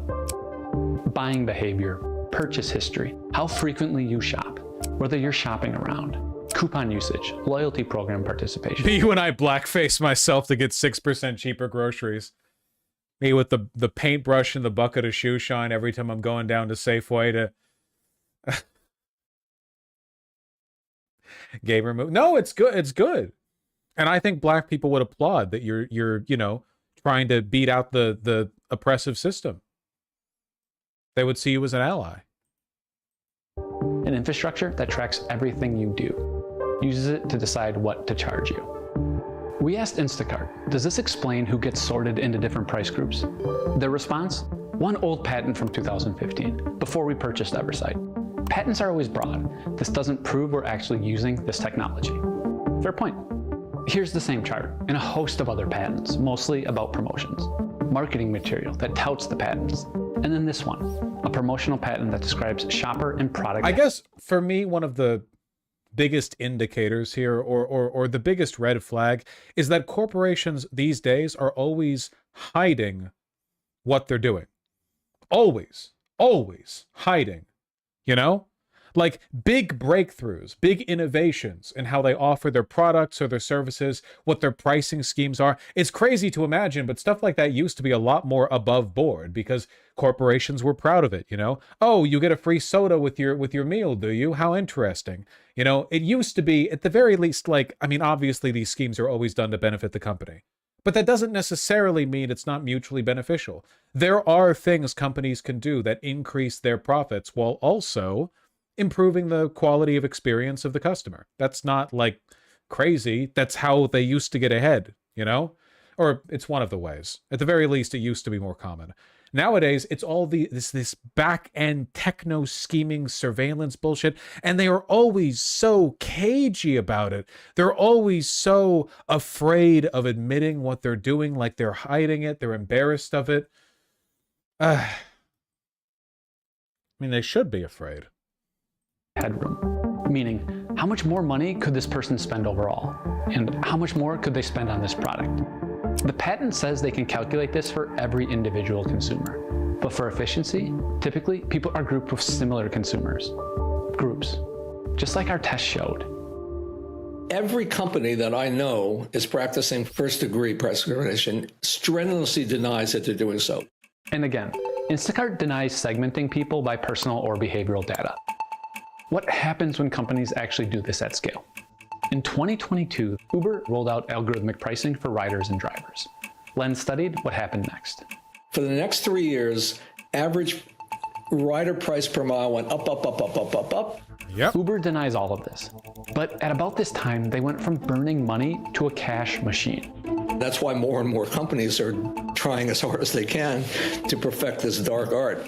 Devilishly effective dark art, as I've called it. Oh yeah, Uber pricing is super fucky? Yeah, of course. You make the pricing system completely opaque, so you have no way of predicting ahead of time how much something will cost. You've run all the taxis out of business, so the taxis' reliable pricing scheme is no longer available as an alternative. You know, you're pretty much forced into Uber or Lyft or whatever else. So now the only time people ever use Uber is when they're forced to. They open it up and they go, oh my God, $52?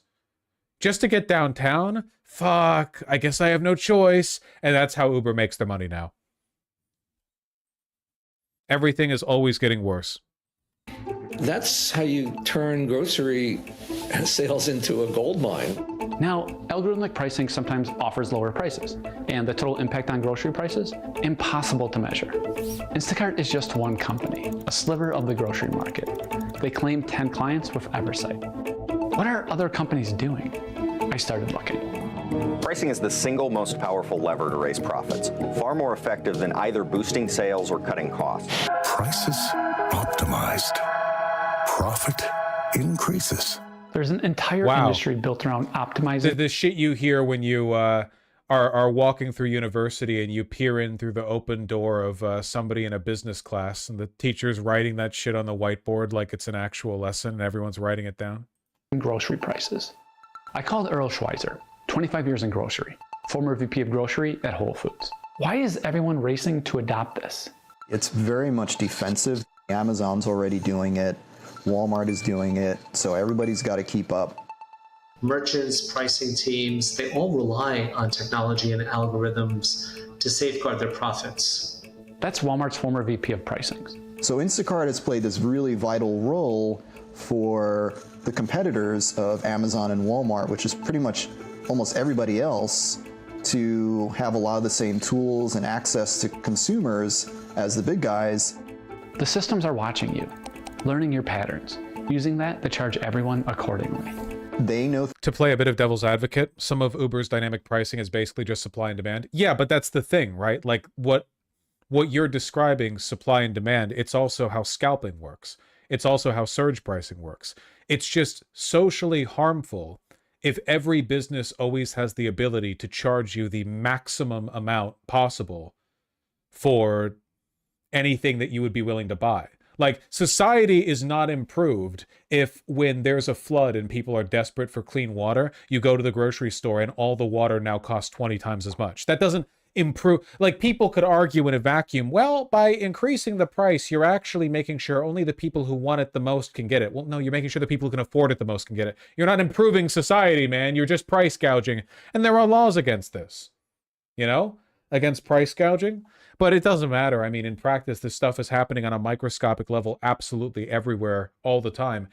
Isn't this just capitalism? Not necessarily. I mean, yes, obviously it is, but capitalism doesn't necessarily require all prices to be gouged. We're finding ways of making it worse. You know, we're taking a system that is ripe for abuse and we're abusing it further. Things about us that we don't know. They're smarter than us, and we're training them in a way. I wish I'd never been conceived. The void was better. Listen, pussy is still really good, and like ass, if you're into that. Okay, it's don't get lame here. All right. Remember, things were worse in Cyberpunk 2077, but people were still having fun. Okay, we gotta. Yeah, there's like pizza. That is incalculable. This didn't happen overnight. 20 years of building this infrastructure. It was kept in check by inertia. Everyone was afraid to raise prices. COVID changed that. There's no guardrails. It's a free-for-all. It's wild, wild west. Companies are investing millions into systems designed to outsmart you. Testing, learning, finding the maximum profit. The holy grail for a long time has been, what if we could charge every single person the maximum amount that we know they're able to or willing to pay? Studies like this are just validating that firms are very much already midway through trying this, executing it. That's Lina Khan, former chair of the Federal Trade Commission. She agreed to review our findings with an eye to how we should protect consumers. This could ultimately end up being another big form of wealth. But is this not just the oldest capitalist story in the book? Look, for capitalism is about the relationship that people have to the means of production. It's about the material relationship that different classes of people have to the ability to produce things, you know? This is an element, but this is an element of it that is being expanded massively through technology. It used to be price gouging was really obvious when it happened, you know? You could immediately identify it. But thanks to modern technology, it is now possible to engage in a mass scheme of constant, near invisible price gouging, which means that something that has been widely described as evil, something that's largely illegal, right, can now happen invisibly without public critique or legal intervention, you know? All I'm trying to do right now is watch this with you guys so we can all be aware of the problem. I know that we are always doing this on the stream. I know we're always learning about new bad things, but that's because I don't really talk about all the good things. I don't come on here to tell you guys about the amazing chili that my beautiful partner made 2 nights ago, okay? I don't come on here to tell you guys about all the sweet pussy out there or whatever. You know, sometimes you have to discover that stuff for yourself. You have to find the chili and the pussy. We should do more game streams. We have to finish E33. There are good things out there too, but we need to be aware of the bad things. And we need to engage with it honestly. And honesty in this case means not being preemptively dismissive by saying, well, haven't we all seen this before? No. No, you haven't. It's new. Well, relatively new, past couple of years, but it's only going to get worse. We have to understand that. Transfer from ordinary Americans to massive corporations. I asked about the in-store testing apparatus, electronic shelf labels, the patents. Firms have been trying to figure that out for many decades, but I think what's different now is both the sophistication of the tools that are available, just the deep information asymmetries that exist between consumers and these firms that are... So what can we do about this? Spend carefully. Save money. Don't spend on shit you don't need. Don't use Instacart. Don't use DoorDash. Don't use Uber. Plan your life. Live diligently. Live frugally. Be careful. Be smart. Exercise. Buy rice and beans. And always, always, always be class conscious. Because as time goes on, the world is going to be sucked dry more and more by these parasites, and public sentiment is going to grow, and people are going to get angrier, and we need people to be directed appropriately. People need to have the right response, the right engagement when that happens, you know? And also, like and subscribe, and ring the bell so you're notified when new content comes out. Benefiting. But there was something else that concerned her.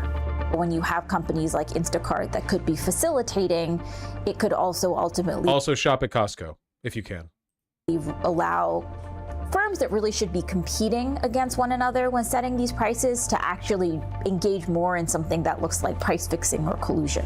Because it could mean that one company, Instacart, is setting prices for retailers who should be competing with each other. Then I asked her about regulation. Her answer surprised me. I think we need to have a much more first order conversation about, do we even want to permit some of these tactics in the first instance? Under Khan's watch, the FTC started an investigation into surveillance pricing. This week, it launched an investigation, the FTC, into the use of AI to rapidly change pricing. That investigation is now in question. The Trump administration claims it is ongoing, but Khan's replacement stopped public comments. But Lina pointed out that states don't need to wait for the Trump administration. The steps we've seen, even from states like California and New York, to ban certain types of algorithmic price fixing in areas like housing and rent, for example, I think are extraordinarily important steps. We need more investigations. So I think we need a 360 view to try to understand what's really happening here. Lina Khan is the go. Lina Khan was the moderate solution. Months, 3 organizations, 400 volunteers. We know the system exists for surveillance pricing, but we don't know if it's operational because we can't see inside. And that's intentional. It's a system that's designed to stay hidden. This work that you all have done is fantastic, but state AGs have subpoena power. They can be requesting and demanding information so they can look under the hood and be understanding how are firms actually using this data. She was about as far left as you can get without blowing it all up. Yeah, unfortunately, there's not a lot you can do without directly challenging a bunch of existing law and jurisprudence, the Supreme Court, and all that business, you know? They track your cash, too. Yeah, I saw. A good, more perfect union of it. Listen, I don't dislike more perfect union. I just think that they should be more critical of the sincerity. Oh, I've been meaning to shill for them as well lately, by the way. The Consumer Reports people, this is probably worth your money as well. They have a subscription service, Consumer Reports, but it's like, do you want to know whether a product is bullshit or not, whether it actually works? They test everything, and to get all the data, you have to pay them a subscription, you know? But it's a small subscription. I think it's worth it, and I believe in the service. How well does that channel do? Consumer Reports? They're not a YouTube channel. They're a massive consumer advocacy product testing group. This is just their channel. Don't they have a nice magazine? Presumably.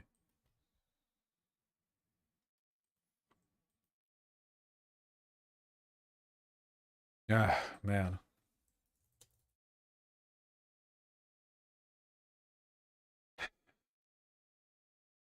Based Ralph Nader? Well, let's not go crazy with it. Folks, it's been 4 hours. You know what I'm going to do because I feel pretty okay? I'm going to see how many donations I can read. That sound fair? Fair? All right. Well, let's see. Lola Versus, thank you for the 3 tier 1 subs. Happy to hear that you're enjoying Les Miserables. Very, very happy. Yeah. Read the classics. Canned Soy Milk and Cunor Ku. And Archrave, thank you for the tier 1 subs all. Likewise, Satanic Cabal. Congratulations on getting a new job. Hot Wings and Shakey09, thank you for the $5 both. Really appreciate that. Thank you, thank you. Made a really tasty, creamy chicken peri-peri pasta dish myself after nearly ordering Uber Eats, and I feel so much better for myself about it. Don't DoorDash, folks. That dono's from 6 days ago, people. 6 days. Just goes to show how consistent we are with our message here, you know? Tiger Fox King, thank you for the tier 1 sub. Kowalski, thank you for the $5. In 25 years, the Catholics will win. I hope so. At least win over the other branches of Christianity. Ringek and Beefy Bananas, thank you for the tier 1 subs. 3 Fat Samurai, thank you for the $5. Test subject number 2, thank you for the very kind $20. I'm afraid I haven't caught up on what Dan Henschel's up to, so I can't really say. I'm sure he's doing something funny. Johnny Boy 1 and Curvy Driftwood, hot. Thank you for the tier 2 subs both. Joseph Shmoo, Juzor, and Soli, thank you for the tier 1 subs all. Really appreciate that. Thank you, thank you. Ryub and Simric, thank you for the $5 both. Thank you, thank you. Elenita Express, Finnish Theologian, Yona, and Rain Bani, thank you for the tier 1 subs. DeQueen, thank you for the incredibly kind tier 4 sub. I really appreciate you reclaiming your throne. Maple Cinnamon, thank you for the tier 1 sub. Sorry to hear your parents sucked. Mid-Erp, thank you for the $5. Thank you for voting for Bane back in the election. Fallout Journalist, thank you for the 3 $12 donos, so $36 in total. That's very, very kind of you. Putting my neck out being earnest. I know a lot of people want to launch themselves at their hometown in a missile. I don't want to see my home die. I had to move away at my parents' urging after I lost a job to COVID. Watching the town gets more and more right kills me. Look, in an ideal world, small town America wouldn't be the shit heap that it is. You know, I do agree that people in those small towns, if they can't leave or don't want to leave, have to, you know, work to build it out, to make their environment better. But practically speaking, right now, our fight is for the big cities, consolidation and their dominance, you know? You get me, right? Still, I'm rooting for the project. There are nice small towns out there. They're all in Colorado and Vermont. Kidub, yeah, thank you for the tier 3 sub. Airport, thank you for the $10. Really appreciate that. Happy to hear y'all are reading. Clusive C, thank you for the $9. No, I don't know anything about the Dungeon Crawler Carl series. Not on fire yet, thank you for the tier 2 sub. Mean Former, thank you for the tier 4 sub. The only good screen time is Vosh subscription stream time. That's fucking true. Zoltan Snarf, thank you for the tier 4 sub. I'm here for the cats and fashion tips only. That's all I'm good for. I'm aware of that. Sake, thank you for the 5 gifted tier 1 subs. James Tallarico is such a triple threat. Running in Texas, having multiple Guinness records, having the Roblox oof sound. Ah, I get you sneaky little sneak. Elenita Express and Abstract, thank you for the tier 1 subs both. Really appreciate that. Thank you, thank you. Sovball, thank you for the $5. For people trying to read more, the classics are often shorter than you expect. I bought a copy of Dao De Ching yesterday and literally read it in 2 hours. How long is Moby Dick? I've always wanted to read Moby Dick. Not that long, right? Too long? Uh-oh. Torioto, thank you for the tier 2 sub. Really appreciate that. Fluffernutter, thank you for the $5. Meowpill, thank you for the $5. Ox Pleasant, thank you likewise. Happy to hear you joined your local DSA chapter. Value Base, thank you for the tier 4 sub. Love the YouTube VODs. I love the tier 4 sub and also the kind words. Thank you very, very much. Thank you, thank you. Dejero, one of them. Thank you for the very kind $50. Today was my birthday. Happy 9-day belated birthday. Thank you. Today was my birthday, so I want to bless y'all with photos of my and my girlfriend's kittens. Cobweb, the gray one, and Doodlebug, the black and white one. Excellent.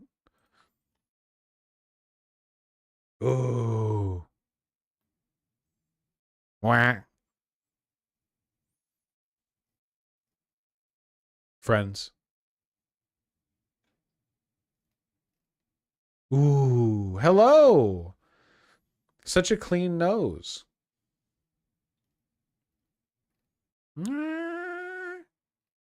Lovely. Hank. River's been on the PC the entire stream, you know? Right up there. Sleeping. Sake, thank you for the 5 tier 1 subs. Brack, the Terror of Cats, thank you for the tier 2 sub. Thank you, Vosh, for helping me, a Hungarian, learn about American politics. I wouldn't care to read up on if not for you, you magnificent equine. Thank you very, very much. Flattery will get you nowhere, Hungarian, but thank you. Bullcipher, thank you for the 10 tier 1 subs. Very kind of you. In relation to the Oklahoma University girls' lawsuit, one of my mom's old Southernisms would be referring to here as a bowhead girls going to college just to get married off. Oh, like the girls who treat college as just like a way to meet a guy or to get the degree necessary to meet a guy. Yeah. Bowhead, I guess, I don't know, like the idea being they're prettied up for a boyfriend, right? They've got a bow in their head. I guess that makes sense. I get that. Jazz Dog, thank you for the $5. What's your suggestion on a good video game that will cure me from my slop addiction? You have to reframe how you're playing the game, right? Like, people want slop because it syncs up with the existing slop they're engaging with, you know? You've got a podcast and, oh, let me play the game and listen to the podcast, blah, blah, blah. I think you have to take a break, think for a bit, hear what sounds interesting, and then engage with that game to the exclusion of everything else, you know? Like, you have to take the game seriously, and you have to approach it as a unique piece of art that you're going to try, right? You're not, like, you wouldn't pick up a book and go, I'll try this book, and then read the book while listening to, like, a podcast and also having a movie on in the background. You would sit down with the book. But a lot of people are like, I'm going to try this game. They download it and then play 5 minutes of it, and they're like, okay, whatever, because they've got, like, shit on in the second monitor or whatever. Then they refund it on Steam, and it's like, I don't know, did you really give it a try? Did you really try to engage with it? I don't know. McScoots, thank you for the very kind $10. Iron Pond, thank you for the $10. Hey, Vosh and chat, went to Bulgaria for vacation. Wanted to share some photos. Ooh, big bull. The Buzz Ludza monument. That is a big bull. That is very pretty. Ooh. That's gorgeous. Man, there's so much beautiful stuff out there. A lot of it made by Christians. Not Protestants. But yes, Catholics and Orthodox. Big head. It was pretty cool. It looks pretty cool. I know that guy. Not personally.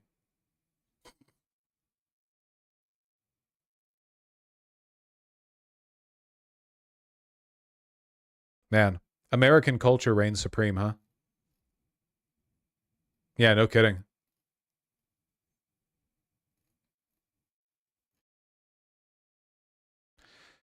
You should read up on liberation theology, implying I haven't already.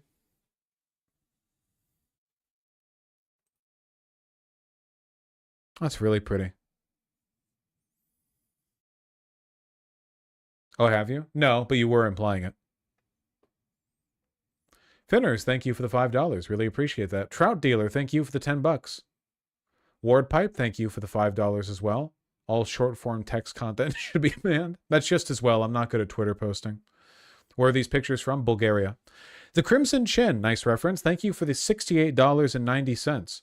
Love the streams, and they somehow make me feel better despite my whole life falling apart this year. Sincerely, a Venezuelan trans lady in the U.S. Buddy! Venezuelan trans lady in the U.S. Don't you need that money more than me? Jesus, thank you very, very much. Well, I hope your life picks back up. This administration will not last forever, okay? I promise. Sheesh, though. Like, seriously, goddamn.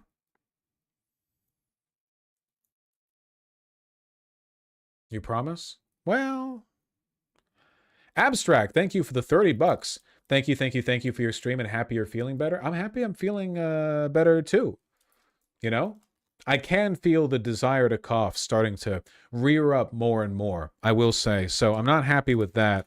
I might have to stop before I get to the super chats. So maybe I get the super chats tomorrow and I'm clearing this backlog of stream donations on the site today. I just don't want to, because if I try to talk through the cough, it's just going to be fucking pathetic, you know? I'm going to, thank you for the donation. I really appreciate it. Like, we don't want that. That's not good stream content for anybody. I feel bad. I always feel bad when I take a while to respond to donos. It always means so much to me. I've not yet grown numb to the, you know, to the sincerity and the passion and the kind gesture. So thank you, Abstract. Sake, thank you for the 5 gifted tier 1 subs. Much appreciated. Flips with the $5. When you said last week we shouldn't watch CNN to avoid stuff we don't want to see, will you lead by example and stop using Twitter, Kappa? No, probably not. I probably won't do that. And with the additional $5, you mentioning people being incurious hits home. I shudder at how often people refuse to look for other alternatives besides their knee-jerk explanation. Yeah, people have always grasped for intuition, but man, I don't know. We are really backsliding. You know, I got a bunch of emails from people after yesterday's segment about illiteracy among young people, and all of the messages that I got were people saying, hey, if anything, it's worse than you think.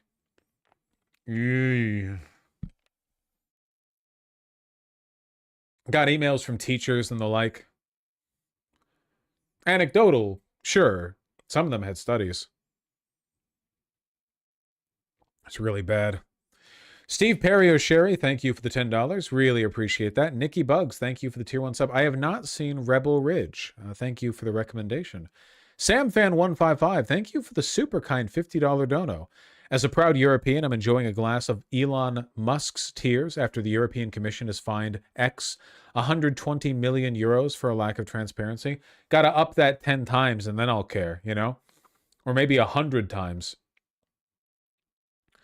Look, I gotta say, I am getting worried that Elon is just gonna buy the EU. I don't know. The EU is like the last consumer advocacy group we have left, and people have really been ramping the pressure up, you know?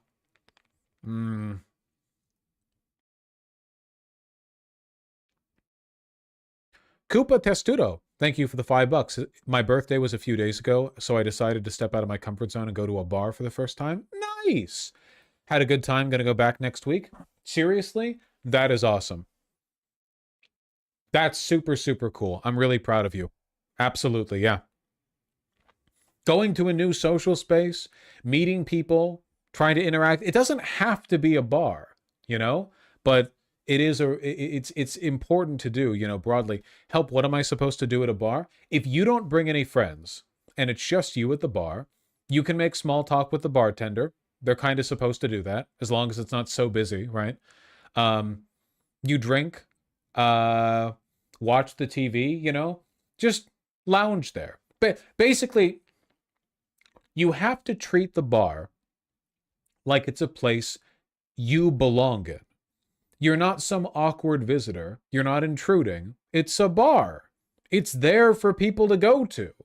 Relax there, you know? Treat it like you would a common area at a dorm, at a university, you know? I'm not saying bother everyone or whatever, but you know, it's hey, common area, hey, you know? They got some sports up on the TV, you know, watch it for a bit. I'm not a huge sports guy, but I'll watch. I'll watch when I'm at a bar. You know, give it some engagement. Talk to some people. I bet you at a cool bar, there will be other people there you can talk to. You know what I mean? Like, at a bar that's worth going to, there will probably be some other people there who are amenable to some conversation. And you don't have to talk with them the whole time. Just a couple of exchanged words is, I mean, honestly, probably more authentic social interaction with a stranger than most people get in a whole month these days.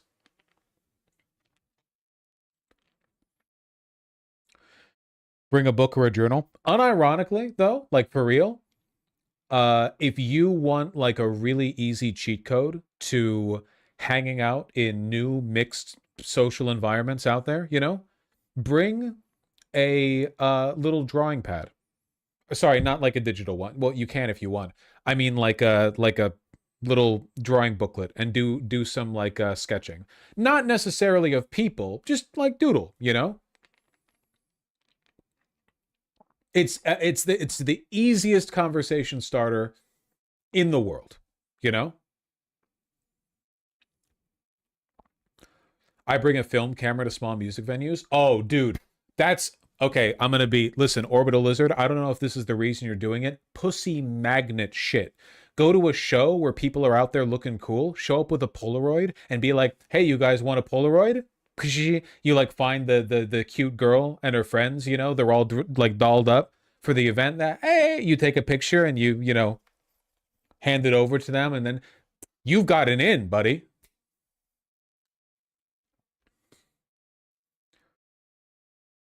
That's predatory. No, it's not. That's classic. Polaroid isn't a film camera. Okay, well, whatever.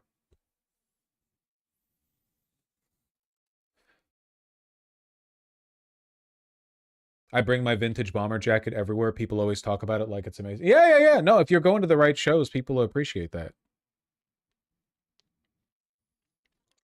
That's a bit advanced for some people. Yeah, so you work up to it.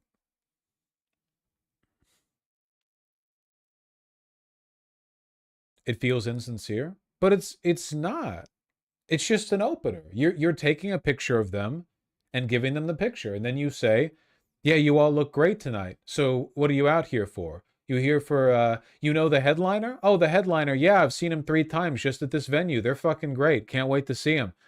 Do you know any of the opening acts? No? Oh, yeah. I've been to this exact show before with the full lineup. It's really good. No. Do you guys want to get a drink? There. I mean, you don't have to add that last part if you want. I'm just saying, like, I don't know, man. We're all humans. I mean, the whole bring a camera to woo girls thing. You're not doing it to woo girl. You're there because you want to bring the camera.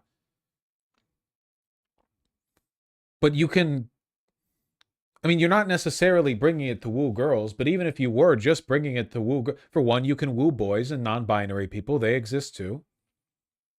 It's very weird. I'd think they're creepy. Okay, honest to God, I don't know.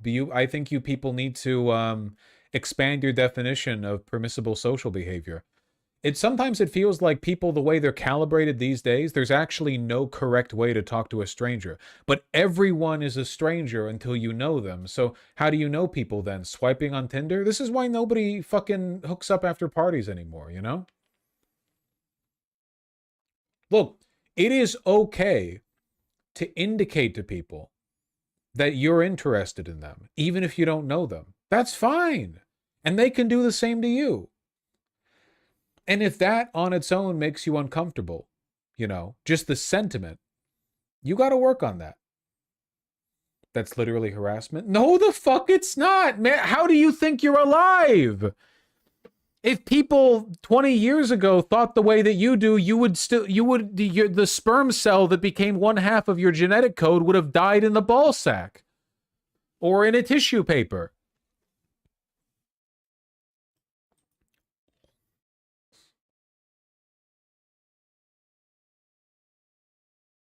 My dad literally stalked my mom. Okay, well, that's not good. Do people, serious question, do people fuck at parties still? Do people go to house parties and talk to new people and then go, hey, want to get out of here? And then fuck? Is that still a thing people do? Oh my God.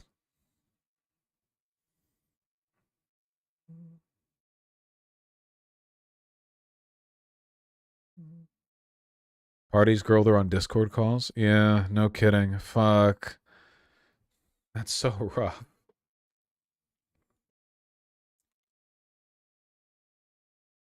No, because that's some stinky ass sex. Take a shower. If you can't fuck a person who's sweaty from dancing at the club, then you really don't deserve to be having sex. I'm sorry.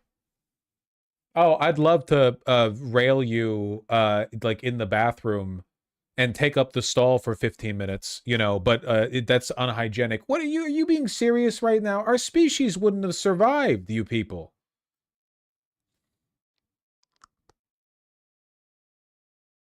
Look, we're getting ahead of ourselves. It's fine to talk to strangers. I don't know, asking a rando out seems off, I guess. For one, no, it's not. But for two, you're not asking them out. You're, like, propositioning them for a drink at a club. You're at, in the scenario that we're describing here, you're at a club. You have an opener, you talk to people, you ask if they want to have a drink. If they say no, then that's fine. It's okay if they say, like, you know, not everyone's gonna, most of them will say no, probably. Right? That's okay. Yeah, it came for free with the you being alive. Okay, that'd be fine, but asking their number is too far. I probably wouldn't ask somebody's number unless I'd talk to them for like a little while. Like, I wouldn't say hi to a girl and then say, you're pretty, what's your number? Or offer her mine, I guess. I'd want to talk to them for a little bit more. But if we've talked for like 5 minutes and the rapport is good, then sure. You ask for their Insta? Well, sure, right. Came free with your fucking Xbox. Yeah, exactly.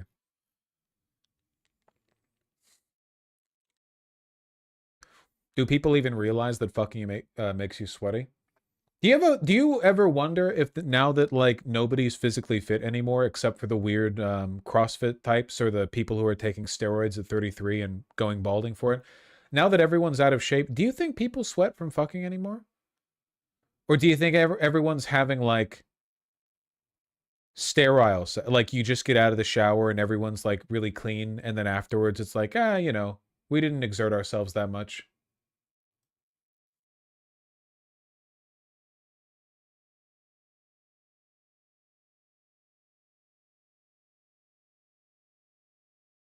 Well, I'm not physically fit. I mean, I'm more physically fit than I was 5 years ago.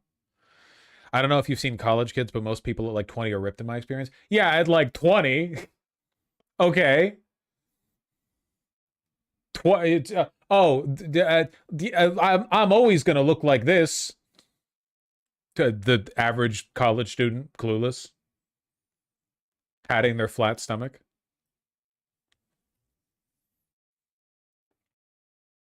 Well, Kowalski, you're jacked, so whatever.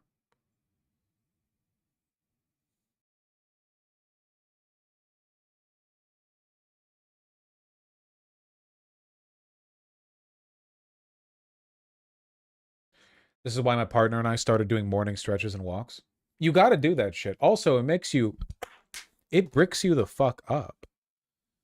Not to get too personal with you people, but like for real... You ever...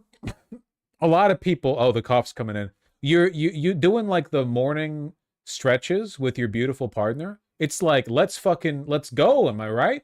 My body felt like a creaking, ramshackle, you know, Gmod welded assembly of stiff wooden boards, but now I'm fucking limber. Let's go. And you see they're bending over in front of you. Yeah, of course. Am I right, folks? People need to stretch more. I mean, I'm just like that waking up next to them. Okay, all right. It's not a contest.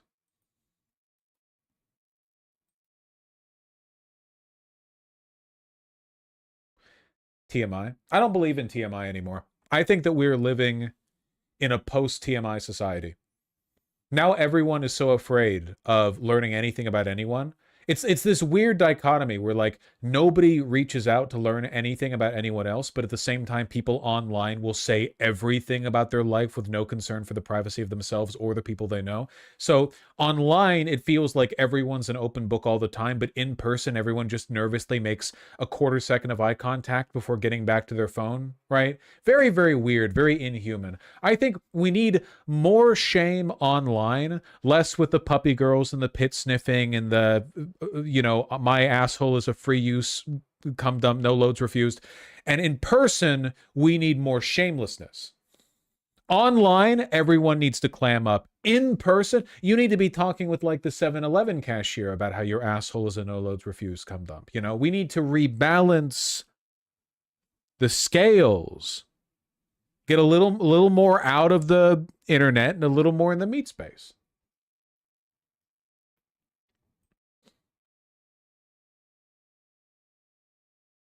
Have you seen that cute guy on YouTube Shorts that says stay flexy? Yeah, but I don't endorse the use of those barefoot shoes. I learned more about them and I'm not a big fan. It turns out the way we make high quality boots and have made those boots for hundreds of years is pretty much the best way of making shoes, you know? The main mistake a lot of people make is that they wear running shoes as their default sneakers, which you shouldn't do. Running shoes are built with a bunch of foam padding to spring you forward when you run, but it's uncomfortable to stand around in them for long periods of time because you're standing on an uneven surface. You're standing on you can't get proper purchase with your feet, you know? If you're going to stand around in sneakers, you should have sneakers that aren't running shoes. Tennis shoes are usually fine, or canvas shoes, right? Like Vans. Of course, the problem with Vans or you know, Converse All-Stars or whatever is that they're cheap and low quality, not necessarily the construction. Pretty sure Japan has some good ones. Moonstar is good. I like Moonstar. Sneakers like Pottery, but I think their shit's like $800. Visvim, but their shit is $800. Yeah, shoes like Pottery. What are their hold on.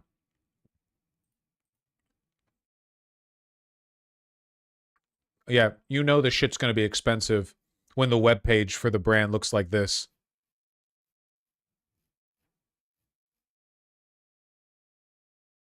They sell stuff at Blue Owl. Never actually worn one. What the fuck is that?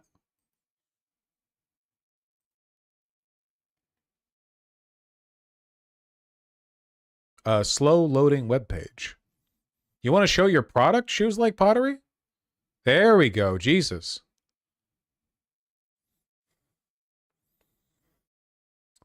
Their signature touch is that they have like this light blue, like ceramic thing going on at the bottom. I think it's pretty.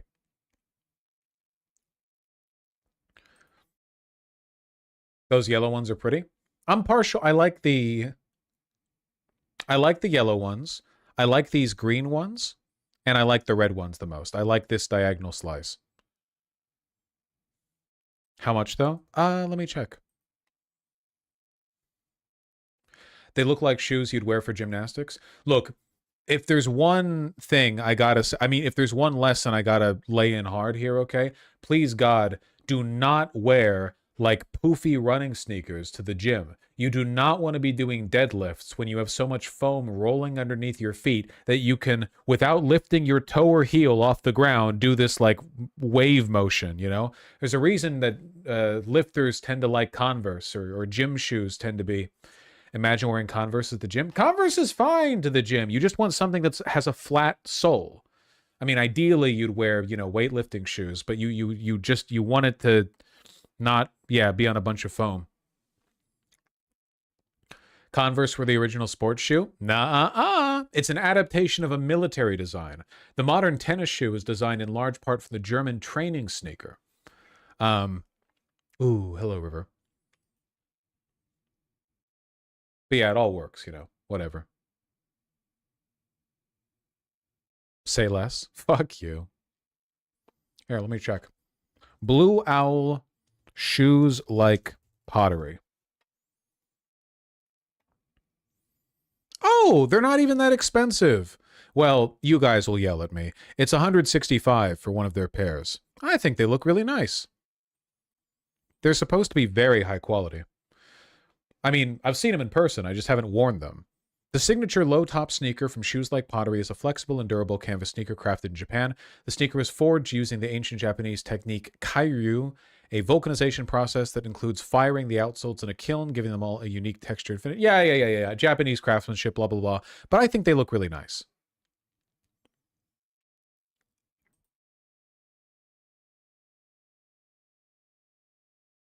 I really do like that. Is it actually made in Japan? Yeah.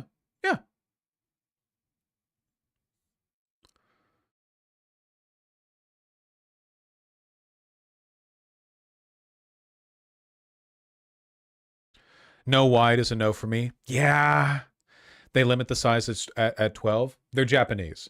Yeah, unfortunately, and this does really suck, Japanese shoe brands don't tend to stock wide sizes. They're small people in general, I guess. Thankfully, even if they don't stock wider sizes for the most part, another Japanese footwear brand that I'm a big fan of, Moonstar, does tend to run rather large. And they also have their own variants of the canvas low-top sneaker. And those tend to run larger. To give you an idea of how large, normally when I'm wearing sneakers, I wear a size 12 or 12 and a half. For the Moonstar sneakers I wear a 10. But that's also because I have wider feet. So there's a lot of room in front of my feet when I wear the sneaker, you know, like in front of my toes. Just a little tight around the sides.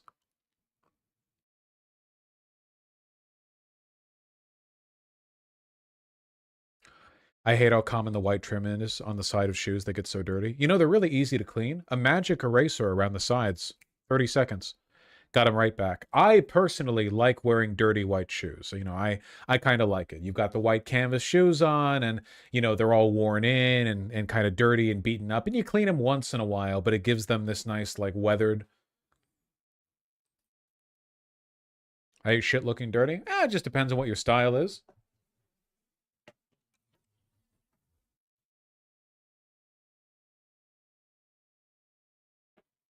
See? Pretty worn, huh? Well, I don't know how much it shows on camera, but I like them being kind of beaten in. They could go for a cleaning, though.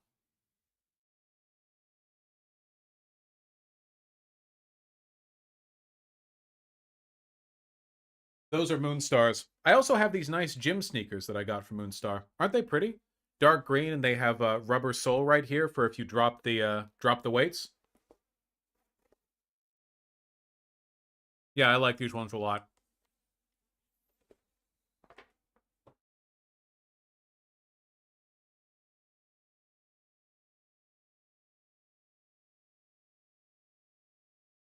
Why do all Americans keep touching the bottom of their shoes? I don't think I touch the bottom, but also live a little.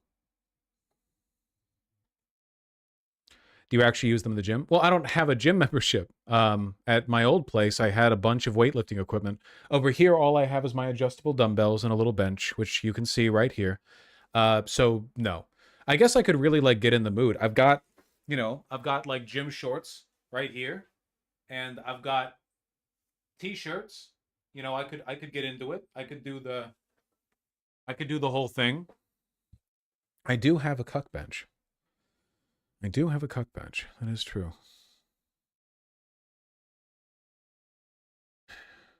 So everything but the gym? You can do a lot with some adjustable dumbbells. You know what's crazy? Remember when I told you guys like 2 months ago that I did a overhead dumbbell extension, and I felt a huge crack in my sternum and a sharp pain where I usually feel my costochondritis? Since then, my costo has not bothered me. Isn't that fucking insane? I had persistent costo for years, and then one 15-pound dumbbell lifted over my head and a pop. It's still like I still feel it, but it is not as bad as it used to be. I unironically popped it into the right place. I cannot believe that worked. Seriously. So frustrating. It's like, man, if only I exercised sooner.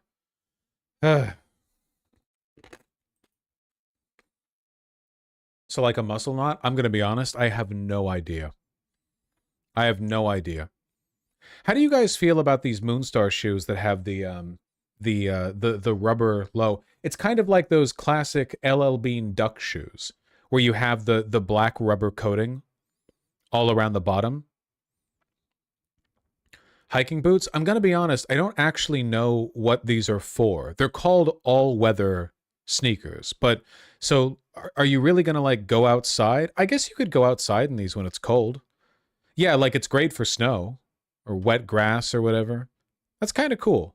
I kind of like that.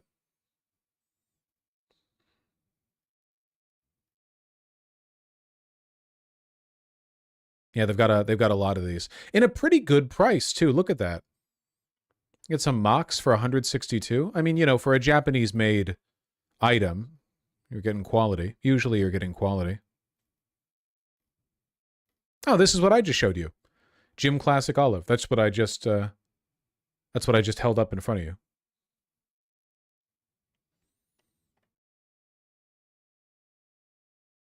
Do those shoe sizes go to 16? Kowalski, they run large, but no, they don't go to 16. Also, I highly doubt you're a true 16. Get your feet measured with one of those devices they have at Nordstrom's, those feet measuring things or whatever, because I was wearing size 13 sneakers my entire life, and then it turned out my feet are like a solid 11 triple E. So they're only 11 tall, but width-wise, they're the maximum width, It's one of the reasons I like Allen Edmonds. You can get their boots in a wide variety of sizes. Very comfortable. Very comfortable.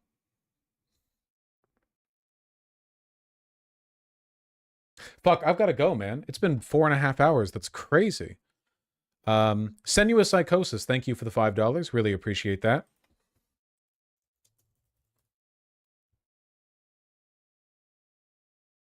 Kowalski, thank you for the $5. Me casually sliding Vosh a $5 bill, thanking him for the entertainment and to reimburse him for the tariffs he was charged on his denim to pay for my soy bailout. Yeah, we'll talk about the farmer bailout tomorrow. I will be here tomorrow. Elsa47, thank you for the tier 1 sub. I love your rants about touching grass so much, man. It's so motivating. Together we'll become elite human capital, and soon all bars will be full of Voshites. Look, I know that, like all live streamers, my community is made up primarily of people who watch live streamers and everything that implies. I would love it if this community put effort into self-improvement with the enthusiasm and gusto with which I speak about it, We should work out. We should save our money. We should go out and meet new people, We're not all going to do it all the time, and we're not going to be perfect, but we should put an effort in. I'd like it if that would be, I don't know, a broader individualized community project. It would make me feel good, I already take a lot of pride in the fact that, unlike a lot of my contemporaries, I'm very, very confident that, not to sound conceited, but I feel like we have a good time here. I feel like the impact that I have on my community is largely positive. I think I encourage good things, I don't think I'm encouraging bad things. So I think we should, you know, continue on that trend, in my opinion. Personally. Yes. Sake, thank you for the very kind 5 tier 1 subs. My bad about the links from the earlier dono yesterday. It was meant for a different White Leaf site. It's just you with like every White Leaf streamer up donating your entire net worth. You could never give away your entire net worth. There's just too much. There's just too much. All right, people. To everyone who's super chatted over the past, God, I don't know, 9 days, I'm doing this in parts because, again, it's been a while for me. Tomorrow, I'll read those in addition to all the new site donos. Yeah, I love you all very much. I'll see you guys tomorrow, and I'll try to start at 11, not noon. So take care, and I'll see you soon. Bye-bye.